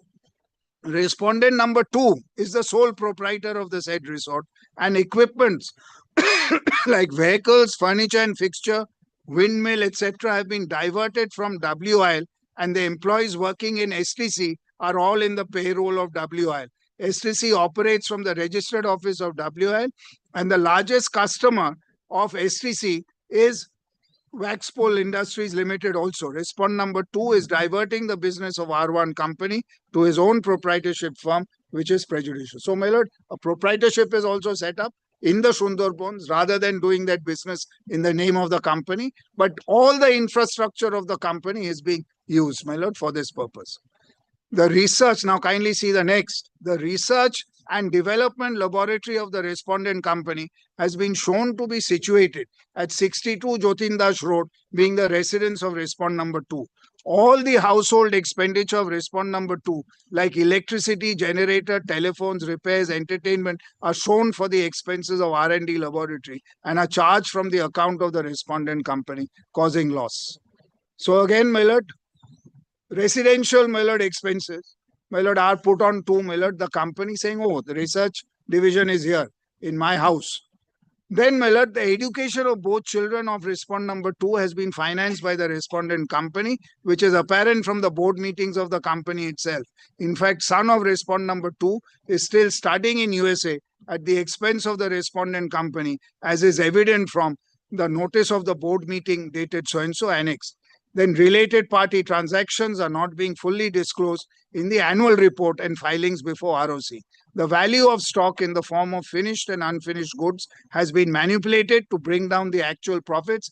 Respondent number 2 has been manipulating the sale of finished goods in the manner that the stock of such finished goods is rejected as defective by the company's report and then is sold in the open market, and proceeds from such sales are pocketed by 2 and his group, causing loss. Respondent number 2 frequently visits foreign countries along with family for vacation at the expense of R1 company.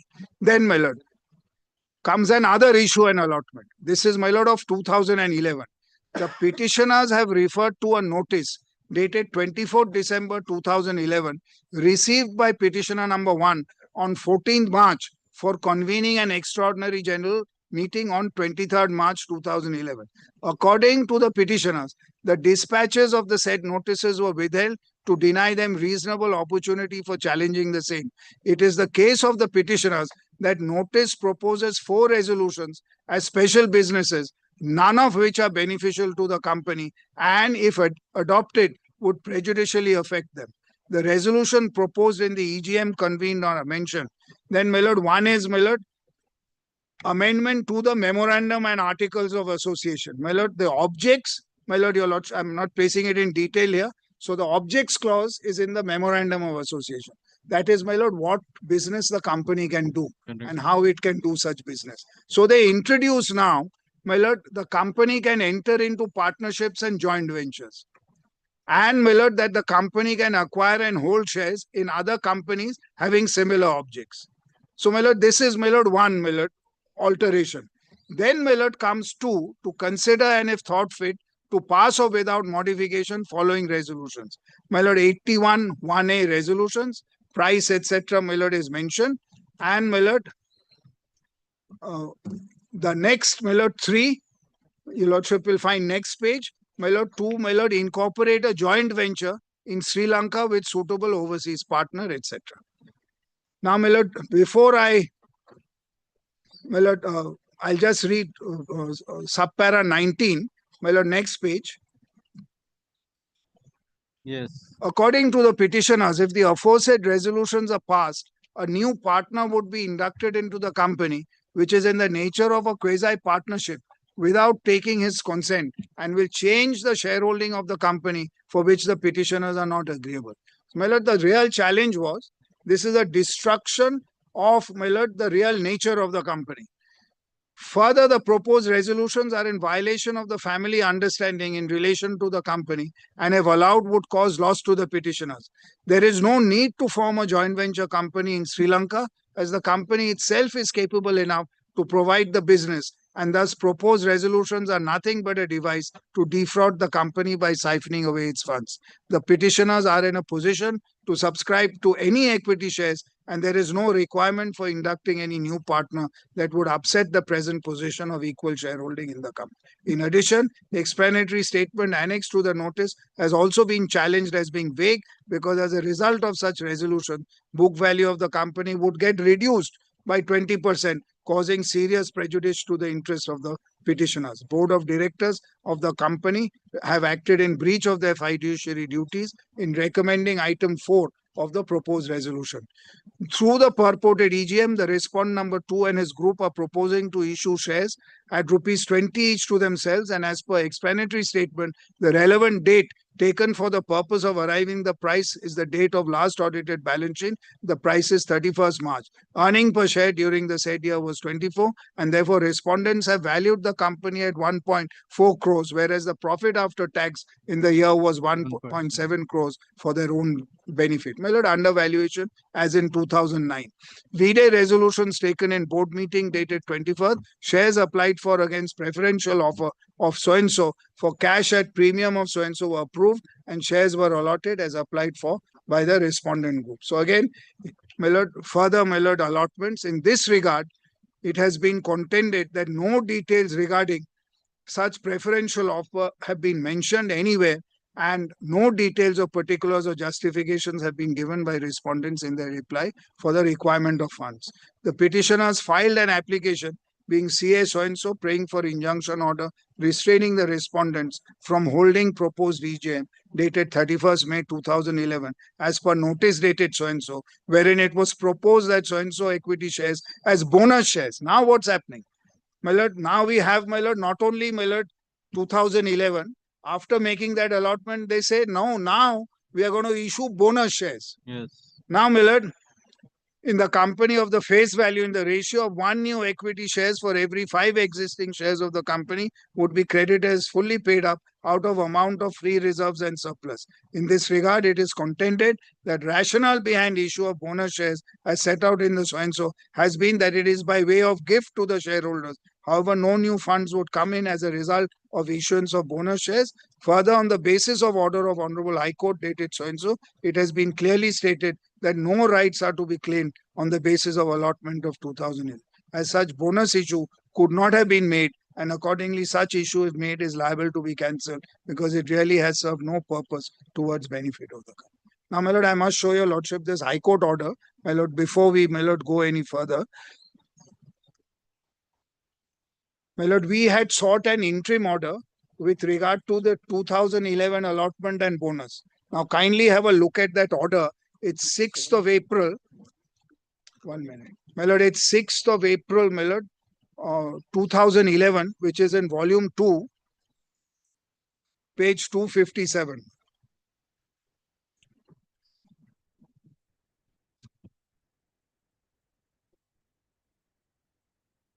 My lord, it's a High Court order, my lord, 6th of April 2011 in a 10F. Yes. This is an appeal against the order of the third paragraph. This is an appeal against the order made on so-and-so. Company Law Board refused any interim order to the appellant's petitioners. A substantial ground taken in this appeal is that although there is discussion of the rival cases of the parties, the impugned order is lacking in reasons.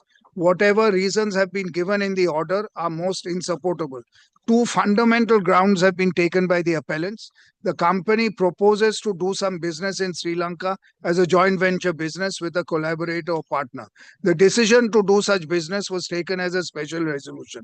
It is said that the company was required to disclose all material facts with regard to such business under 173(2) of the Companies Act 56. But that information was not there in the notice convening an extraordinary general meeting for the purpose issued on 24th December 2010. Such information was lacking in the explanatory statement also. My lord, the law is, my lord, if, my lord, a notice is convened to transact a special business, then, my lord, there has to be an explanatory statement relating to the resolution so that, my lord, shareholders know the facts, my lord, before voting. Then, my lord, the next point taken by them is with regard to the resolution taken in the said meeting for allotment of equity shares on preferential basis. It is submitted before me that such allotment is in violation of section 81(1)(a), read with Unlisted Public Companies Preferential Allotment Rules 2003. It is submitted that in the said resolution, no price was mentioned as is required under the rules. Furthermore, no time limit for such allotment is mentioned. According to the appellants, a share of the value of ₹60 has been sold for ₹20.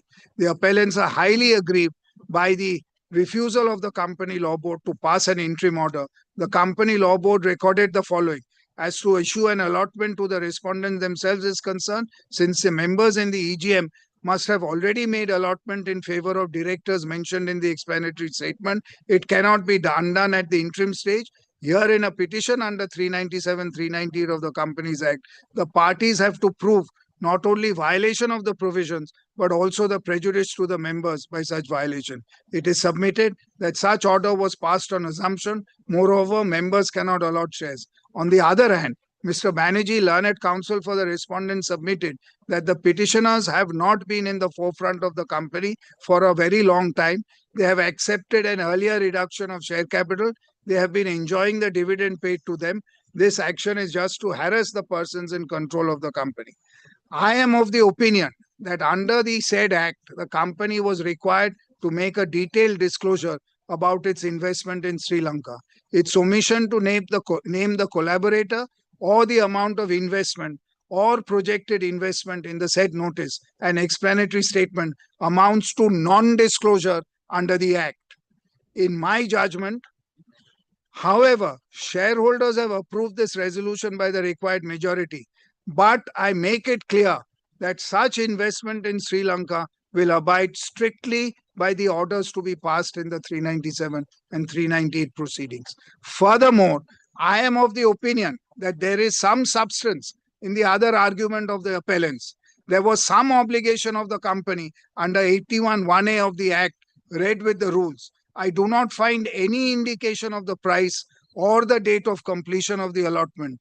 The question of undervaluation of the shares has to be gone into in section 397, 398 proceeding. Therefore, this appeal is disposed of by directing the respondent beneficiaries of equity shares allotted on preferential basis not to claim any right on the basis of such preferential allotment till disposal. I request the Company Law Board to dispose of 397, 398 proceeding, preferably within a period of 3 months from date. All points are kept open before the learned tribunal. Accordingly, stay application appeal both are to act on. So, my lord, this was, my lord, the interim order passed. Now, kindly get back, my lord, to, my lord, the memorandum of appeal. Now, my lord, kindly see their case, my lord, in paragraph 3. My lord, at page 11, my lord, of, my lord, the memorandum, the order, my lord, annexed to the memorandum of appeal. Para 11. Para 3, my lord, page 11. My lord, page numbers, my lord, are at the bottom. As against the above averments of the petitioners, sorry, my lord, your lordship has that, my lord? Yes, yes. As against the above averments of the petitioners, the respondents have made following submissions as per various affidavits. My lord, may I just indicate, para 1 and 2 are on locus. The petitioners do not have the requisite shareholding to lodge the petition because the concerned letters obtained by them from some of the shareholders are vitiated, as the said letters were obtained much prior to the initiation of the proceeding. To be specific, even though the company petition has challenged events, the cause of which arose on 14 March 2011, the concerned letters were procured much prior to such events, that is in the year 2010. Further, one of the consenting shareholders, namely Anima Devi, has contended in a letter addressed to the company that she has never signed any consent letter for institution of the company petition. Petitioner number 3 is not a shareholder, as his shares were neither lodged nor registered, and the same did not appear in the register of members of the company. The respondent company is also not aware of any alleged purchase of share by petitioner number 3. Then, my lord, subclause 3, the father of petitioner number 1, this is, my lord, on, my lord, petitioners not being involved in the management. Father of petitioner number 1 became a director only in 1958 and not since inception of the company. He retired on 15 July 1980. My lord, after 22 years. Even though father of petitioner number 1 was director from 58 till 80, he refused to get involved in the day-to-day management affairs of the company. In fact, in 1963, when he was appointed as a director in charge of Tati Silwal, he informed the board of directors by letter dated so-and-so that due to some preoccupation, it was not possible for him to accept such position. Even though the petitioners have made repeated averments that the company is in the nature of a 50-50 partnership, there has been nothing on record to establish the same. The father of petitioner number 1 remained as a consultant without any active participation in the affairs of the company as after his retirement. As far as petitioner number 1 is concerned, he failed to attend general of the meeting of the company since 1999, although he enjoyed all the benefits accrued to him from the company. As regards shareholding of the petitioners group, it has been submitted that petitioner number 1 held 22,376 shares prior to 95, which was about 10.14% of shareholding. Petitioner number 1's father, namely Parmanand Garg, prior to his death in 1999, held 30,242 shares, being 13.70%. And the petitioner number 2, mother of petitioner number 1, shares being 6.96%. Now, my lord, I pause here. My lord, kindly see, my lord, if your lordship just adds this up, 10.14, Yes. 13.70 and 6.96. Thus, the petitioners, now, my lord, this is, my lord, roughly it comes to, my lord, 32%. Now, my lord, the argument then is, thus the shareholding of petitioner number group did not constitute 50% of total shareholding as per claim made. My lord, that was not our case. Our case is, it's 50-50 between us, two groups. And our shareholding is more or less equal to each other. The petitioners never set up the company, and father of petitioner number 1 became a director of the company only on 14th August 58, while the company was established in the year 1950. Then, my lord, so, my lord, first is, my lord, that, my lord, you don't have locus. Second is, you did not participate regularly in the management of the company. Now, my lord, as far as locus is concerned, my lord, it's answered by their own arguments that we had, my lord, 32%, my lord, to start with. Then, my lord, prior to filing the petition, the petitioners never acted as a group. They do not have a similar complaint, or there is no common cause of action between the petitioners so that they can claim any right to the management or affairs of the company. The complaints of the petitioners are necessarily barred by the principle of acquiescence and delay, as they sought to bring in events which took place long back. The name of petitioner number 3 is not in the register of members of the company. The alleged purchase of shares by petitioner number 1 and petitioner number 3 on 29th October and 30th November was only done for the purpose of filing the instant petition. If the petitioners were aggrieved by any genuine acts of mismanagement and operation in the hands of the respondent, they would not have bought further shares in the company. The company petition has been initiated at the behest of local competitors of the company in the business of manufacturing polishes. One ex-employee, namely Mr. Tiwari, residing in Ranchi, has started his business of manufacturing polishes under the name and style of Glovax Industries. Petitioner number 1 also stays in Ranchi. Litigation is being financed by the competitor as he wants to take over the polish business of the company through the petitioners. Then, my lord, petitioner number 1 became, so, my lord, this is, my lord, commenting on, my lord, the bona fides, my lord, of, my lord, this, my lord, litigation. Then, my petitioner number 1 became director in the company in 1986, and he ceased to be a whole-time director since October 2003, and ultimately he was removed from directorship on and from 28 June 2007. Removal has been done by invoking the provisions of 283(1)(g) of Companies Act, as he failed to attend 5 consecutive board meetings even after receiving due notices. In fact, petitioner number 1 failed to attend any EGM and or EOGM of the company after 1999.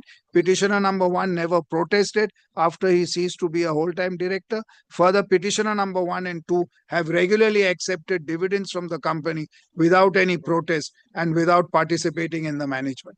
Regarding rights issue of shares on 4th October, it has been contended petitioner has stopped from challenging the same, as it is barred by limitation, since the period of limitation is up to 3 years for any challenge.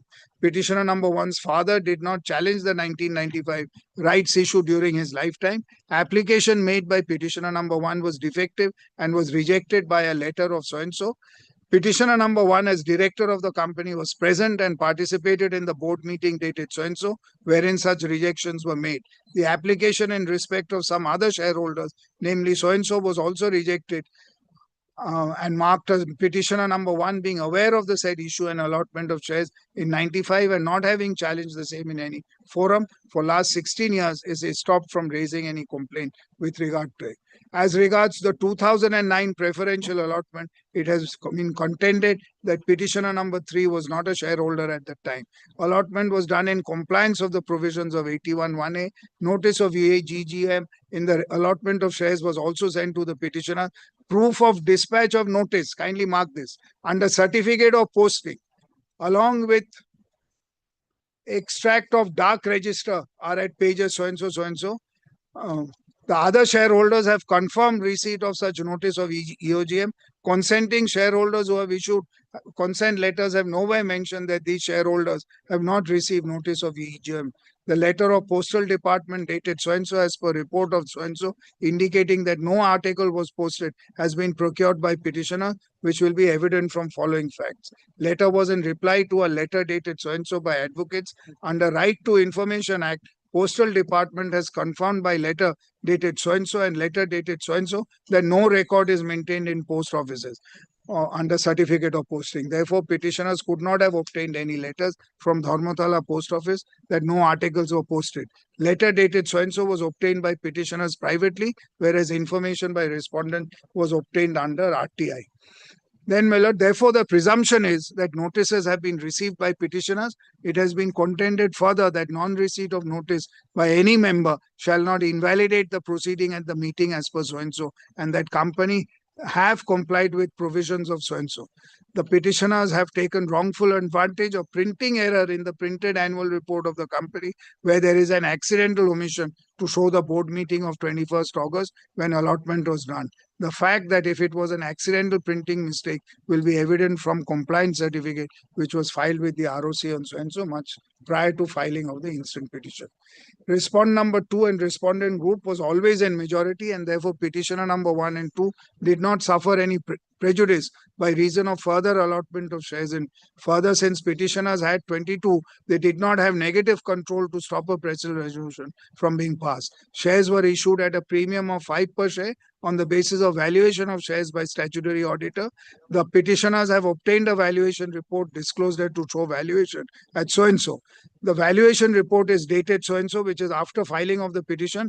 The only requirement for allotment of shares in an unlisted by way is that of explanatory statement disclosing the price or price band as per Rule 6. Same has been carried out by the company, and therefore there is no further legal requirement for valuation of shares for the purpose of allotment. Company obtained a certificate from statutory auditor regarding the value of shares, which was suggested at so-and-so, and the company actually allotted shares as 15, which is more than suggested value. Petitioners have already accepted such allotment of shares and never protested against the same. In addition, petitioner number 1 and 3 have also bought shares in the company, which is an act of waiver on the part of petitioners. As regards 2011 allotment, it has been contended. Allotment was made after complying with provision. Admittedly, notices were received by petitioner and 2 an explanatory statement. Special resolution was adopted and the minutes have been annexed at page so-and-so to CP annex. Will show that special resolution was passed unanimously. Petitioner 1 and 2, in spite of receipt, did not attend and did not oppose the passing. Petitioner number 1 and 2 are therefore stopped from challenging. At the time of issue of notice, the business of Sri Lanka was a proposed business and the company was in the process of identifying a joint venture partner, and such decision was of the board against which minority shareholders cannot interfere. Further details of financial arrangements in respect of joint venture to be made available in the explanatory statement are not obligatory. The High Court has, my lord, suggested otherwise. Company's financial arrangement with any proposed joint venture party is not required to be disclosed, as it may result in commercial rivalry. The explanatory statement cannot be challenged on the ground of non-disclosure of details of proposed joint venture arrangement. Petitioners fail to prove as to how such business would have been detrimental to the company. Proposed party for, now kindly note this, the allotment was to, my lord, participate in the joint venture. Yes. Now kindly have a look. The proposed party for joint venture has since been identified and particulars whereof have been provided at page 27 of reply to CP. However, by reasons of disturbance created by petitioner, joint venture business could not be started, resulting in company suffering. Money is collected. Yes. Joint venture, my lord, they identify and then he goes away. But money remains because shares have been allotted. Correct. The complaint with regard to proposed joint venture is therefore a non-issue. Due to allotment of shares in 2011, so why was the shareholding maintained?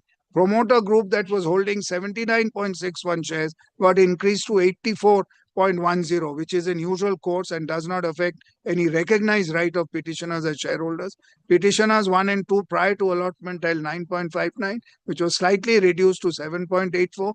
petitioner number 3 has not applied to the company for transfer of shares which he allegedly bought and therefore was not a registered shareholder and was not eligible to make any complaint with regard to. Petitioners failed to make out any case of illegality of resolutions which were passed in EOGM. So and so. Further, the petitioners failed to show how such acts are oppressive to the petitioner.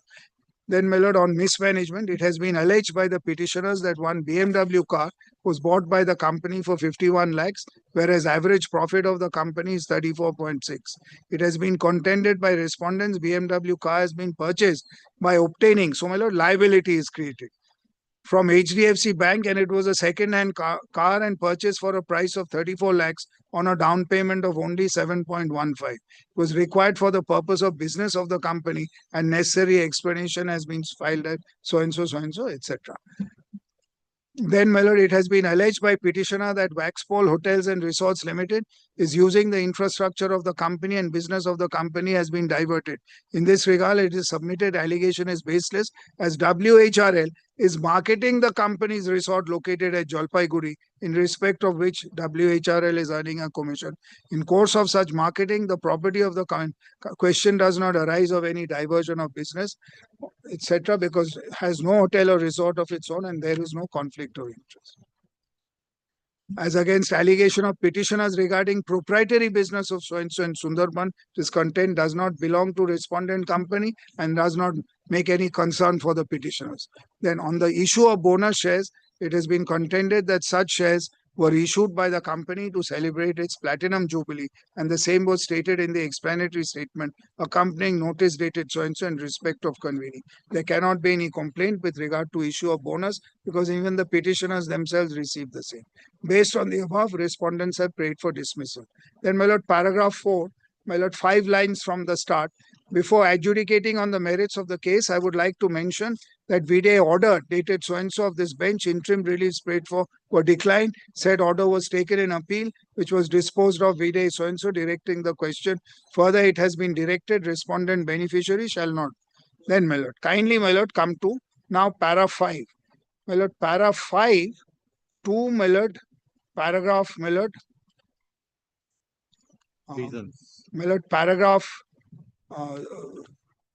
6, my lord, concerns, my lord, in fact, para 5, my lord, concerns, my lord, quasi-partnership principle, my lord, applicability of it. Now, my lord, the most important point in this case, my lord, is, my lord, the nature of the company. Because a lot of, my lord, emphasis has been laid, my lord, when dealing with the other, my lord, allegations made by us, that look, all this doesn't matter because it wasn't a family company. Now, my lord, kindly have the major thrust of the submissions of the petitioners is based on the concept of equal shareholding of the parties, which has been claimed to exist since the inception of the company. Now, my lord, kindly see operative word, equal shareholding of the parties. In this regard, at number of places, the petitioners have used terms like quasi-partnership, partnership, and equal shareholding to justify their stand that the respondent company was being run on equal sharing basis because of joint participation of two groups, namely late Parmanand Group, including petitioners, and late Purnanand Garg, including the respondent. However, it has been observed that petitioner number 1 held 22,376 shares comprising of 10.14% of the total shareholding. Father of petitioner number 1, namely Parmanand Garg, held so-and-so prior to his death in 1999. Petitioner number 2, mother of petitioner number 1, held so-and-so shares prior to 1995, which aggregate to 30.80 of the total shareholding of the company. And thus, the same did not constitute 50% of the total shareholding as per the claim of the petition. Now, my lord, I pause here. My lord, the allegation is 50-50 basis between the two groups. Correct. There is no claim of, my lord, 50% shareholding of the entire capital. Yes. The only claim is more or less equal shareholding between the two groups. And my lord, there's complete misdirection here in, my lord, coming, my lord, to this finding. Because, my lord, what is, my lord, said is, you don't have 50% of total shareholding, therefore you can't run it. Sorry, my lord, this is complete, my lord, misrepresentation, my lord, of, my lord, the actual, my lord, position. 1 minute. The respondent company was incorporated in 1950 by taking over the existing business of the partnership firm, namely Glamour Polish, which was a partnership between S.C. Agarwal and late Purnanand Garg, father of respondent number 2. Father of petitioner number 1 contributed partly towards the capital of the said firm, and loan given by father of petitioner number 1 was subsequently converted to equity in the company. Thus, the original partnership for running Glamour Polish Industries, which was subsequently taken over by respondent company, was not set up by joint participation of late father of petitioner number 1 and late father of respondent number 2. Then, my lord, father of petitioner number 1 became a director of the company only on so and so, while the company was established in 19. No further evidence, kindly mark this, no further evidence has been brought on record by the petitioners to justify setting up of the company jointly by the late father of petitioner number 1 and late father of respondent number 2. Therefore, the contentions of the petitioner that the company has been run on quasi-partnership principle, having equal shareholding between petitioners group and respondents group, are not acceptable. Now, my lord, here, kindly, my lord, I'll now go on the findings and, my lord, show, my lord, why questions of law and why they need to be set aside. My lord, kindly take, my lord, my lord, 1 minute. Yeah, 1 minute. 1 minute.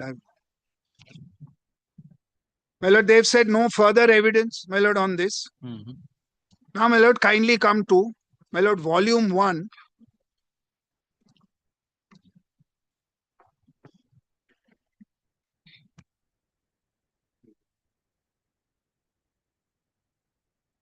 Yes. Page, my lord, 88.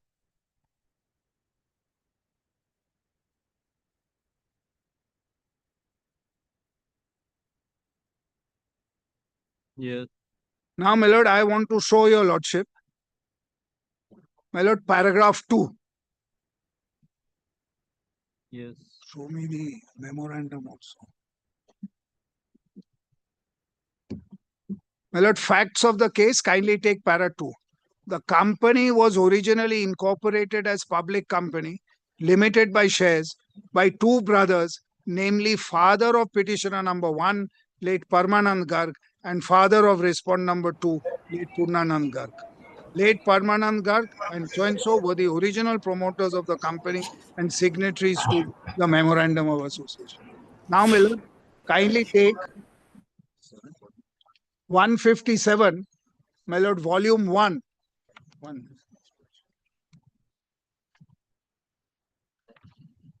Yes. Memorandum. Yes, my lord, kindly take the memorandum, my lord, to, my lord, page 163. The typed copy is on the next page.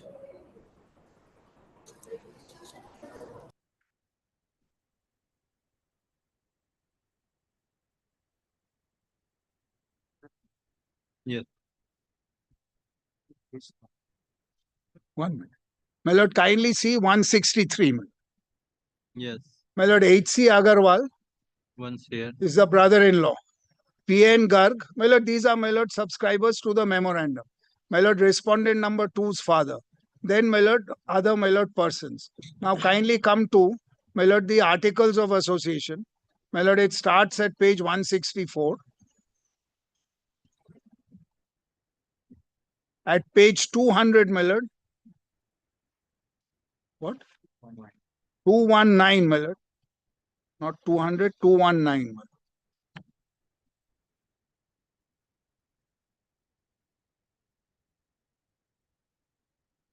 Yes. Lordship has that, my lord? Yes. My lord, mother.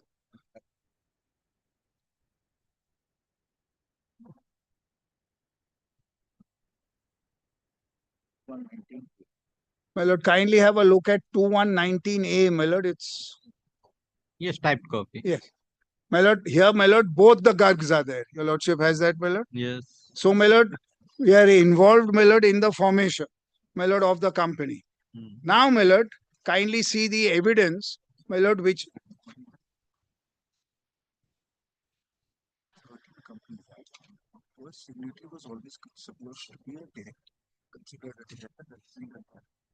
now, my lord, kindly take, my lord,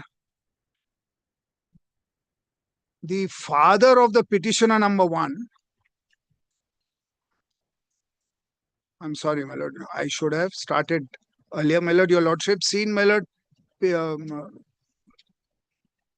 clause 3.1 of the memorandum of association, my lord, which is at page 157.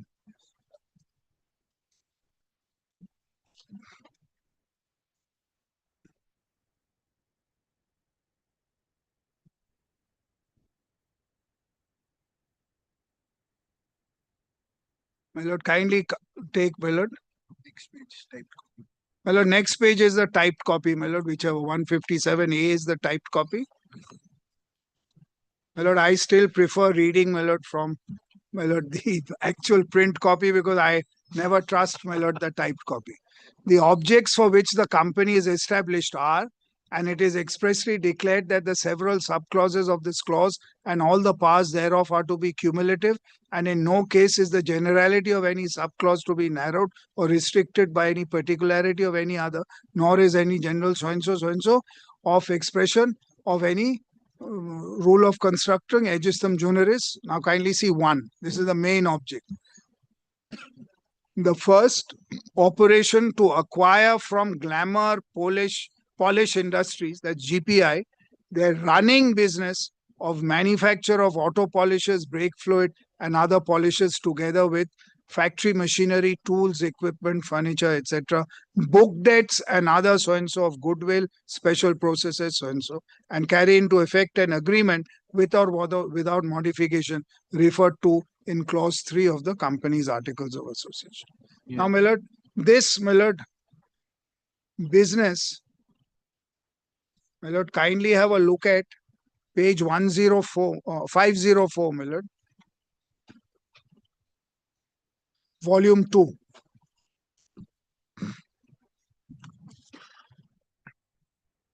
It's the family tree. Yes. 504.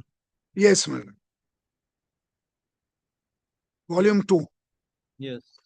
Now, my lord, this is, my lord. Now, my lord, yeah. Now, my lord, kindly see, my lord, family tree, R.K. Garg. R.K. Garg. Then, my lord, Parmanand Garg, Rajiv Garg. That's, my lord, the petitioner side. My lord, petitioner number 1, and my lord, his father, Parmanand Garg. Yes. My lord, extreme right-hand side, Praveer Garg, respond number 2, and his father is Purnanand Garg. Yes. Now, my lord, kindly see, my lord, who are, my lord, in the middle. Urmila Garg is the sister. Correct. Now, my lord, H.C. Agarwal, who was the partner, is her husband. So, the brother-in-law, my lord, was involved. And, my lord, their, my lord, offspring, my lord, is K.K. Agarwal. Now, my lord, now, kindly see, my lord, page 505. No, K.K. Agrawal. Acha. Yes. My lord, H.C. Agarwal was the partner of GPI. It got taken over, my lord, by the company. Correct. Their cases, you had no role to play as far as GPI is concerned, so you cannot claim equity. Correct. My lord, I am saying no, I can. I was a subscriber to the articles. I was number 2 because, my lord, it was incorporated under 1913 as being a being a subscriber to the articles. I am actually a director from that date, not 1958. In any event, GPI ran, my lord, on number 1, my guarantee. My lord, I've got those dogs which have not been considered. My loan, which is why I was also given shares, my lord, in this company. Okay. Kindly, that's not considered at all. Now, my lord, kindly have a look.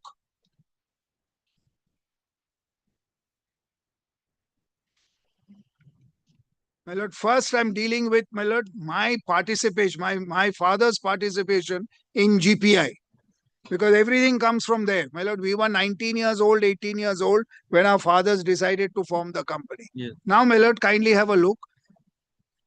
My lord, at, my lord, first, my lord, paragraph 7, my lord, of the rejoinder. My lord, I have stated this, which is page 464.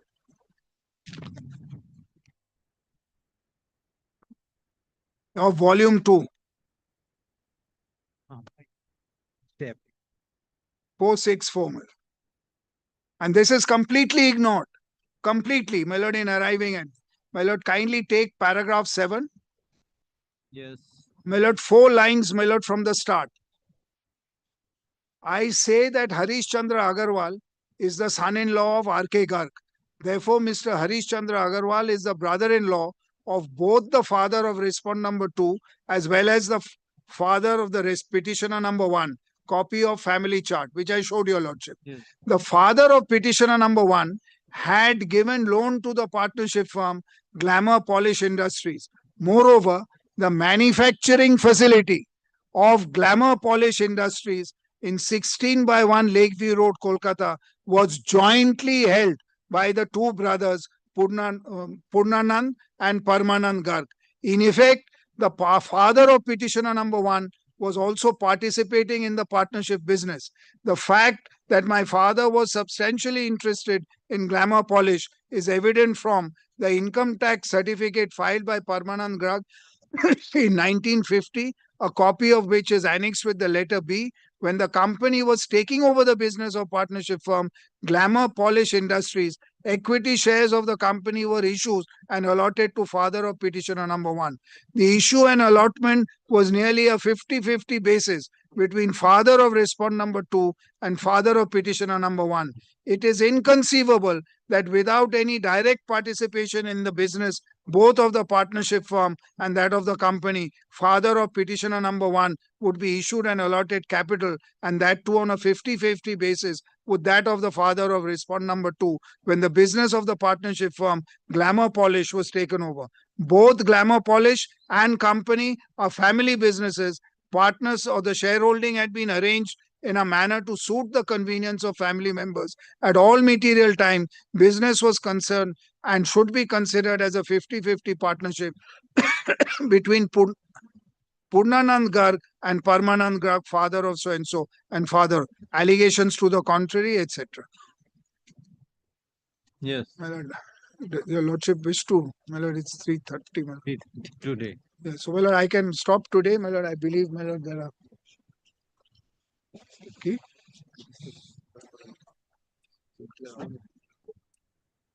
Counsel for the appellant has argued the matter at length, but due to paucity of time, hearing could not be completed. Let the matter come listed on. What is the next Wednesday? 30th July. My lord, is it my lord's pleasure, my lord, to take it about 2 o'clock or my lord, 3 o'clock or my lord? First, company matters take us 2, but on the next Wednesday, first I will take the miscellaneous first. Very well, my lord. My lord, if your lordship fixes a time, my lord. Or I will take it from 3 also. 3 o'clock. Very well. I'm grateful. Grateful. 2 and 3x. But I was mentioning item number 4, my lord. Yes. Item number 4 in this matter, my lord, the official liquidator has sold the property. Your lordship can remember the last order which your lordship was pleased to pass. My lord, that starts from page number 9. Reports Page number 10. My lord, one property was sold 523 crores and another was, my lord, 83 crores. Yes. My lord, the entire payment has been received. So, my lord, I am only seeking, my lord, your lordship kindly grant leave to the official liquidator to hand over the possession of the property and to, my lord, execute the necessary deed of conveyance in favor of the confirming purchaser. My lord, that So is total paragraph. amount they have deposited? Yes, entire amount has been deposited. Kindly see paragraph 5 and 6. And, my lord, there was a meeting in between the my lord, the banks regarding the other properties, which has also mentioned in page 8, my lord, and annexure, my lord, B, that is the consortium meeting where, my lord, the consortium has agreed to fix the valuation 27,47,000. That is page 18, my lord. So with regard to the solar plant, new and Yes. fresh steps you have taken. Yes, my lord. E-action notice has been issued. Yes, e-action But notice this has is still it has not been concluded. not been concluded. But the valuation has been fixed, my lord, in the consortium meeting, my lord, 27 crores, 27 lakhs 47,000, is 27 crores 47 lakhs 70,000. That is page 18. Okay. So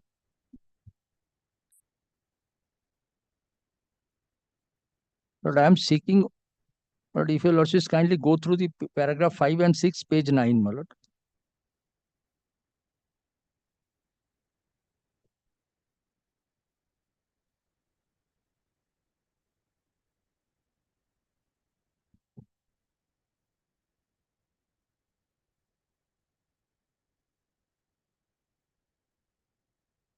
Learned counsel for the official liquidator has submitted the report wherein it is mentioned that DIR power plant mentioned that the highest offer received as rupees 50 submitted that the Paragraph 5, my lord. who has submitted this, who has paid the total amount? DRI plant, what is the name? My lord, Rungta Sons. क्या बोला?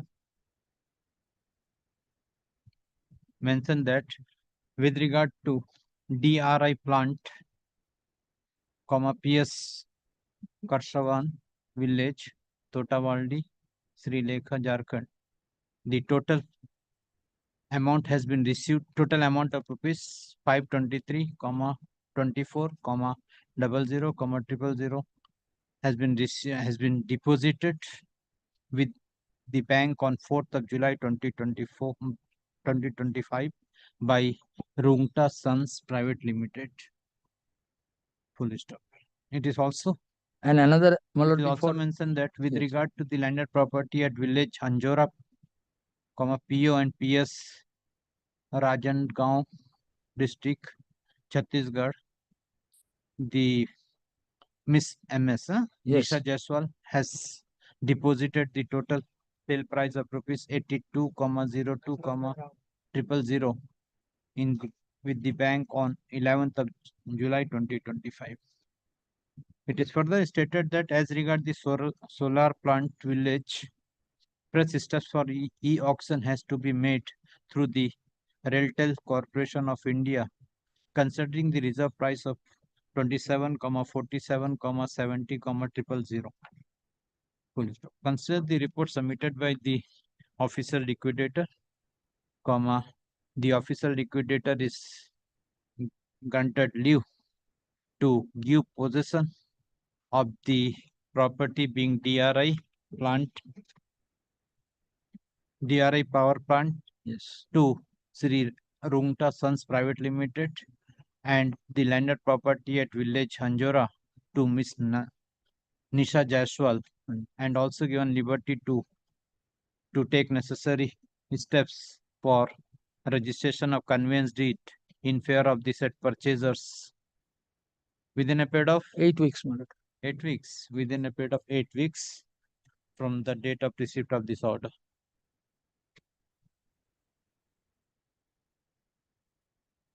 Ovena. I'm told that within 10 8 weeks kar do. Within 10 weeks, full stop. The official liquidator has further granted leave for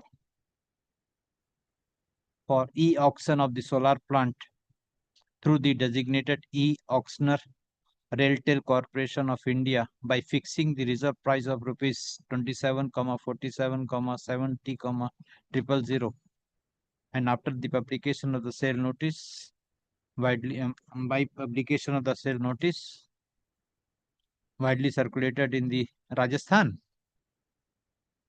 Once in English and once is Bhandakunar.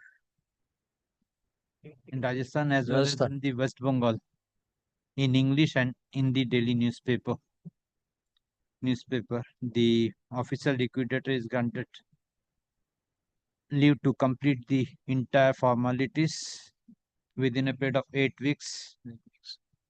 8 weeks with regard to the auction of the property, auction of solar plant within a period of 8 weeks. 8 It will weeks. be done. 8 weeks. 8 weeks, full stop. After completion of all the formalities, the official liquidator is directed to file the report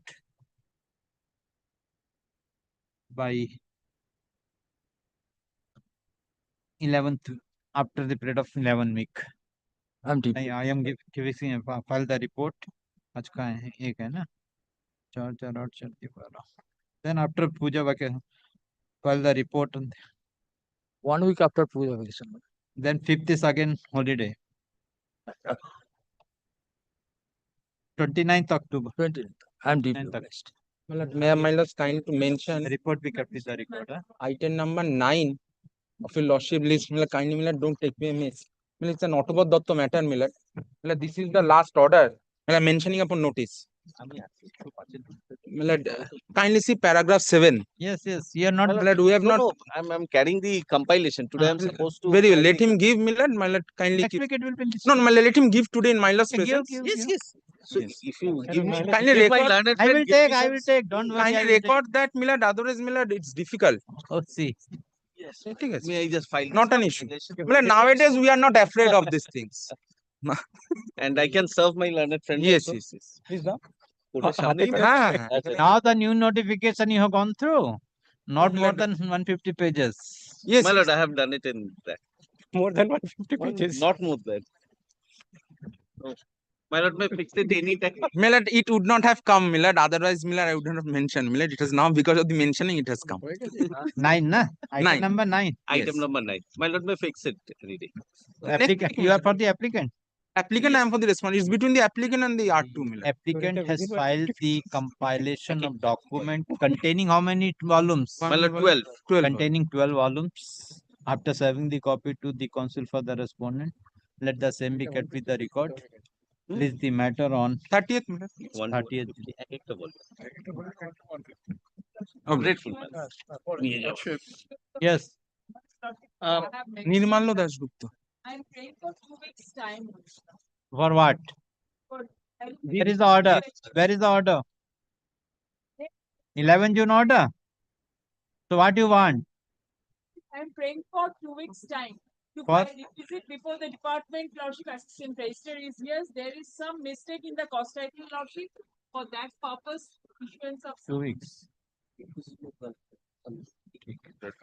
Item it is not in the list. 83, Lordship. 83. Item number 83 record.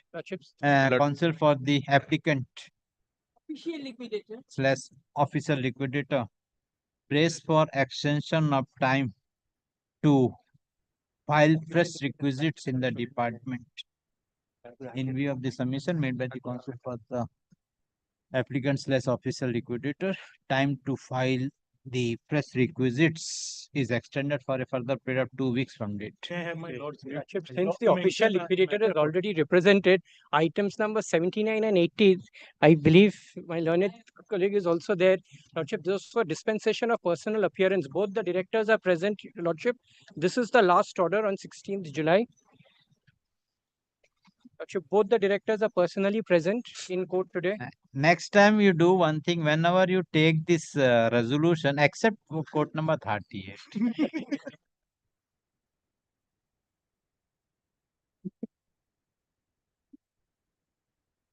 Yes.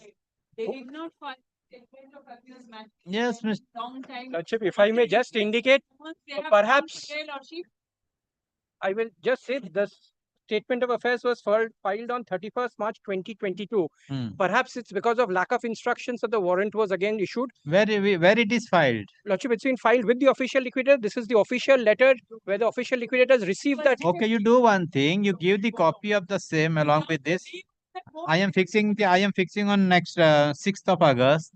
I am dispensing with the personal appearance. You file your report. If it's filed, you file the Lordship, report. it's been filed in court records also contain it. The statement of affairs is also. Matter, they could not take a leave from the court and they have filed before the official liquidator office and they refused because they said that you have to take a leave from the court. Only a matter of officially. So now they have come with this plea. In 2022, it's been filed. Learned counsel appearing for the what we say, accused or opposite party? It is Lordship, it accused. was accused because for non-filing of the statement of affairs. Learned counsel, both the accused persons are present in court in person. Police learned counsel appearing for the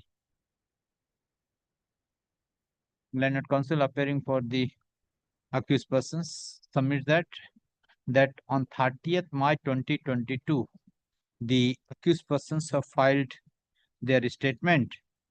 What you have filed? Lordship, it's been served on the official liquidator. It's a receipt of the official liquidator. Includes the file the statement of affairs to the official liquidator. Full stop. Full stop. Learned counsel appearing for the official liquidator submit that the official liquidator has categorically directed the accused persons to file the said statement of affairs after taking leave from this court, but till date the official liquidator has not obtained leave from the court. That's why they have not taken the leave from this court. Full stop. Considering the submission made by the counsel for the respective parties, for the present, the personal appearance of the accused persons are dispensed with. Full stop. The accused persons are directed to take appropriate steps for filing of statement of affairs on the next date fix. Come on the next The date. defect may be indicated, then we will cure the defect. Come on that day. If you serve the copy, I will give you. Then serve the copy. If in that defect, then you file that. Let the matter appear on 6th of August 2020. Lordship, item number 7, I'm only praying your Lordship can be taken up. This is only one matter. Lordship, 79 and 80. 79 and 80, yeah. Lordship, item number 7. I'm only praying if this matter can be, it's a very short matter, if it can be taken up on the priority on the next week, your Lordship. I've mentioned this number of times, your Lordship. It's a very, very short matter, your Lordship. I will not take much of your, I will not trouble your Lordship with much of your time. Item number?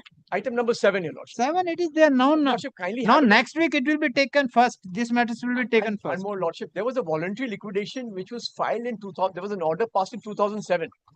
Now, Lordship, the CP number is not mentioned in the order. The department doesn't have the CP number, nothing. So we want to file a company application in this CP. We are unable to file it because we are not. So how the CP number will be ascertained? No, Lordship, this is a big problem because the department doesn't have the CP number. Correct. No, Lordship, the I'm CP only seeking leave, your Lordship. Now the CP number is not there where the CA will be registered. That's my whole problem, your Lordship. I cannot even file an application in this regard, your Lordship. How do I proceed? I'm really. It is not in the website. No, it's By not. name you cannot It's ascertain. not available anywhere, your Lordship. We have mentioned this matter a number of times also again.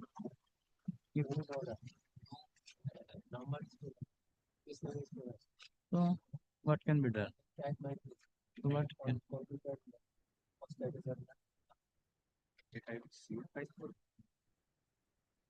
Because CP is also not there.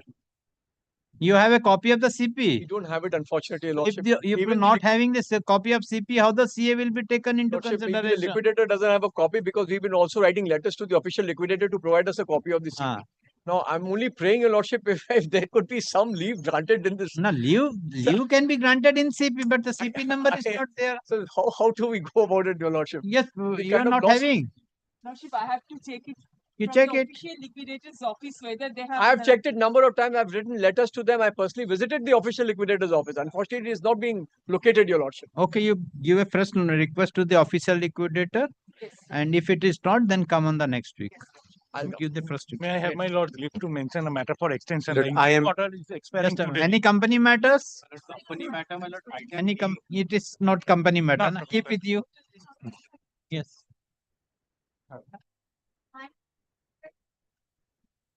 On the last occasion also, sir. Yes. Who is for the other side?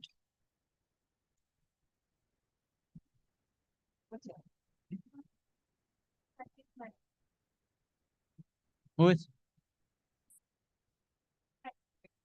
Yes, I am. On the last occasion, I told your colleague, you are only taking the adjournment. What is the matter about?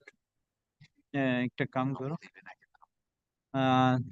90 item number 93 94 counsel for the applicant.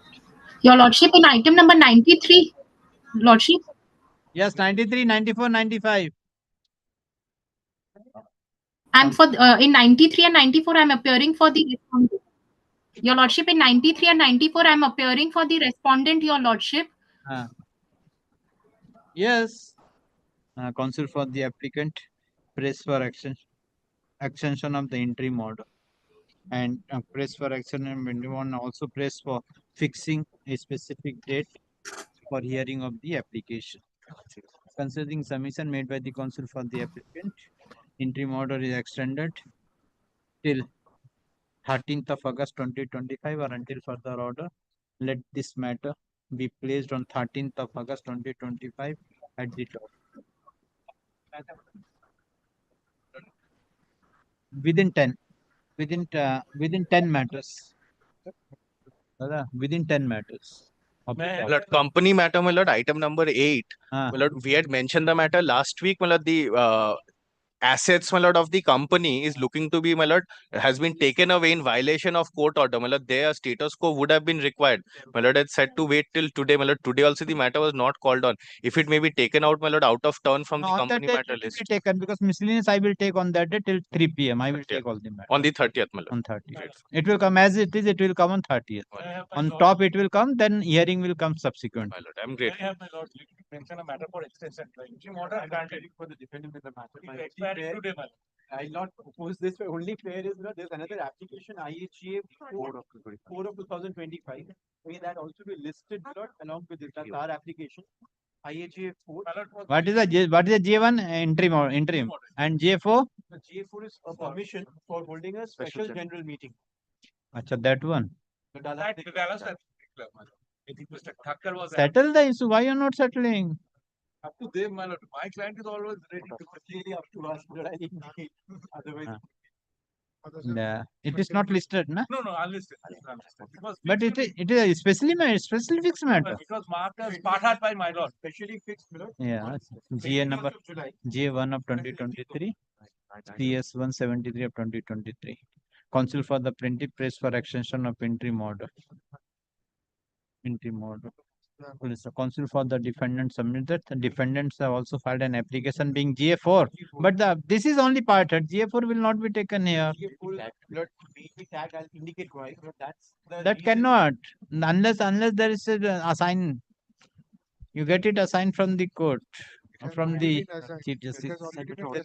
Arindam Mukherjee kaç থেকে this already instruction is that it has already been assigned because it has been released by the honorable court having determined it. So if it assigned, then you mention it. I will take it. That's sure. Assigned to whom? Assigned before this honorable court. By which order? Has said that No, there is no order assignment. on the previous occasion we have mentioned it, but your lordship told that it is. We have also spoken with the department. Yeah, assignment में आया क्या याला? Huh? We are not received. Okay, I am not passing any order, only extending. Let the matter appear on. And is extended क्या बोला? ना वो छोड़ दो. In view of the submission made by the counsel for the plaintiff, the interim order is extended till 12th August 2025 or until further order. ये matter list में है? Was appearing as 345 matter on 18th of July and 21st of July. कोई date है? Can it be fixed on 12th at any time, my lord?